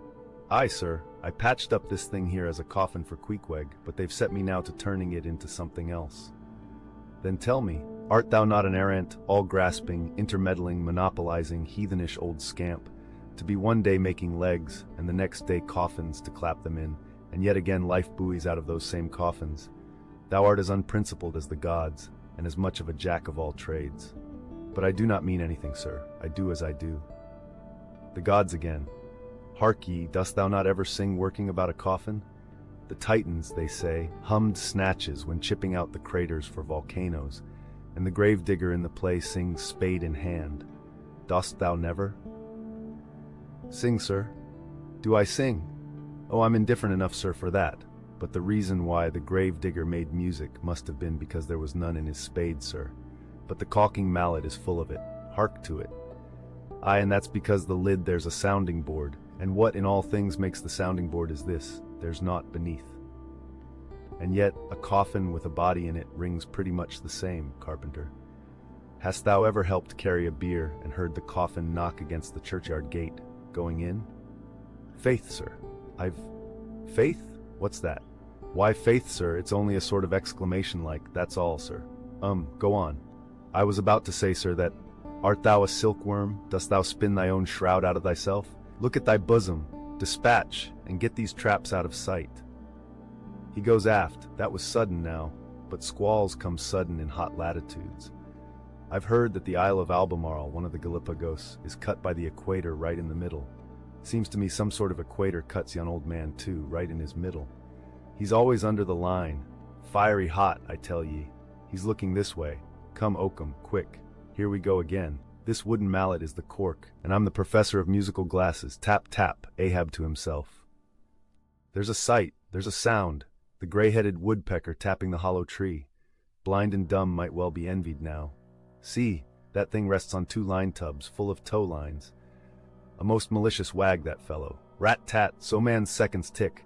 Oh, how immaterial are all materials. What things real are there but imponderable thoughts? Here now's the very dreaded symbol of grim death, by a mere hap, made the expressive sign of the help and hope of most endangered life. A life-buoy of a coffin. Does it go further? Can it be that in some spiritual sense the coffin is, after all, but an immortality preserver? I'll think of that. But no, so far gone am I in the dark side of earth, that its other side, the theoretic bright one, seems but uncertain twilight to me. Will ye never have done, Carpenter, with that accursed sound? I go below. Let me not see that thing here when I return again. Now then, Pip, we'll talk this over. I do suck most wondrous philosophies from thee. Some unknown conduits from the unknown worlds must empty into thee. Next day, a large ship, the Rachel, was descried, bearing directly down upon the Pequod, all her spars thickly clustering with men. At the time the Pequod was making good speed through the water, but as the broad-winged windward stranger shot nigh to her, the boastful sails all fell together as blank bladders that are burst, and all life fled from the smitten hull. Bad news, she brings bad news, muttered the old Manx man. But ere her commander, who, with trumpet to mouth, stood up in his boat, ere he could hopefully hail, Ahab's voice was heard. Hast seen the white whale? Aye, yesterday. Have ye seen a whaleboat adrift? Throttling his joy, Ahab negatively answered this unexpected question, and would then have fain boarded the stranger, when the stranger captain himself, having stopped his vessel's way, was seen descending her side. A few keen pulls, and his boat-hook soon clinched the Pequod's main chains, and he sprang to the deck. Immediately he was recognized by Ahab for a Nantucketer he knew, but no formal salutation was exchanged. Where was he? Not killed! Not killed! Cried Ahab, closely advancing. How was it? It seemed that somewhat late on the afternoon of the day previous, while 3 of the stranger's boats were engaged with a shoal of whales, which had led them some 4 or 5 miles from the ship, and while they were yet in swift chase to windward, the white hump and head of Moby Dick had suddenly loomed up out of the water, not very far to leeward, whereupon the 4th rigged boat, a reserved one, had been instantly lowered in chase. After a keen sail before the wind, this 4th boat, the swiftest keeled of all, seemed to have succeeded in fastening, at least, as well as the man at the masthead could tell anything about it. In the distance he saw the diminished dotted boat, and then a swift gleam of bubbling white water, and after that nothing more, whence it was concluded that the stricken whale must have indefinitely run away with his pursuers, as often happens. There was some apprehension, but no positive alarm as yet. The recall signals were placed in the rigging, darkness came on, and forced to pick up her 3 far to windward boats, ere going in quest of the 4th one in the precisely opposite direction. The ship had not only been necessitated to leave that boat to its fate till near midnight, but for the time to increase her distance from it. But the rest of her crew being at last safe aboard, she crowded all sail, stunsail on stunsail, after the missing boat, kindling a fire in her trypots for a beacon, and every other man aloft on the lookout. But though when she had thus sailed a sufficient distance to gain the presumed place of the absent ones when last seen, though she then paused to lower her spare boats to pull all around her, and not finding anything, had again dashed on, again paused, and lowered her boats, and though she had thus continued doing till daylight, yet not the least glimpse of the missing keel had been seen. The story told, the stranger captain immediately went on to reveal his object in boarding the Pequod. He desired that ship to unite with his own in the search, by sailing over the sea some 4 or 5 miles apart on parallel lines, and so sweeping a double horizon as it were. I will wager something now, whispered Stubb to Flask, that someone in that missing boat wore off that captain's best coat, mayhap his watch. He's so cursed anxious to get it back. Who ever heard of 2 pious whale ships cruising after one missing whaleboat in the height of the whaling season? See, Flask, only see how pale he looks, pale in the very buttons of his eyes. Look, it wasn't the coat, it must have been the— My boy, my own boy is among them. For God's sake, I beg, I conjure, here exclaimed the stranger captain to Ahab, who thus far had but icily received his petition. For 48 hours let me charter your ship. I will gladly pay for it, and roundly pay for it, if there be no other way, for 48 hours only that, you must, oh you must, and you shall do this thing. His son, cried Stubb. Oh, it's his son he's lost. I take back the coat and watch. What says Ahab? We must save that boy. He's drowned with the rest on him, last night, said the old Manx sailor standing behind them. I heard, all of ye heard their spirits. Now as it shortly turned out, what made this incident of the Rachels the more melancholy was the circumstance that not only was one of the captain's sons among the number of the missing boat's crew, but among the number of the other boat's crews at the same time, but on the other hand, separated from the ship during the dark vicissitudes of the chase, there had been still another son, as that for a time, the wretched father was plunged to the bottom of the cruelest perplexity, which was only solved for him by his chief mates instinctively adopting the ordinary procedure of a whale ship in such emergencies. That is, when placed between jeopardized but divided boats, always to pick up the majority first. But the captain, for some unknown constitutional reason, had refrained from mentioning all this, and not till forced to it by Ahab's iciness did he allude to his one yet missing boy. A little lad, but 12 years old, whose father, with the earnest but unmisgiving hardihood of a Nantucketer's paternal love, had thus early sought to initiate him in the perils and wonders of a vocation almost immemorially the destiny of all his race. Nor does it unfrequently occur that Nantucket captains will send a son of such tender age away from them, for a protracted 3 or 4 years' voyage in some other ship than their own, so that their first knowledge of a whaleman's career shall be unenervated by any chance display of a father's natural but untimely partiality, or undue apprehensiveness and concern. Meantime, now the stranger was still beseeching his poor boon of Ahab, and Ahab still stood like an anvil, receiving every shock, but without the least quivering of his own. "I will not go," said the stranger, "till you say aye to me. Do to me as you would have me do to you in the like case. For you too have a boy, Captain Ahab, though but a child, and nestling safely at home now, a child of your old age too. Yes, yes, you relent, I see it. Run, run, men, now, and stand by to square in the yards." "Avast," cried Ahab, "touch not a rope yarn." Then in a voice that prolongingly molded every word, "Captain Gardner, I will not do it. Even now I lose time. Goodbye, goodbye. God bless ye, man, and may I forgive myself, but I must go. Mr. Starbuck, look at the binnacle watch, and in 3 minutes from this present instant warn off all strangers, then brace forward again, and let the ship sail as before." Hurriedly turning, with averted face, he descended into his cabin, leaving the strange captain transfixed at this unconditional and utter rejection of his so earnest suit.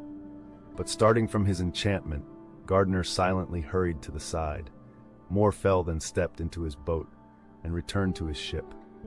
Soon the two ships diverged their wakes, and long as the strange vessel was in view, she was seen to yaw hither and thither at every dark spot, however small, on the sea. This way and that her yards were swung round, starboard and larboard she continued to tack. Now she beat against a head sea, and again it pushed her before it, while all the while her masts and yards were thickly clustered with men, as 3 tall cherry trees when the boys are cherrying among the boughs. But by her still halting course and winding, woeful way, you plainly saw that this ship that so wept with spray still remained without comfort. She was Rachel, weeping for her children, because they were not. Ahab moving to go on deck, Pip catches him by the hand to follow. "Lad, lad, I tell thee thou must not follow Ahab now. The hour is coming when Ahab would not scare thee from him, yet would not have thee by him. There is that in thee, poor lad, which I feel too curing to my malady, like cures like, and for this hunt my malady becomes my most desired health. Do thou abide below here where they shall serve thee, as if thou wert the captain. Aye, lad, thou shalt sit here in my own screwed chair, another screw to it thou must be. No, no, no, ye have not a whole body, sir, do ye but use poor me for your one lost leg. Only tread upon me, sir, I ask no more, so I remain a part of ye. Oh, spite of million villains, this makes me a bigot in the fadeless fidelity of man, and a black and crazy, but methinks like cures like applies to him too, he grows so sane again. They tell me, sir, that Stubb did once desert poor little Pip, whose drowned bones now show white for all the blackness of his living skin. But I will never desert ye, sir, as Stubb did him. Sir, I must go with ye. If thou speakest thus to me much more, Ahab's purpose keels up in him. I tell thee no, it cannot be. O good master, master, master, weep so and I will murder thee, have a care for Ahab too is mad. Listen, and thou wilt often hear my ivory foot upon the deck, and still know that I am there. And now I quit thee, thy hand, met, true art thou, lad, as the circumference to its center. So God forever bless thee, and if it come to that, God forever save thee, let what will befall. Ahab goes, Pip steps one step forward. Here he this instant stood, I stand in his air, but I'm alone. Now were even poor Pip here I could endure it, but he's missing. Pip, Pip, ding dong ding, who's seen Pip? He must be up here, let's try the door. What, neither lock nor bolt nor bar, and yet there's no opening it. It must be the spell, he told me to stay here, aye, and told me this screwed chair was mine. Here then I'll seat me against the transom in the ship's full middle, all her keel and her 3 masts before me. Here, our old sailors say, in their black 74s great admirals sometimes sit at table and lord it over rows of captains and lieutenants. Ha, what's this? Epaulets! Epaulets, the epaulets all come crowding. Pass round the decanters, glad to see ye. Fill up, monsieurs. What an odd feeling now when a black boy's host to white men with gold lace upon their coats. Monsieurs, have ye seen one Pip? A little Negro lad, 5 feet high, hangdog look and cowardly. Jumped from a whaleboat once. Seen him? No. Well then, fill up again, captains, and let's drink shame upon all cowards. I name no names. Shame upon them. Put 1 foot upon the table. Shame upon all cowards. Hist, above there I hear ivory. Oh, master, master. I am indeed downhearted when you walk over me. But here I'll stay, though this stern strikes rocks, and they bulge through, and oysters come to join me. And now that at the proper time and place, after so long and wide a preliminary cruise, Ahab, all other wailing waters swept, seemed to have chased his foe into an ocean fold, to slay him the more securely there. Now that he found himself hard by the very latitude and longitude where his tormenting wound had been inflicted, now that a vessel had been spoken which on the very day preceding had actually encountered Moby Dick, and now that all his successive meetings with various ships contrastingly concurred to show the demoniac indifference with which the white whale tore his hunters, whether sinning or sinned against, now it was that there lurked a something in the old man's eyes which it was hardly sufferable for feeble souls to see. As the unsetting polar star, which through the livelong Arctic 6 months' night sustains its piercing, steady, central gaze, so Ahab's purpose now fixedly gleamed down upon the constant midnight of the gloomy crew. It domineered above them so that all their bodings, doubts, misgivings, fears, were fain to hide beneath their souls, and not sprout forth a single spear or leaf. In this foreshadowing interval, too, all humor, forced or natural, vanished. Stubb no more strove to raise a smile. Starbuck no more strove to check one. Alike, joy and sorrow, hope and fear, seemed ground to finest dust and powdered, for the time, in the clamped mortar of Ahab's iron soul. Like machines, they dumbly moved about the deck, ever conscious that the old man's despot eye was on them. But did you deeply scan him in his more secret, confidential hours, when he thought no glance but one was on him, then you would have seen that even as Ahab's eyes so awed the crew's, the inscrutable Parsee's glance awed his, or somehow at least, in some wild way, at times affected it. Such an added, gliding strangeness began to invest the thin Fedallah now, such ceaseless shudderings shook him, that the men looked dubious at him, half uncertain, as it seemed, whether indeed he were a mortal substance, or else a tremulous shadow cast upon the deck by some unseen being's body. And that shadow was always hovering there, for not by night even had Fedallah ever certainly been known to slumber or go below. He would stand still for hours, but never sat or leaned. His wan but wondrous eyes did plainly say, "We two watchmen never rest." Nor at any time, by night or day, could the mariners now step upon the deck, unless Ahab was before them, either standing in his pivot hole or exactly pacing the planks between 2 undeviating limits, the mainmast and the mizzen, or else they saw him standing in the cabin scuttle, his living foot advanced upon the deck, as if to step, his hat slouched heavily over his eyes, so that however motionless he stood, however the days and nights were added on, that he had not swung in his hammock, yet hidden beneath that slouching hat, they could never tell unerringly whether, for all this, his eyes were really closed at times, or whether he was still intently scanning them. No matter, though he stood so in the scuttle for a whole hour on the stretch, and the unheated night damp gathered in beads of dew upon that stone-carved coat and hat. The clothes that the night had wet, the next day's sunshine dried upon him, and so, day after day and night after night, he went no more beneath the planks, whatever he wanted from the cabin that thing he sent for. He ate in the same open air, that is, his two only meals, breakfast and dinner. Supper he never touched, nor reaped his beard, which darkly grew all gnarled, as unearthed roots of trees blown over, which still grow idly on its naked base, though perished in the upper verdure. But though his whole life was now become one watch on deck, and though the Parsee's mystic watch was without intermission as his own, yet these two never seemed to speak, one man to the other, unless at long intervals some passing unmomentous matter made it necessary. Though such a potent spell seemed secretly to join the twain, openly, and to the awe-struck crew, they seemed pole-like asunder. If by day they chanced to speak one word, by night dumb men were both, so far as concerned the slightest verbal interchange. At times, for longest hours, without a single hail, they stood far parted in the starlight, Ahab in his scuttle, the Parsee by the mainmast, but still fixedly gazing upon each other, as if in the Parsee Ahab saw his forethrown shadow, in Ahab the Parsee his abandoned substance. And yet, somehow did Ahab, in his own proper self, as daily, hourly, and every instant, commandingly revealed to his subordinates, Ahab seemed an independent lord, the Parsee but his slave. Still again both seemed yoked together, and an unseen tyrant driving them, the lean shade siding the solid rib. For be this Parsee what he may, all rib and keel was solid Ahab. At the first faintest glimmering of the dawn, his iron voice was heard from aft. "Man the mastheads!" And all through the day, till after sunset and after twilight, the same voice every hour at the striking of the helmsman's bell was heard. "What d'ye see? Sharp, sharp!" But when 3 or 4 days had slided by after meeting the children seeking Rachel, and no spout had yet been seen, the monomaniac old man seemed distrustful of his crew's fidelity, at least of nearly all except the pagan harpooneers. He seemed to doubt even whether Stubb and Flask might not willingly overlook the sight he sought. But if these suspicions were really his, he sagaciously refrained from verbally expressing them, however his actions might seem to hint them. "I will have the first sight of the whale myself," he said. "I, Ahab, must have the doubloon."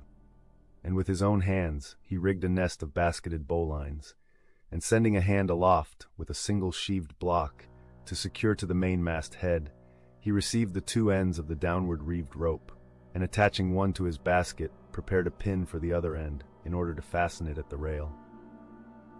This done, with that end yet in his hand and standing beside the pin, he looked round upon his crew, sweeping from one to the other, pausing his glance long upon Daggoo, Queequeg, Tashtago, but shunning Fedallah, and then settling his firm relying eye upon the chief mate, said, "Take the rope, sir. I give it into thy hands, Starbuck." Then arranging his person in the basket, he gave the word for them to hoist him to his perch, Starbuck being the one who secured the rope at last, and afterwards stood near it. And thus, with one hand clinging round the royal mast, Ahab gazed abroad upon the sea for miles and miles, ahead, astern, this side and that, within the wide expanded circle commanded at so great a height. When in working with his hands at some lofty, almost isolated place in the rigging, which chances to afford no foothold, the sailor at sea is hoisted up to that spot, and sustained there by the rope. Under these circumstances, its fastened end on deck is always given in strict charge to some one man who has the special watch of it. Because in such a wilderness of running rigging, whose various different relations aloft cannot always be infallibly discerned by what is seen of them at the deck, and when the deck ends of these ropes are being every few minutes cast down from the fastenings, it would be but a natural fatality if, unprovided with a constant watchman, the hoisted sailor should by some carelessness of the crew be cast adrift and fall all swooping to the sea. So Ahab's proceedings in this matter were not unusual. The only strange thing about them seemed to be that Starbuck, almost the one only man who had ever ventured to oppose him with anything in the slightest degree approaching to decision, one of those two, whose faithfulness on the lookout he had seemed to doubt somewhat.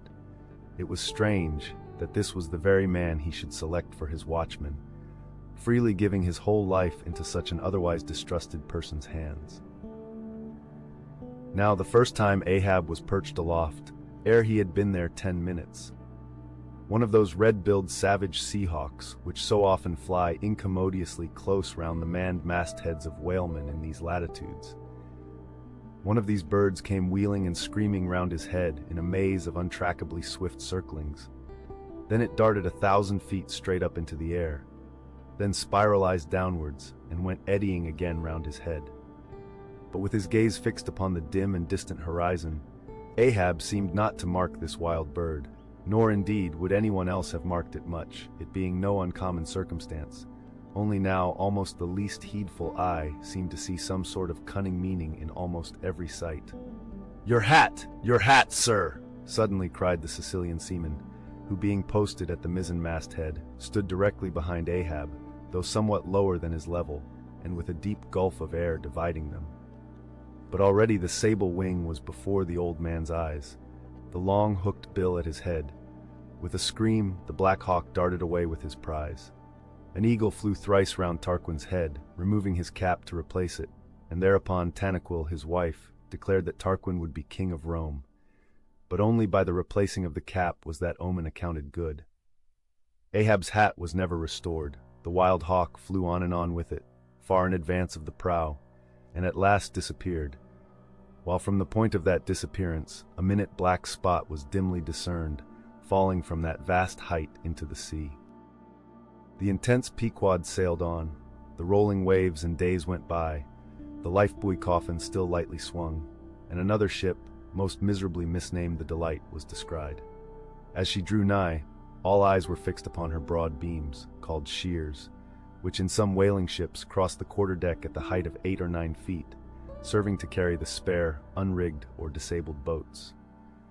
Upon the stranger's shears were beheld the shattered white ribs and some few splintered planks of what had once been a whaleboat, but you now saw through this wreck as plainly as you see through the peeled, half-unhinged, and bleaching skeleton of a horse.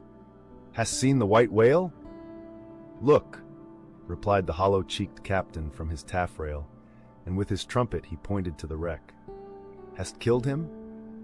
"The harpoon is not yet forged that ever will do that," answered the other, sadly glancing upon a rounded hammock on the deck, whose gathered sides some noiseless sailors were busy in sewing together. "Not forged," and snatching Perth's leveled iron from the crotch, Ahab held it out, exclaiming, "Look ye, Nantucketer, here in this hand I hold his death. Tempered in blood and tempered by lightning are these barbs, and I swear to temper them triply in that hot place behind the fin, where the white whale most feels his accursed life." "Then God keep thee, old man, seest thou that?" pointing to the hammock. "I bury but one of 5 stout men, who were alive only yesterday, but were dead ere night. Only that one I bury, the rest were buried before they died. You sail upon their tomb." Then turning to his crew, "Are you ready there? Place the plank then on the rail and lift the body. So then, O God," advancing towards the hammock with uplifted hands, "may the resurrection and the life—" "Brace forward, up helm," cried Ahab like lightning to his men. But the suddenly started Pequod was not quick enough to escape the sound of the splash that the corpse soon made as it struck the sea. Not so quick indeed, but that some of the flying bubbles might have sprinkled her hull with their ghostly baptism. As Ahab now glided from the dejected Delight, the strange life-buoy hanging at the Pequod's stern came into conspicuous relief. "Ha, yonder! Look yonder, men!" cried a foreboding voice in her wake. "In vain, O ye strangers, ye fly our sad burial. Ye but turn us your taffrail to show us your coffin." It was a clear steel-blue day. The firmaments of air and sea were hardly separable in that all-pervading azure. Only the pensive air was transparently pure and soft, with a woman's look, and the robust and man-like sea heaved with long, strong, lingering swells, as Samson's chest in his sleep. Hither and thither on high glided the snow-white wings of small, unspeckled birds. These were the gentle thoughts of the feminine air. But to and fro in the deeps, far down in the bottomless blue, rushed mighty leviathans, swordfish and sharks, and these were the strong, troubled, murderous thinkings of the masculine sea. But though thus contrasting within, the contrast was only in shades and shadows without. Those two seemed one. It was only the sex, as it were, that distinguished them. Aloft like a royal czar and king, the sun seemed giving this gentle air to this bold and rolling sea, even as bride to groom. And at the girdling line of the horizon, a soft and tremulous motion, most seen here at the equator, denoted the fond, throbbing trust, the loving alarms, with which the poor bride gave her bosom away, tied up and twisted, gnarled and knotted with wrinkles, haggardly firm and unyielding, his eyes glowing like coals that still glow in the ashes of ruin. Untottering Ahab stood forth in the clearness of the morn, lifting his splintered helmet of a brow to the fair girl's forehead of heaven. O immortal infancy and innocency of the azure, invisible winged creatures that frolic all round us, sweet childhood of air and sky, how oblivious were ye of old Ahab's close-coiled woe. But so have I seen little Miriam and Martha, laughing-eyed elves, heedlessly gambol around their old sire, sporting with the circle of singed locks which grew on the marge of that burnt-out crater of his brain. Slowly crossing the deck from the scuttle, Ahab leaned over the side and watched how his shadow in the water sank and sank to his gaze, the more and the more that he strove to pierce the profundity. But the lovely aromas in that enchanted air did at last seem to dispel, for a moment, the cankerous thing in his soul. That glad, happy air, that winsome sky, did at last stroke and caress him. The stepmother world, so long cruel, forbidding, now threw affectionate arms round his stubborn neck, and did seem to joyously sob over him, as if over one, that however willful and erring, she could yet find it in her heart to save and to bless. From beneath his slouched hat, Ahab dropped a tear into the sea, nor did all the Pacific contain such wealth as that one wee drop. Starbuck saw the old man, saw him, how he heavily leaned over the side, and he seemed to hear in his own true heart the measureless sobbing that stole out of the center of the serenity around. Careful not to touch him, or be noticed by him, he yet drew near to him, and stood there. Ahab turned. "Starbuck! Sir!" "Oh, Starbuck, it is a mild, mild wind, and a mild-looking sky. On such a day, very much such a sweetness as this, I struck my first whale, a boy harpooner of 18, 40 years ago. 40 years of continual whaling, 40 years of privation and peril and storm time, 40 years on the pitiless sea. For 40 years has Ahab forsaken the peaceful land, for 40 years to make war on the horrors of the deep. Aye, and yes, Starbuck, out of those 40 years I have not spent 3 ashore. When I think of this life I have led, the desolation of solitude it has been, the masoned, walled town of a captain's exclusiveness, which admits but small entrance to any sympathy from the green country without, oh weariness, heaviness, Guinea Coast slavery of solitary command. When I think of all this, only half suspected, not so keenly known to me before, and how for 40 years I have fed upon dry salted fare, fit emblem of the dry nourishment of my soil, when the poorest landsman has had fresh fruit to his daily hand, and broken the world's fresh bread to my moldy crusts. Away, whole oceans away, from that young girl wife I wedded past 50, and sailed for Cape Horn the next day, leaving but one dent in my marriage pillow. Wife? Rather a widow with her husband alive. I widowed that poor girl when I married her, Starbuck, and then the madness, the frenzy, the boiling blood, and the smoking brow, with which for 1,000 lowerings old Ahab has furiously foamingly chased his prey, more a demon than a man. Aye, what a 40 years old fool has old Ahab been. Why this strife of the chase? Why weary and palsy the arm at the oar and the iron and the lance? How the richer or better is Ahab now? Behold, O Starbuck, is it not hard that with this weary load I bear, one poor leg should have been snatched from under me? Here, brush this old hair aside, it blinds me that I seem to weep. Locks so gray did never grow but from out some ashes. But do I look very old, so very, very old, Starbuck? I feel deadly faint, bowed and humped, as though I were Adam, staggering beneath the piled centuries since paradise. God, crack my heart, stave my brain, mockery, bitter, biting mockery of gray hairs, have I lived enough joy to wear ye, and seem and feel thus intolerably old? Stand close to me, Starbuck, let me look into a human eye. It is better than to gaze into sea or sky, better than to gaze upon God. By the green land, by the bright hearthstone, this is the magic glass, man. I see my wife and my child in thine eye. No, stay on board. Lower not when I do, when branded Ahab gives chase to Moby Dick. That hazard shall not be thine. No, not with the faraway home I see in that eye. Oh, my captain, noble soul, grand old heart after all. Why should anyone give chase to that hated fish? Away with me, let us fly these deadly waters, let us home. Wife and child too are Starbuck's, wife and child of his brotherly sisterly playfellow youth. even as thine, sir, are the wife and child of thy loving, longing, paternal old age. Away, let us away. This instant let me alter the course. How cheerily, how hilariously. O my captain, would we bowl on our way to see old Nantucket again? I think, sir, they have some such mild blue days, even as this in Nantucket. They have. I have seen them, some summer days in the morning. About this time, yes. It is his noon nap now. The boy vivaciously wakes, sits up in bed, and his mother tells him of me, of cannibal old me, how I am abroad upon the deep, but will yet come back to dance him again. 'Tis my Mary herself. She promised that my boy, every morning, should be carried to the hill to catch the first glimpse of his father's sail. Yes, no more. It is done. We head for Nantucket. Come, my captain, study out the course, and let us away. See, the boy's face from the window, the boy's hand on the hill. But Ahab's glance was averted. Like a blighted fruit tree he shook, and cast his last, cindered apple to the soil. What is it? What nameless, inscrutable, unearthly thing is it? What cozening, hidden lord and master and cruel, remorseless emperor commands me, that against all natural lovings and longings, I so keep pushing and crowding and jamming myself on all the time, recklessly making me ready to do what in my own proper, natural heart I durst not so much as dare? Is Ahab, is it I, God, or who, that lifts this arm? But if the great sun move not of himself, but is as an errand boy in heaven, nor one single star can revolve, but by some invisible power, how then can this one small heart beat, this one small brain think thoughts, unless God does that beating, does that thinking, does that living, and not I? By heaven, man, we are turned round and round in this world, like yonder windlass, and fate is the handspike. And all the time, lo, that smiling sky and this unsounded sea.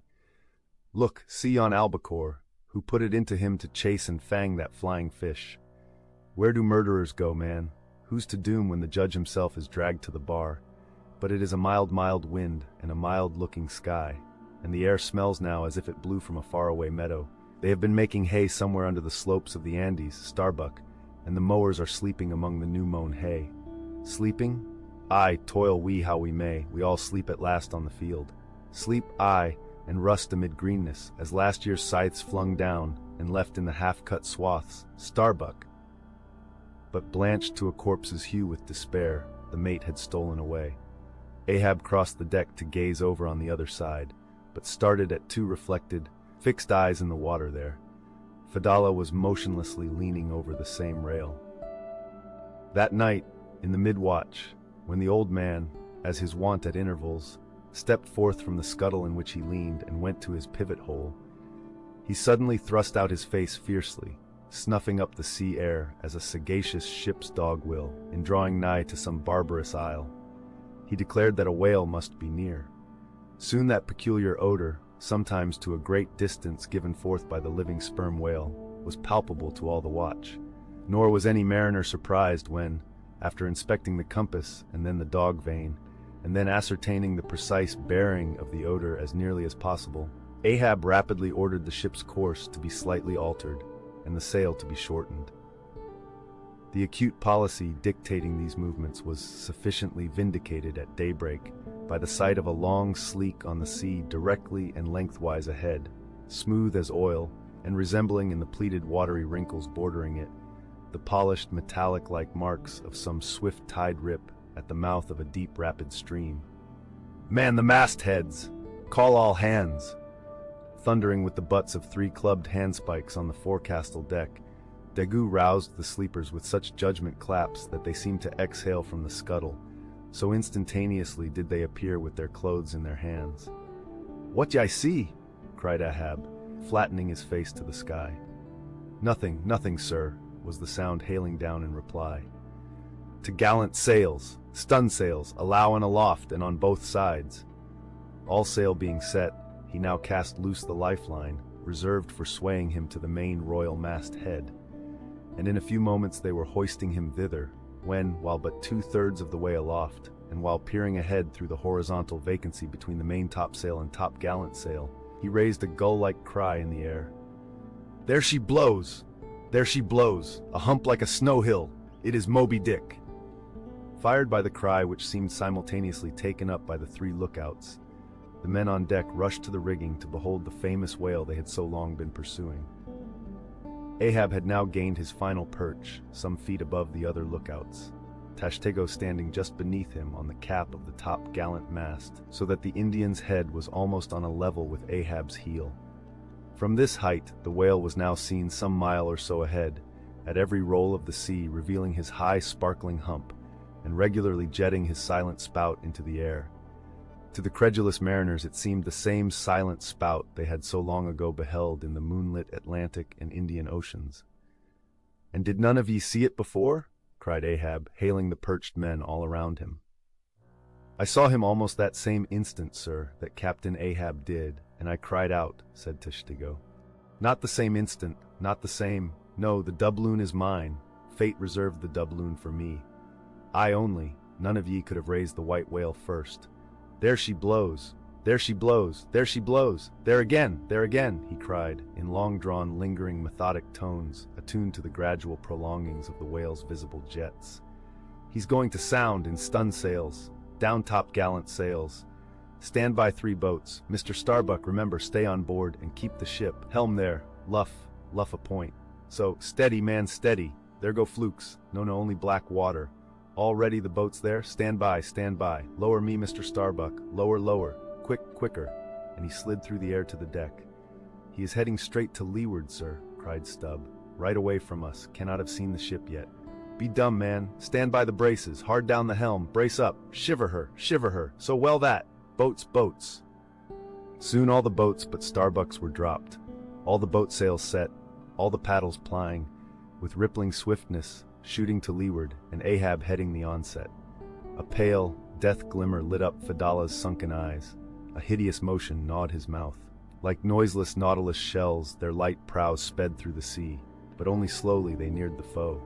As they neared him, the ocean grew still more smooth, seemed drawing a carpet over its waves, seemed a noon meadow, so serenely it spread. At length the breathless hunter came so nigh his seemingly unsuspecting prey that his entire dazzling hump was distinctly visible, sliding along the sea as if an isolated thing, and continually set in a revolving ring of finest, fleecy, greenish foam. He saw the vast, involved wrinkles of the slightly projecting Hayand.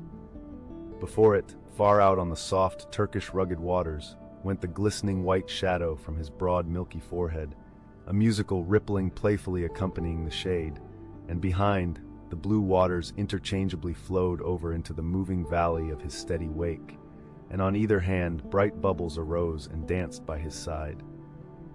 But these were broken again by the light toes of hundreds of gay fowl softly feathering the sea, alternate with their fitful flight, and like to some flagstaff rising from the painted hull of an argosy, the tall but shattered pole of a recent lance projected from the white whale's back, and at intervals one of the cloud of soft-toed fowls hovering, and to and fro skimming like a canopy over the fish, silently perched and rocked on this pole, the long tail feathers streaming like pennons. A gentle joyousness, a mighty mildness of repose and swiftness invested the gliding whale. Not the white bull Jupiter swimming away with ravished Europa clinging to his graceful horns, his lovely leering eyes sideways intent upon the maid, with smooth bewitching fleetness, rippling straight for the nuptial bower in Crete. Not Jove, not that great majesty supreme, did surpass the glorified white whale as he so divinely swam. On each soft side, coincident with the parted swell, that but once leaving him, then flowed so wide away, on each bright side the whale shed off enticings. No wonder there had been some among the hunters who, namelessly transported and allured by all this serenity, had ventured to assail it, but had fatally found that quietude but the vesture of tornadoes. Yet calm, enticing calm, O whale, thou glidest on, to all who for the first time eye thee, no matter how many in that same way thou mayst have bejuggled and destroyed before. And thus, through the serene tranquillities of the tropical sea, among waves whose hand-clappings were suspended by exceeding rapture, Moby Dick moved on, still withholding from sight the full terrors of his submerged trunk, entirely hiding the wrenched hideousness of his jaw. But soon the forepart of him slowly rose from the water. For an instant his whole marbleized body formed a high arch like Virginia's natural bridge, and warningly waving his bannered flukes in the air, the grand god revealed himself, sounded, and went out of sight. Hoveringly halting and dipping on the wing, the white seafowls longingly lingered over the agitated pool that he left. With oars apeak and paddles down, the sheets of their sails adrift, the three boats now stilly floated, awaiting Moby Dick's reappearance. "An hour," said Ahab, standing rooted in his boat's stern, and he gazed beyond the whale's place, towards the dim blue spaces and wide wooing vacancies to leeward. It was only an instant, for again his eyes seemed whirling round in his head as he swept the watery circle. The breeze now freshened, the sea began to swell. "The birds! The birds!" cried Tashtego. In long Indian file, as when herons take wing, the white birds were now all flying towards Ahab's boat, and when within a few yards began fluttering over the water there, wheeling round and round, with joyous, expectant cries. Their vision was keener than man's. Ahab could discover no sign in the sea. But suddenly, as he peered down and down into its depths, he profoundly saw a white living spot no bigger than a white weasel, with wonderful celerity uprising and magnifying as it rose, till it turned, and then there were plainly revealed two long crooked rows of white, glistening teeth, floating up from the undiscoverable bottom. It was Moby Dick's open mouth and scrolled jaw, his vast shadowed bulk still half blending with the blue of the sea. The glittering mouth yawned beneath the boat like an open-doored marble tomb, and giving one sidelong sweep with his steering oar, Ahab whirled the craft aside from this tremendous apparition. Then, calling upon Fedallah to change places with him, went forward to the bows, and seizing Perth's harpoon, commanded his crew to grasp their oars and stand by to stern. Now by reason of this timely spinning round the boat upon its axis, its bow, by anticipation, was made to face the whale's head while yet under water. But as if perceiving this stratagem, Moby Dick, with that malicious intelligence ascribed to him, sidelongly transplanted himself, as it were, in an instant, shooting his pleated head lengthwise beneath the boat. Through and through every plank and each rib, it thrilled for an instant, the whale obliquely lying on his back, in the manner of a biting shark, slowly and feelingly taking its bows full within his mouth, so that the long, narrow, scrolled lower jaw curled high up into the open air, and one of the teeth caught in a rowlock. The bluish pearl white of the inside of the jaw was within 6 inches of Ahab's head, and reached higher than that. In this attitude, the white whale now shook the slight cedar as a mildly cruel cat her mouse. With unastonished eyes, Fedallah gazed and crossed his arms, but the tiger-yellow crew were tumbling over each other's heads to gain the uttermost stern. And now, while both elastic gunwales were springing in and out, as the whale dallied with the doomed craft in this devilish way, and from his body being submerged beneath the boat, he could not be darted at from the bows, for the bows were almost inside of him, as it were. And while the other boats involuntarily paused, as before a quick crisis impossible to withstand, then it was that monomaniac Ahab, furious with this tantalizing vicinity of his foe, which placed him all alive and helpless in the very jaws he hated. Frenzied with all this, he seized the long bone with his naked hands, and wildly strove to wrench it from its gripe. As now he thus vainly strove, the jaw slipped from him. The frail gunwales bent in, collapsed, and snapped, as both jaws, like an enormous shears sliding further aft, bit the craft completely in twain, and locked themselves fast again in the sea, midway between the two floating wrecks. These floated aside, the broken ends drooping, the crew at the stern wreck clinging to the gunwales, and striving to hold fast to the oars to lash them across. At that preluding moment, ere the boat was yet snapped, Ahab, the first to perceive the whale's intent, by the crafty upraising of his head, a movement that loosed his hold for the time. At that moment his hand had made one final effort to push the boat out of the bight, but only slipping further into the whale's mouth and tilting over sideways as it slipped, the boat had shaken off his hold on the jaw, spilled him out of it as he leaned to the push, and so he fell flat-faced upon the sea. Ripplingly withdrawing from his prey, Moby Dick now lay at a little distance, vertically thrusting his oblong white head up and down in the billows, and at the same time slowly revolving his whole spindled body, so that when his vast wrinkled forehead rose, some 20 or more feet out of the water, the now rising swells, with all their confluent waves, dazzlingly broke against it, vindictively tossing their shivered spray still higher into the air. So in a gale, the but half-baffled channel billows only recoil from the base of the Eddystone, triumphantly to overleap its summit with their scud.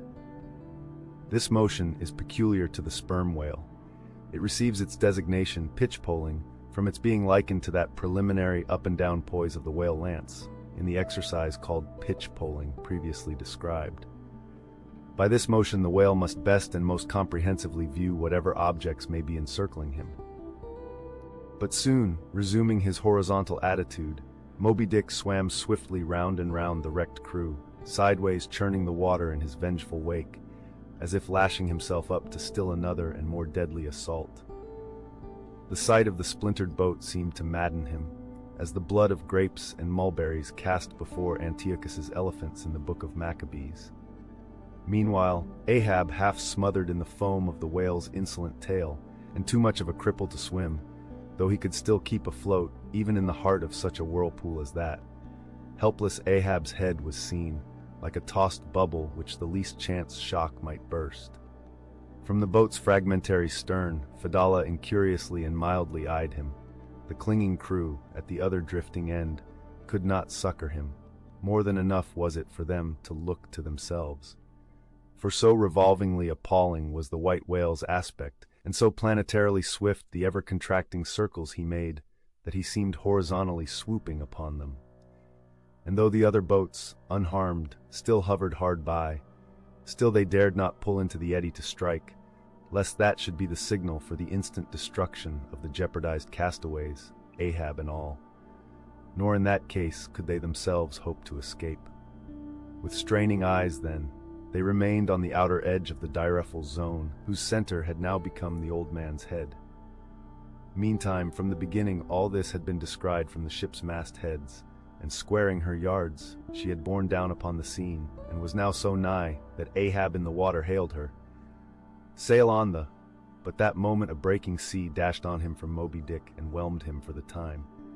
But struggling out of it again, and chancing to rise on a towering crest, he shouted, "Sail on the whale! Drive him off!" The Pequod's prows were pointed, and breaking up the charmed circle, she effectually parted the white whale from his victim. As he sullenly swam off, the boats flew to the rescue. Dragged into Stubbs' boat with bloodshot, blinded eyes, the white brine caking in his wrinkles, the long tension of Ahab's bodily strength did crack, and helplessly he yielded to his body's doom. For a time, lying all crushed in the bottom of Stubbs' boat, like one trodden underfoot of herds of elephants. Far inland, nameless wails came from him, as desolate sounds from out ravines. But this intensity of his physical prostration did but so much the more abbreviate it. In an instant's compass, great hearts sometimes condensed to one deep pang, the sum total of those shallow pains kindly diffused through feebler men's whole lives. And so such hearts, though summary in each one suffering, still, if the gods decree it, in their lifetime aggregate a whole age of woe, wholly made up of instantaneous intensities, for even in their pointless centers, those noble natures contain the entire circumferences of inferior souls. "The harpoon," said Ahab, halfway rising and draggingly leaning on one bended arm. "Is it safe?" "Aye, sir, for it was not darted. This is it," said Stubb, showing it. "Lay it before me. Any missing men?" 1, 2, 3, 4, 5. "There were 5 oars, sir, and here are 5 men." "That's good. Help me, man. I wish to stand." So, I see him, there, going to leeward still. What a leaping spout. Hands off from me." The eternal sap runs up in Ahab's bones again. Set the sail, out oars, the helm. It is often the case that when a boat is stove, its crew, being picked up by another boat, help to work that second boat, and the chase is thus continued with what is called double-banked oars. It was thus now. But the added power of the boat did not equal the added power of the whale, for he seemed to have treble-banked his every fin, swimming with a velocity which plainly showed that if now, under these circumstances, pushed on, the chase would prove an indefinitely prolonged, if not a hopeless one. Nor could any crew endure for so long a period such an unintermitted, intense straining at the oar, a thing barely tolerable only in some one brief vicissitude. The ship itself, then, as it sometimes happens, offered the most promising intermediate means of overtaking the chase. Accordingly, the boats now made for her, and were soon swayed up to their cranes. The 2 parts of the wrecked boat having been previously secured by her, and then hoisting everything to her side, and stacking her canvas high up, and sideways outstretching it with stun sails, like the double-jointed wings of an albatross. The Pequod bore down in the leeward wake of Moby Dick. At the well-known methodic intervals, the whale's glittering spout was regularly announced from the manned mastheads, and when he would be reported as just gone down, Ahab would take the time, and then pacing the deck, binnacle watch in hand, so soon as the last second of the allotted hour expired, his voice was heard. "Whose is the doubloon now? D'ye see him?" And if the reply was, "No, sir," straightway he commanded them to lift him to his perch. In this way the day wore on, Ahab now aloft and motionless, anon unrestingly pacing the planks. As he was thus walking, uttering no sound, except to hail the men aloft, or to bid them hoist a sail still higher, or to spread one to a still greater breadth, thus to and fro pacing, beneath his slouched hat, at every turn he passed his own wrecked boat, which had been dropped upon the quarter-deck, and lay there reversed, broken bow to shattered stern. At last he paused before it, and as in an already overclouded sky fresh troops of clouds will sometimes sail across, so over the old man's face there now stole some such added gloom as this. Stubb saw him pause, and perhaps intending, not vainly though, to evince his own unabated fortitude, and thus keep up a valiant place in his captain's mind, he advanced, and eyeing the wreck exclaimed, "The thistle the ass refused. It pricked his mouth too keenly, sir. Ha! What soulless thing is this that laughs before a wreck? Man, did I not know thee brave as fearless fire, and as mechanical, I could swear thou wert a poltroon. Groan nor laugh should be heard before a wreck." "Aye, sir," said Starbuck, drawing near. "'Tis a solemn sight, an omen and an ill one." Omen, the dictionary. If the gods think to speak outright to man, they will honorably speak outright, not shake their heads and give an old wives' darkling hint. Begone! Ye two are the opposite poles of one thing. Starbuck is Stubb reversed, and Stubb is Starbuck, and ye two are all mankind, and Ahab stands alone among the millions of the peopled earth, nor gods nor men his neighbors. Cold, I shiver. How now, aloft there, d'ye see him? Sing out for every spout, though he spout 10 times a second. The day was nearly done, only the hem of his golden robe was rustling. Soon it was almost dark, but the lookout men still remained unset. "Can't see the spout now, sir, too dark," cried a voice from the air. "How heading when last seen?" "As before, sir, straight to leeward." "Good, he will travel slower now 'tis night. Down royals and top-gallant stunsails, Mr. Starbuck. We must not run over him before morning. He's making a passage now, and may heave to a while. Helm there, keep her full before the wind. Aloft, come down, Mr. Stubb, send a fresh hand to the foremast head and see it manned till morning." Then advancing towards the doubloon in the mainmast. "Men, this gold is mine, for I earned it, but I shall let it abide here till the white whale is dead. And then, whosoever of ye first raises him, upon the day he shall be killed, this gold is that man's. And if on that day I shall again raise him, then 10 times its sum shall be divided among all of ye. Away now, the deck is thine, sir." And so saying, he placed himself halfway within the scuttle, and slouching his hat, stood there till dawn, except when at intervals rousing himself, to see how the night wore on. At daybreak, the 3 mastheads were punctually manned afresh. "D'ye see him?" cried Ahab, after allowing a little space for the light to spread. "See nothing, sir. Turn up all hands and make sail. He travels faster than I thought for. The top-gallant sails.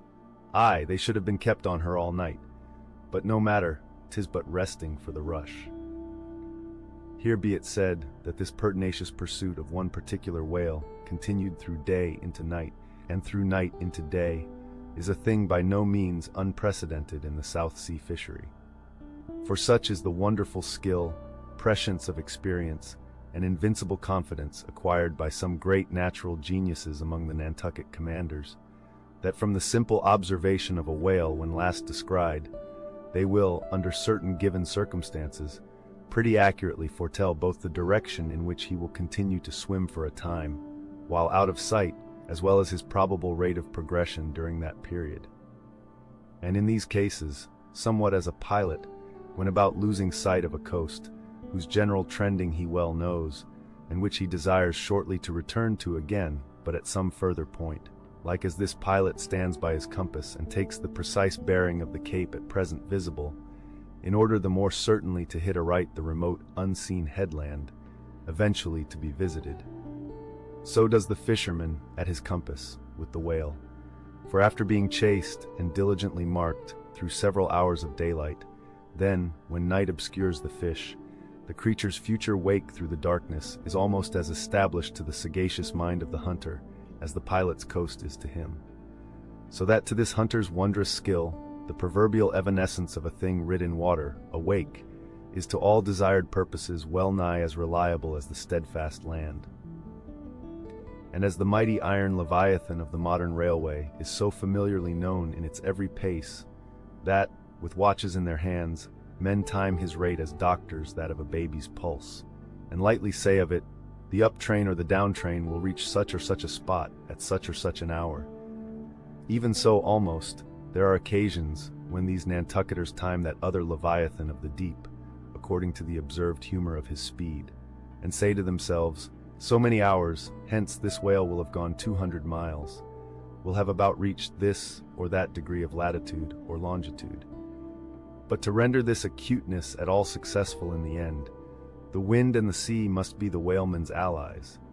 For of what present avail to the becalmed or wind-bound mariner is the skill that assures him he is exactly 93 leagues and a quarter from his port?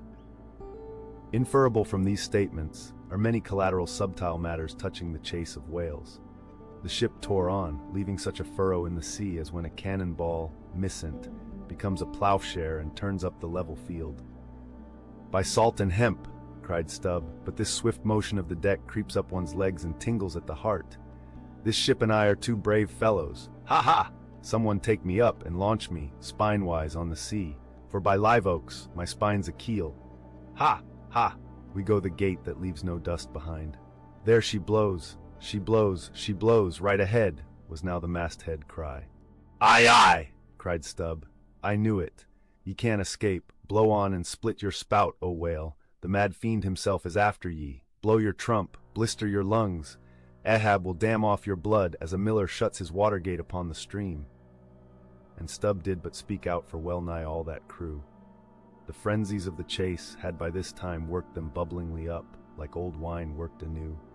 Whatever pale fears and forebodings some of them might have felt before, these were not only now kept out of sight through the growing awe of Ahab, but they were broken up and on all sides routed, as timid prairie hares that scatter before the bounding bison. The hand of fate had snatched all their souls, and by the stirring perils of the previous day, the rack of the past night's suspense, the fixed, unfearing, blind, reckless way in which their wild craft went plunging towards its flying mark, by all these things, their hearts were bowled along. The wind that made great bellies of their sails, and rushed the vessel on by arms invisible as irresistible, this seemed the symbol of that unseen agency which so enslaved them to the race.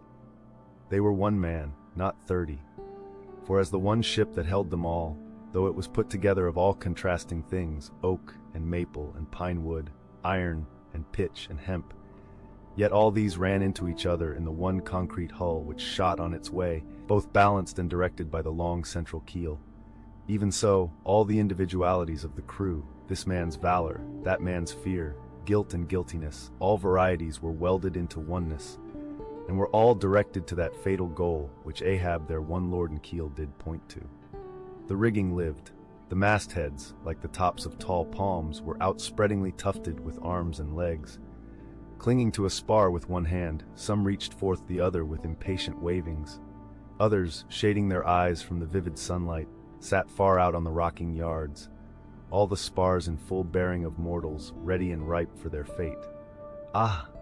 How they still strove through that infinite blueness to seek out the thing that might destroy them. Why sing ye not out for him, if ye see him? Cried Ahab, when, after the lapse of some minutes since the first cry, no more had been heard. Sway me up, men, ye have been deceived. Not Moby Dick casts one odd jet that way, and then disappears. It was even so. In their headlong eagerness, the men had mistaken some other thing for the whale spout, as the event itself soon proved. For hardly had Ahab reached his perch, hardly was the rope belayed to its pin on deck, when he struck the keynote to an orchestra, that made the air vibrate as with the combined discharges of rifles. The triumphant halloo of 30 buckskin lungs was heard, as, much nearer to the ship than the place of the imaginary jet, less than a mile ahead, Moby Dick bodily burst into view. For not by any calm and indolent spoutings, not by the peaceable gush of that mystic fountain in his head, did the white whale now reveal his vicinity, but by the far more wondrous phenomenon of breaching. Rising with his utmost velocity from the furthest depths, the sperm whale thus booms his entire bulk into the pure element of air, and piling up a mountain of dazzling foam, shows his place to the distance of 7 miles and more. In those moments, the torn, enraged waves he shakes off seem his mane. In some cases, this breaching is his act of defiance. "There she breaches! There she breaches!" was the cry, as in his immeasurable bravadoes the white whale tossed himself salmon-like to heaven. So suddenly seen in the blue plain of the sea and relieved against the still bluer margin of the sky, the spray that he raised, for the moment, intolerably glittered and glared like a glacier, and stood there gradually fading and fading away from its first sparkling intensity to the dim mistiness of an advancing shower in a vale. "Aye, breach your last to the sun, Moby Dick," cried Ahab. "Thy hour and thy harpoon are at hand. Down, down all of ye, but one man at the fore. The boats, stand by." Unmindful of the tedious rope ladders of the shrouds, the men, like shooting stars, slid to the deck by the isolated backstays and halyards, while Ahab less dartingly, but still rapidly, was dropped from his perch. "Lower away," he cried so soon as he had reached his boat, a spare one, rigged the afternoon previous. "Mr. Starbuck, the ship is thine. Keep away from the boats, but keep near them. Lower all." As if to strike a quick terror into them, by this time being the first assailant himself, Moby Dick had turned and was now coming for the 3 crews. Ahab's boat was central, and cheering his men, he told them he would take the whale head and head, that is, pull straight up to his forehead, a not uncommon thing, for when within a certain limit, such a course excludes the coming onset from the whale's sidelong vision. But ere that close limit was gained, and while yet all 3 boats were plain as the ship's 3 masts to his eye, the white whale, churning himself into furious speed, almost in an instant as it were, rushing among the boats with open jaws and a lashing tail, offered appalling battle on every side, and heedless of the irons darted at him from every boat, seemed only intent on annihilating each separate plank of which those boats were made. But skillfully maneuvered, incessantly wheeling like trained chargers in the field, the boats for a while eluded him, though, at times, but by a plank's breadth, while all the time, Ahab's unearthly slogan tore every other cry but his to shreds. But at last, in his untraceable evolutions, the white whale so crossed and recrossed, and in 1,000 ways entangled the slack of the 3 lines now fast to him, that they foreshortened and of themselves warped the devoted boats towards the planted irons in him, though now for a moment the whale drew aside a little, as if to rally for a more tremendous charge.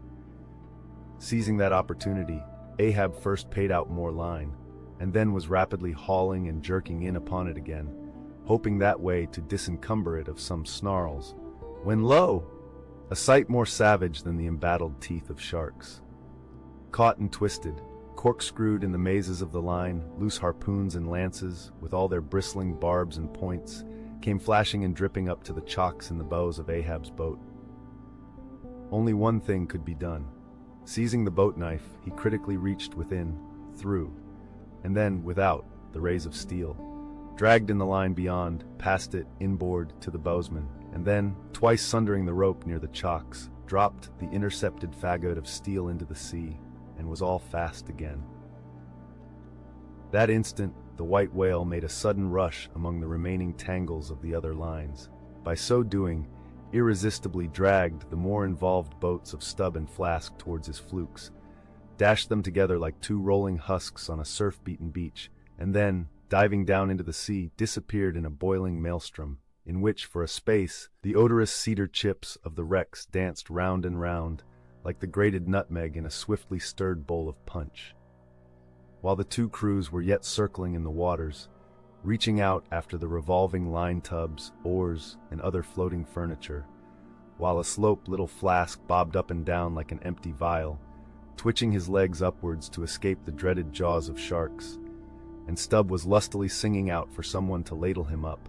And while the old man's line, now parting, admitted of his pulling into the creamy pool to rescue whom he could, in that wild simultaneousness of 1,000 concreted perils, Ahab's yet unstricken boat seemed drawn up towards heaven by invisible wires, as, arrow-like, shooting perpendicularly from the sea, the white whale dashed his broad forehead against its bottom, and sent it, turning over and over, into the air, till it fell again, gunwale downwards, and Ahab and his men struggled out from under it like seals from a seaside cave. The first uprising momentum of the whale, modifying its direction as he struck the surface, involuntarily launched him along it, to a little distance from the center of the destruction he had made, and with his back to it, he now lay for a moment slowly feeling with his flukes from side to side, and whenever a stray oar, bit of plank, the least chip or crumb of the boats touched his skin, his tail swiftly drew back and came sideways, smiting the sea. But soon, as if satisfied that his work for that time was done, he pushed his pleated forehead through the ocean, and trailing after him the intertangled lines, continued his leeward way at a traveler's methodic pace. As before, the attentive ship, having descried the whole fight, again came bearing down to the rescue, and dropping a boat, picked up the floating mariners, tubs, oars, and whatever else could be caught at, and safely landed them on her decks. Some sprained shoulders, wrists, and ankles, livid contusions, wrenched harpoons and lances, inextricable intricacies of rope, shattered oars and planks, all these were there, but no fatal or even serious ill seemed to have befallen anyone. As with Fedallah the day before, so Ahab was now found grimly clinging to his boat's broken half, which afforded a comparatively easy float, nor did it so exhaust him as the previous day's mishap. But when he was helped to the deck, all eyes were fastened upon him, as instead of standing by himself, he still half hung upon the shoulder of Starbuck, who had thus far been the foremost to assist him. His ivory leg had been snapped off, leaving but one short, sharp splinter. "Aye, aye, Starbuck, 'tis sweet to lean sometimes, be the leaner who he will, and would old Ahab had leaned oftener than he has."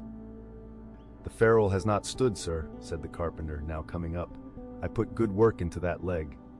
"But no bones broken, sir, I hope," said Stubb with true concern. "Aye, and all splintered to pieces, Stubb, I see it.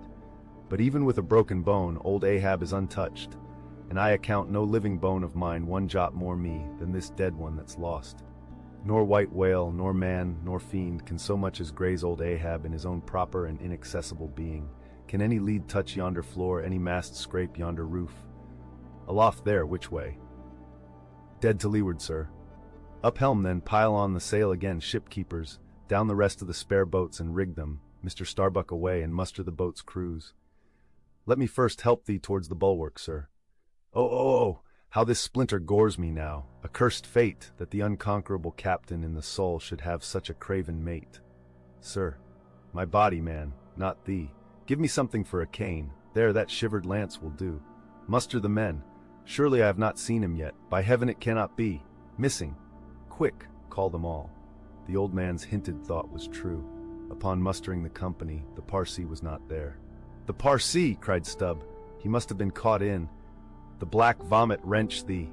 Run all of ye above, allow cabin, forecastle, find him, not gone, not gone." But quickly they returned to him with the tidings that the Parsee was nowhere to be found. "Aye, sir," said Stubb. "Caught among the tangles of your line. I thought I saw him dragging under." My line, gone, gone. What means that little word? What death knell rings in it that old Ahab shakes as if he were the belfry? The harpoon too. Toss over the litter there. I see it? The forged iron men, the white whales. No, blistered fool, this hand did dart it. 'Tis in the fish. Aloft there, keep him nailed. Quick, all hands to the rigging of the boats. Collect the oars. Harpooneers, the irons. Hoist the royals higher, a pull on all the sheets. Helm there, steady for your life. I'll 10 times girdle the unmeasured globe, and dive straight through it, but I'll slay him yet. Great God, but for one single instant show thyself, cried Starbuck. Never wilt thou capture him. Old man, in Jesus' name no more of this, that's worse than devil's madness. 2 days chased, twice stove to splinters, thy very leg once more snatched from under thee, thy evil shadow gone, all good angels mobbing thee with warnings. What more wouldst thou have? Shall we keep chasing this murderous fish till he swamps the last man? Shall we be dragged by him to the bottom of the sea? Shall we be towed by him to the infernal world?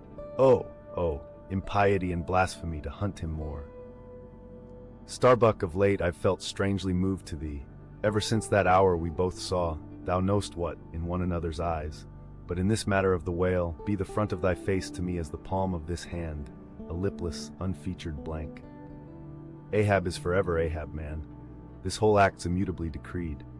'Twas rehearsed by thee and me a billion years before this ocean rolled. Fool, I am the fate's lieutenant, I act under orders. Look thou, underling, that thou obeyest mine. Stand round me, men. Ye see an old man cut down to the stump, leaning on a shivered lance, propped up on a lonely foot. 'Tis Ahab, his body's part, but Ahab's soul's a centipede that moves upon 100 legs.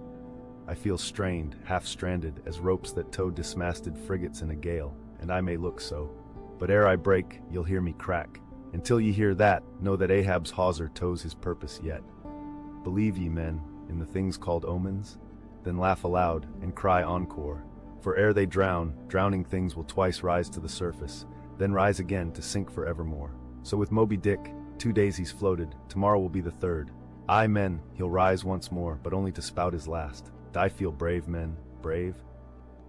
As fearless fire, cried Stubb. And as mechanical, muttered Ahab. Then as the men went forward he muttered on. The things called omens. And yesterday I talked the same to Starbuck there, concerning my broken boat. Oh, how valiantly I seek to drive out of others' hearts what's clinched so fast in mine. The Parsee, gone, gone, and he was to go before, but still was to be seen again ere I could perish. How's that? There's a riddle now might baffle all the lawyers backed by the ghosts of the whole line of judges. Like a hawk's beak it pecks my brain. I'll solve it, though. When dusk descended, the whale was still in sight to leeward, so once more the sail was shortened, and everything passed nearly as on the previous night. Only, the sound of hammers and the hum of the grindstone was heard till nearly daylight, as the men toiled by lanterns in the complete and careful rigging of the spare boats, and sharpening their fresh weapons for the morrow. Meantime, of the broken keel of Ahab's wrecked craft the carpenter made him another leg, while still as on the night before, slouched Ahab stood fixed within his scuttle, his hid, heliotrope glance anticipatingly gone backward on its dial, sat due eastward for the earliest sun.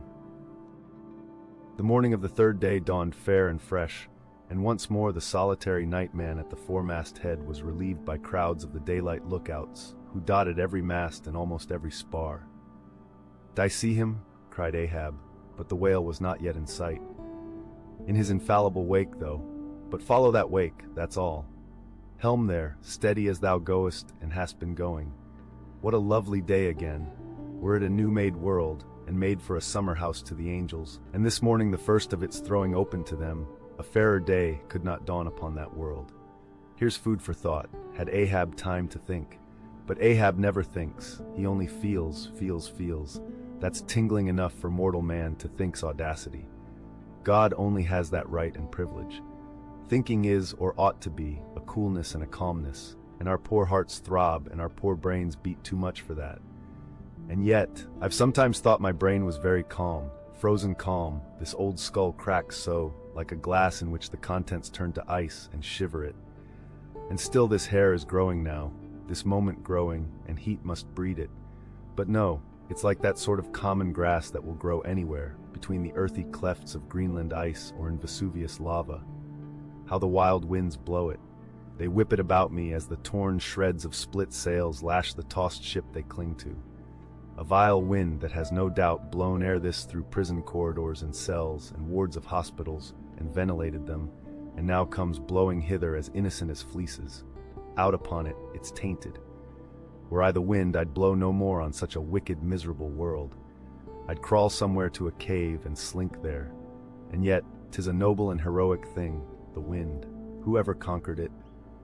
In every fight it has the last and bitterest blow. Run tilting at it, and you but run through it. Ha! A coward wind that strikes stark naked men but will not stand to receive a single blow. Even Ahab is a braver thing, a nobler thing than that.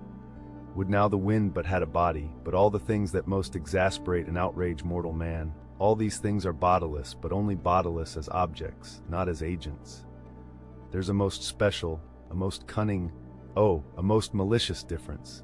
And yet I say again, and swear it now, that there's something all glorious and gracious in the wind.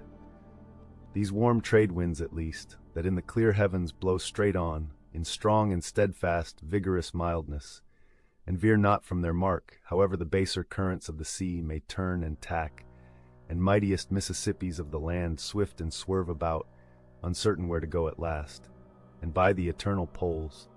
These same trades that so directly blow my good ship on, these trades, or something like them, something so unchangeable and full as strong, blow my keeled soul along. To it, aloft there, what I see? Nothing, sir. Nothing, and noon at hand. The doubloon goes a-begging. See the sun! Aye, it must be so. I've oversailed him.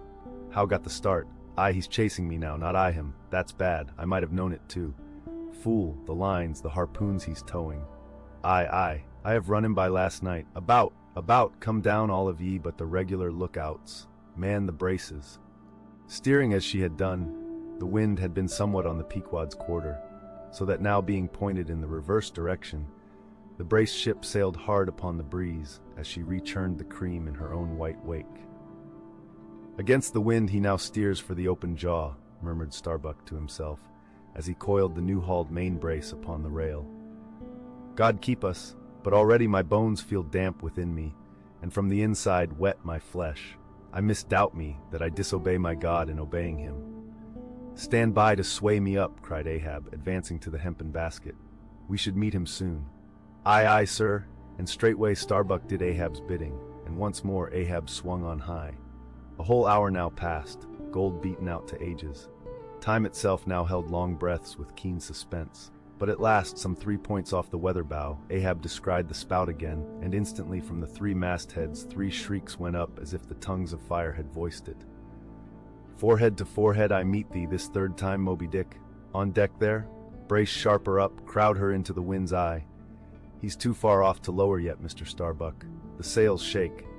Stand over that helmsman with a top maul. So, he travels fast and I must down.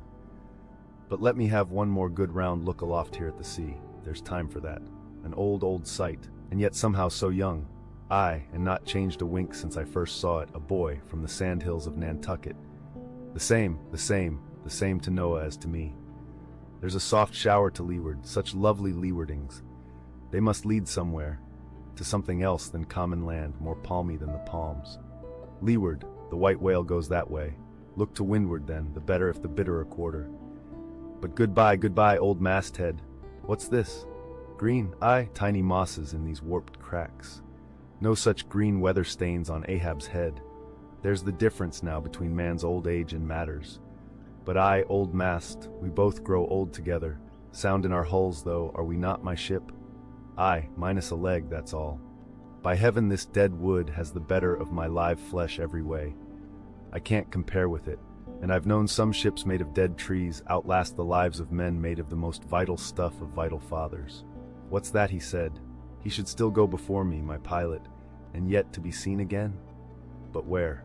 Will I have eyes at the bottom of the sea, supposing I descend those endless stairs, and all night I've been sailing from him, wherever he did sink to? Aye, like many more thou toldst direful truth as touching thyself, O Parsee. But Ahab, there thy shot fell short. Goodbye, masthead, keep a good eye upon the whale, the while I'm gone. We'll talk tomorrow, nay tonight, when the white whale lies down there, tied by head and tail. He gave the word, and still gazing round him, was steadily lowered through the cloven blue air to the deck. In due time the boats were lowered, but as standing in his shallop's stern, Ahab just hovered upon the point of the descent, he waved to the mate, who held one of the tackle ropes on deck, and bade him pause. Starbuck! Sir? For the third time my soul's ship starts upon this voyage, Starbuck. Aye, sir, thou wilt have it so. Some ships sail from their ports, and ever afterwards are missing, Starbuck. Truth, sir, saddest truth. Some men die at ebb tide, some at low water, some at the full of the flood, and I feel now like a billow that's all one crested comb, Starbuck. I am old. Shake hands with me, man. Their hands met, their eyes fastened. Starbuck's tears the glue. "Oh, my captain, noble heart, go not, go not. See, it's a brave man that weeps, how great the agony of the persuasion then." "Lower away," cried Ahab, tossing the mate's arm from him. "Stand by the crew." In an instant the boat was pulling round close under the stern. "The sharks! The sharks!" cried a voice from the low cabin window there. "Oh, master, my master, come back!" But Ahab heard nothing, for his own voice was high lifted then, and the boat leaped on. Yet the voice spake true, for scarce had he pushed from the ship, when numbers of sharks, seemingly rising from out the dark waters beneath the hull, maliciously snapped at the blades of the oars every time they dipped in the water, and in this way accompanied the boat with their bites. It is a thing not uncommonly happening to the whale boats in those swarming seas, the sharks at times apparently following them in the same prescient way that vultures hover over the banners of marching regiments in the east. But these were the first sharks that had been observed by the Pequod since the white whale had been first descried, and whether it was that Ahab's crew were all such tiger-yellow barbarians, and therefore their flesh more musky to the senses of the sharks, a matter sometimes well known to affect them. However it was, they seemed to follow that one boat without molesting the others. "Heart of wrought steel," murmured Starbuck, gazing over the side, and following with his eyes the receding boat. "Canst thou yet ring boldly to that sight? Lowering thy keel among ravening sharks, and followed by them, open-mouthed to the chase, and this the critical third day. For when 3 days flow together in one continuous intense pursuit, be sure the first is the morning, the second the noon, and the third the evening and the end of that thing, be that end what it may. Oh my God, what is this that shoots through me and leaves me so deadly calm, yet expectant, fixed at the top of a shutter? Future things swim before me, as in empty outlines and skeletons. All the past is somehow grown dim. Merry girl, thou fadest in pale glories behind me. Boy, I seem to see, but thy eyes grown wondrous blue. Strangest problems of life seem clearing, but clouds sweep between. Is my journey's end coming? My legs feel faint, like his who has footed it all day. Feel thy heart, beats it yet? Stir thyself, Starbuck, stave it off, move, move, speak aloud. Masthead there, see ye my boy's hand on the hill? Crazed, aloft there. Keep thy keenest eye upon the boats, mark well the whale. Ho again, drive off that hawk. See, he pecks, he tears the vane. Pointing to the red flag flying at the main truck. Ha, he soars away with it. Where's the old man now? Seest thou that sight, O Ahab? Shudder, shudder. The boats had not gone very far, when by a signal from the mastheads, a downward pointed arm, Ahab knew that the whale had sounded. But intending to be near him at the next rising, he held on his way a little sideways from the vessel, the becharmed crew maintaining the profoundest silence, as the head-beat waves hammered and hammered against the opposing bow. Drive! Drive in your nails, O ye waves! To their uttermost heads drive them in. Ye but strike a thing without a lid, and no coffin and no hearse can be mine, and hemp only can kill me. Ha! Suddenly the waters around them slowly swelled in broad circles, then quickly upheaved, as if sideways sliding from a submerged berg of ice, swiftly rising to the surface. A low rumbling sound was heard, a subterraneous hum, and then all held their breaths, as bedraggled with trailing ropes and harpoons and lances, a vast form shot lengthwise but obliquely from the sea. Shrouded in a thin, drooping veil of mist, it hovered for a moment in the rainbowed air, and then fell swamping back into the deep. Crushed 30 feet upwards, the waters flashed for an instant like heaps of fountains, then brokenly sank in a shower of flakes, leaving the circling surface creamed like new milk round the marble trunk of the whale. "Give way!" cried Ahab to the oarsmen, and the boat started forward to the attack. But maddened by yesterday's fresh irons that corroded in him, Moby Dick seemed combinedly possessed by all the angels that fell from heaven. The wide tiers of welded tendons overspreading his broad white forehead, beneath the transparent skin, looked knitted together, as head-on he came churning his tail among the boats, and once more flailed them apart, spilling out the irons and lances from the two mates' boats, and dashing in one side of the upper part of their bows, but leaving Ahab's almost without a scar. While Daggoo and Queequeg were stopping the strained planks, and as the whale swimming out from them, turned, and showed one entire flank as he shot by them again, At that moment a quick cry went up. Lashed round and round to the fish's back, pinioned in the turns upon turns in which, during the past night, the whale had reeled the involutions of the lines around him, the half-torn body of the Parsee was seen, his sable raiment frayed to shreds, his distended eyes turned full upon old Ahab. The harpoon dropped from his hand. Befooled, befooled, drawing in a long lean breath. Aye, Parsee, I see thee again. Aye, and thou goest before, and this then is the hearse that thou didst promise. But I hold thee to the last letter of thy word. Where is the second hearse? Away, mates, to the ship, those boats are useless now. Repair them if you can in time, and return to me. If not, Ahab is enough to die. Down, men. The first thing that but offers to jump from this boat I stand in, that thing I harpoon. Ye are not other men, but my arms and my legs, and so obey me. Where's the whale? Gone down again?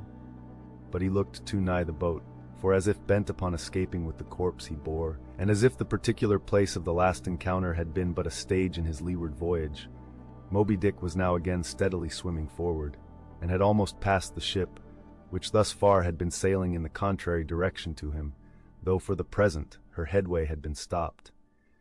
He seemed swimming with his utmost velocity, and now only intent upon pursuing his own straight path in the sea. "Oh, Ahab," cried Starbuck, "not too late is it even now, the third day, to desist. See, Moby Dick seeks thee not, it is thou that madly seekest him." Setting sail to the rising wind, the lonely boat was swiftly impelled to leeward by both oars and canvas. And at last, when Ahab was sliding by the vessel, so near as plainly to distinguish Starbuck's face as he leaned over the rail, he hailed him to turn the vessel about and follow him, not too swiftly, at a judicious interval. Glancing upwards, he saw Tashtego, Queequeg, and Daggoo eagerly mounting to the three mastheads, while the oarsmen were rocking in the two stave boats which had but just been hoisted to the side, and were busily at work in repairing them. One after the other through the portholes, as he sped, he also caught flying glimpses of Stubb and Flask, busying themselves on deck among bundles of new irons and lances. As he saw all this, as he heard the hammers in the broken boats, far other hammers seemed driving a nail into his heart. But he rallied, and now marking that the vane or flag was gone from the mainmast head, he shouted to Tashtego, who had just gained that perch, to descend again for another flag, and a hammer and nails, and so nail it to the mast. Whether fagged by the 3 days' running chase and the resistance to his swimming in the knotted hamper he bore, or whether it was some latent deceitfulness and malice in him, whichever was true, the white whale's way now began to abate, as it seemed, from the boat so rapidly nearing him once more, though indeed the whale's last start had not been so long a one as before. And still as Ahab glided over the waves, the unpitying sharks accompanied him, and so pertinaciously stuck to the boat, and so continually bit at the plying oars, that the blades became jagged and crunched, and left small splinters in the sea, at almost every dip. Heed them not, those teeth but give new rowlocks to your oars. Pull on, 'tis the better rest, the shark's jaw, than the yielding water. But at every bite, sir, the thin blades grow smaller and smaller. They will last long enough. Pull on. But who can tell, he muttered, whether these sharks swim to feast on the whale or on Ahab. But pull on. Aye, all alive now. We near him. The helm, take the helm, let me pass. And so saying, 2 of the oarsmen helped him forward to the bows of the still-flying boat. At length, as the craft was cast to one side and ran ranging along with the white whale's flank, he seemed strangely oblivious of its advance, as the whale sometimes will. And Ahab was fairly within the smoky mountain mist, which, thrown off from the whale's spout, curled round his great Monadnock hump. He was even thus close to him, when, with body arched back and both arms lengthwise high lifted to the poise, he darted his fierce iron and his far fiercer curse into the hated whale. As both steel and curse sank to the socket as if sucked into a morass, Moby Dick sideways writhed, spasmodically rolled his nigh flank against the bow, and without staving a hole in it, so suddenly canted the boat over, that had it not been for the elevated part of the gunwale to which he then clung, Ahab would once more have been tossed into the sea. As it was, 3 of the oarsmen, who foreknew not the precise instant of the dart, and were therefore unprepared for its effects, these were flung out, but so fell that, in an instant, two of them clutched the gunwale again, and rising to its level on a combing wave, hurled themselves bodily inboard again, the third man helplessly dropping astern, but still afloat and swimming. Almost simultaneously, with a mighty volition of ungraduated, instantaneous swiftness, the white whale darted through the weltering sea. But when Ahab cried out to the steersman to take new turns with the line, and hold it so, and commanded the crew to turn round on their seats and tow the boat up to the mark, the moment the treacherous line felt that double strain and tug, it snapped in the empty air. What breaks in me? Some sinew cracks. 'Tis whole again. Oars, oars! Burst in upon him. Hearing the tremendous rush of the sea-crashing boat, the whale wheeled round to present his blank forehead at bay. But in that evolution, catching sight of the nearing black hull of the ship, seemingly seeing in it the source of all his persecutions, bethinking it, it may be, a larger and nobler foe, of a sudden he bore down upon its advancing prow, smiting his jaws amid fiery showers of foam. Ahab staggered, his hand smote his forehead. I grow blind! Hands, stretch out before me that I may yet grope my way. Is't night? The whale, the ship, cried the cringing oarsman. Oars, oars, slope downwards to thy depths, O sea, that ere it be forever too late, Ahab may slide this last time upon his mark. I see the ship, dash on, my men, will ye not save my ship? But as the oarsmen violently forced their boat through the sledge-hammering seas, the before whale-smitten bow ends of two planks burst through, and in an instant almost, the temporarily disabled boat lay nearly level with the waves, its half-wading, splashing crew trying hard to stop the gap and bail out the pouring water. Meantime, for that one beholding instant, Tashtego's masthead hammer remained suspended in his hand, and the red flag, half wrapping him as with a plaid, then streamed itself straight out from him as his own forward-flowing heart, while Starbuck and Stubb, standing upon the bowsprit beneath, caught sight of the downcoming monster just as soon as he. The whale, up helm, up helm! Oh, all ye sweet powers of air, now hug me close. Let not Starbuck die if die he must in a woman's fainting fit. Up helm, I say! Ye fools, the jaw, the jaw! Is this the end of all my bursting prayers, all my lifelong fidelities? Oh, Ahab, Ahab, lo thy work! Steady, helmsman, steady! Nay, nay, up helm again! He turns to meet us. Oh, his unappeasable brow drives on towards one whose duty tells him he cannot depart. My God, stand by me now! Stand not by me, but stand under me, whoever you are that will now help Stubb. For Stubb too sticks here. I grin at thee, thou grinning whale. Whoever helped Stubb or kept Stubb awake, but Stubb's own unwinking eye. And now poor Stubb goes to bed upon a mattress that is all too soft. Would it were stuffed with brushwood. I grin at thee, thou grinning whale. Look ye, sun, moon, and stars. I call ye assassins of as good a fellow as ever spouted up his ghost. For all that, I would yet ring glasses with ye, would ye but hand the cup. Oh, oh, oh, oh, thou grinning whale, but there'll be plenty of gulping soon. Why fly ye not, O Ahab? For me, off shoes and jacket to it. Let Stubb die in his drawers. A most mouldy and over-salted death, though. Cherries, cherries, cherries! O flask for one red cherry ere we die. Cherries, I only wish that we were where they grow. Oh, Stubb, I hope my poor mother's drawn my part pay ere this. If not, few coppers will now come to her, for the voyage is up. From the ship's bows, nearly all the seamen now hung inactive.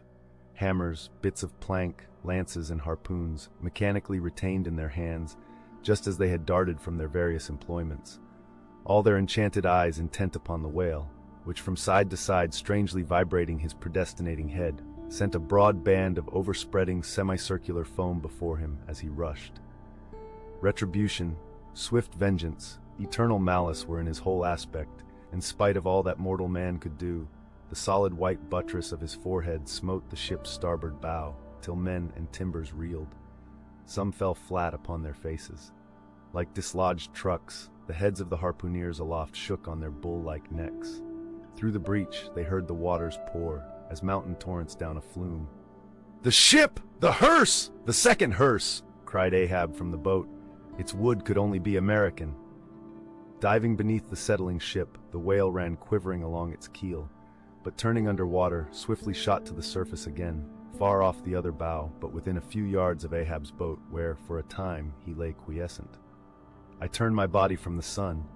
"What ho, Tashtego? Let me hear thy hammer." O ye three unsurrendered spires of mine, thou uncracked keel, and only God-bullied hull, thou firm deck and haughty helm and pole-pointed prow, death, glorious ship! Must ye then perish, and without me?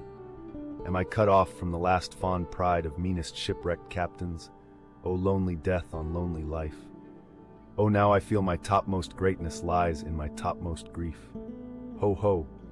From all your furthest bounds pour ye now in, ye bold billows of my whole foregone life, and top this one piled comber of my death. Towards thee I roll, thou all-destroying but unconquering whale. To the last I grapple with thee. From hell's heart I stab at thee. For hate's sake I spit my last breath at thee. Sink all coffins and all hearses to one common pool. And since neither can be mine, let me then tow to pieces while still chasing thee, though tied to thee, thou damned whale. Thus I give up the spear. The harpoon was darted, the stricken whale flew forward. With igniting velocity the line ran through the grooves, ran foul. Ahab stooped to clear it. He did clear it, but the flying turn caught him round the neck, and voicelessly as Turkish mutes bowstring their victim, he was shot out of the boat ere the crew knew he was gone. Next instant, the heavy eye-splice in the rope's final end flew out of the stark empty tub, knocked down an oarsman, and smiting the sea, disappeared in its depths. For an instant, the tranced boat's crew stood still, then turned. The ship, great God, where is the ship? Soon they, through dim, bewildering mediums, saw her sidelong fading phantom, as in the gaseous Fata Morgana, only the uppermost masts out of water, while fixed by infatuation, or fidelity, or fate, to their once lofty perches, the pagan harpooneers still maintained their sinking lookouts on the sea. And now, concentric circles seized the lone boat itself, and all its crew, and each floating oar, and every lance pole and spinning animate and inanimate, all round and round in one vortex, carried the smallest chip of the Pequod out of sight. But as the last whelmings intermixingly poured themselves over the sunken head of the Indian at the mainmast, leaving a few inches of the erect spar yet visible, together with long streaming yards of the flag, which calmly undulated, with ironical coincidings, over the destroying billows they almost touched. At that instant, a red arm and a hammer hovered backwardly uplifted in the open air, in the act of nailing the flag faster and yet faster to the subsiding spar. A skyhawk that tauntingly had followed the main truck downwards from its natural home among the stars, pecking at the flag and incommoding Tashtego there. This bird now chanced to intercept its broad fluttering wing between the hammer and the wood, and simultaneously feeling that ethereal thrill, the submerged savage beneath, in his death gasp, kept his hammer frozen there. And so the bird of heaven, with archangelic shrieks, and his imperial beak thrust upwards, and his whole captive form folded in the flag of Ahab, went down with his ship, which, like Satan, would not sink to hell till she had dragged a living part of heaven along with her, and helmeted herself with it. Now small fowls flew screaming over the yet yawning gulf. A sullen white surf beat against its steep sides. Then all collapsed, and the great shroud of the sea rolled on as it rolled 5,000 years ago. Epilogue. And I only am escaped alone to tell thee, Job. The drama's done. Why then here does anyone step forth? Because one did survive the wreck. It so chanced that after the Parsee's disappearance, I was he whom the fates ordained to take the place of Ahab's bowsman, when that bowsman assumed the vacant post. The same, who, when on the last day the three men were tossed from out of the rocking boat, was dropped astern. So floating on the margin of the ensuing scene, and in full sight of it, when the half-spent suction of the sunk ship reached me, I was then but slowly drawn towards the closing vortex. When I reached it, it had subsided to a creamy pool. Round and round then, and ever contracting towards the button-like black bubble at the axis of that slowly wheeling circle, like another Ixion I did revolve. Till gaining that vital center, the black bubble upward burst, and now, liberated by reason of its cunning spring, and, owing to its great buoyancy, rising with great force, the Coffin Life-Buoy shot lengthwise from the sea, fell over, and floated by my side. Buoyed up by that coffin, for almost one whole day and night, I floated on a soft and dirge-like main. The unharming sharks, they glided by as if with padlocks on their mouths. The savage seahawks sailed with sheathed beaks. On the second day, a sail drew near, nearer, and picked me up at last. It was the devious cruising Rachel, that in her retracing search after her missing children, only found another orphan.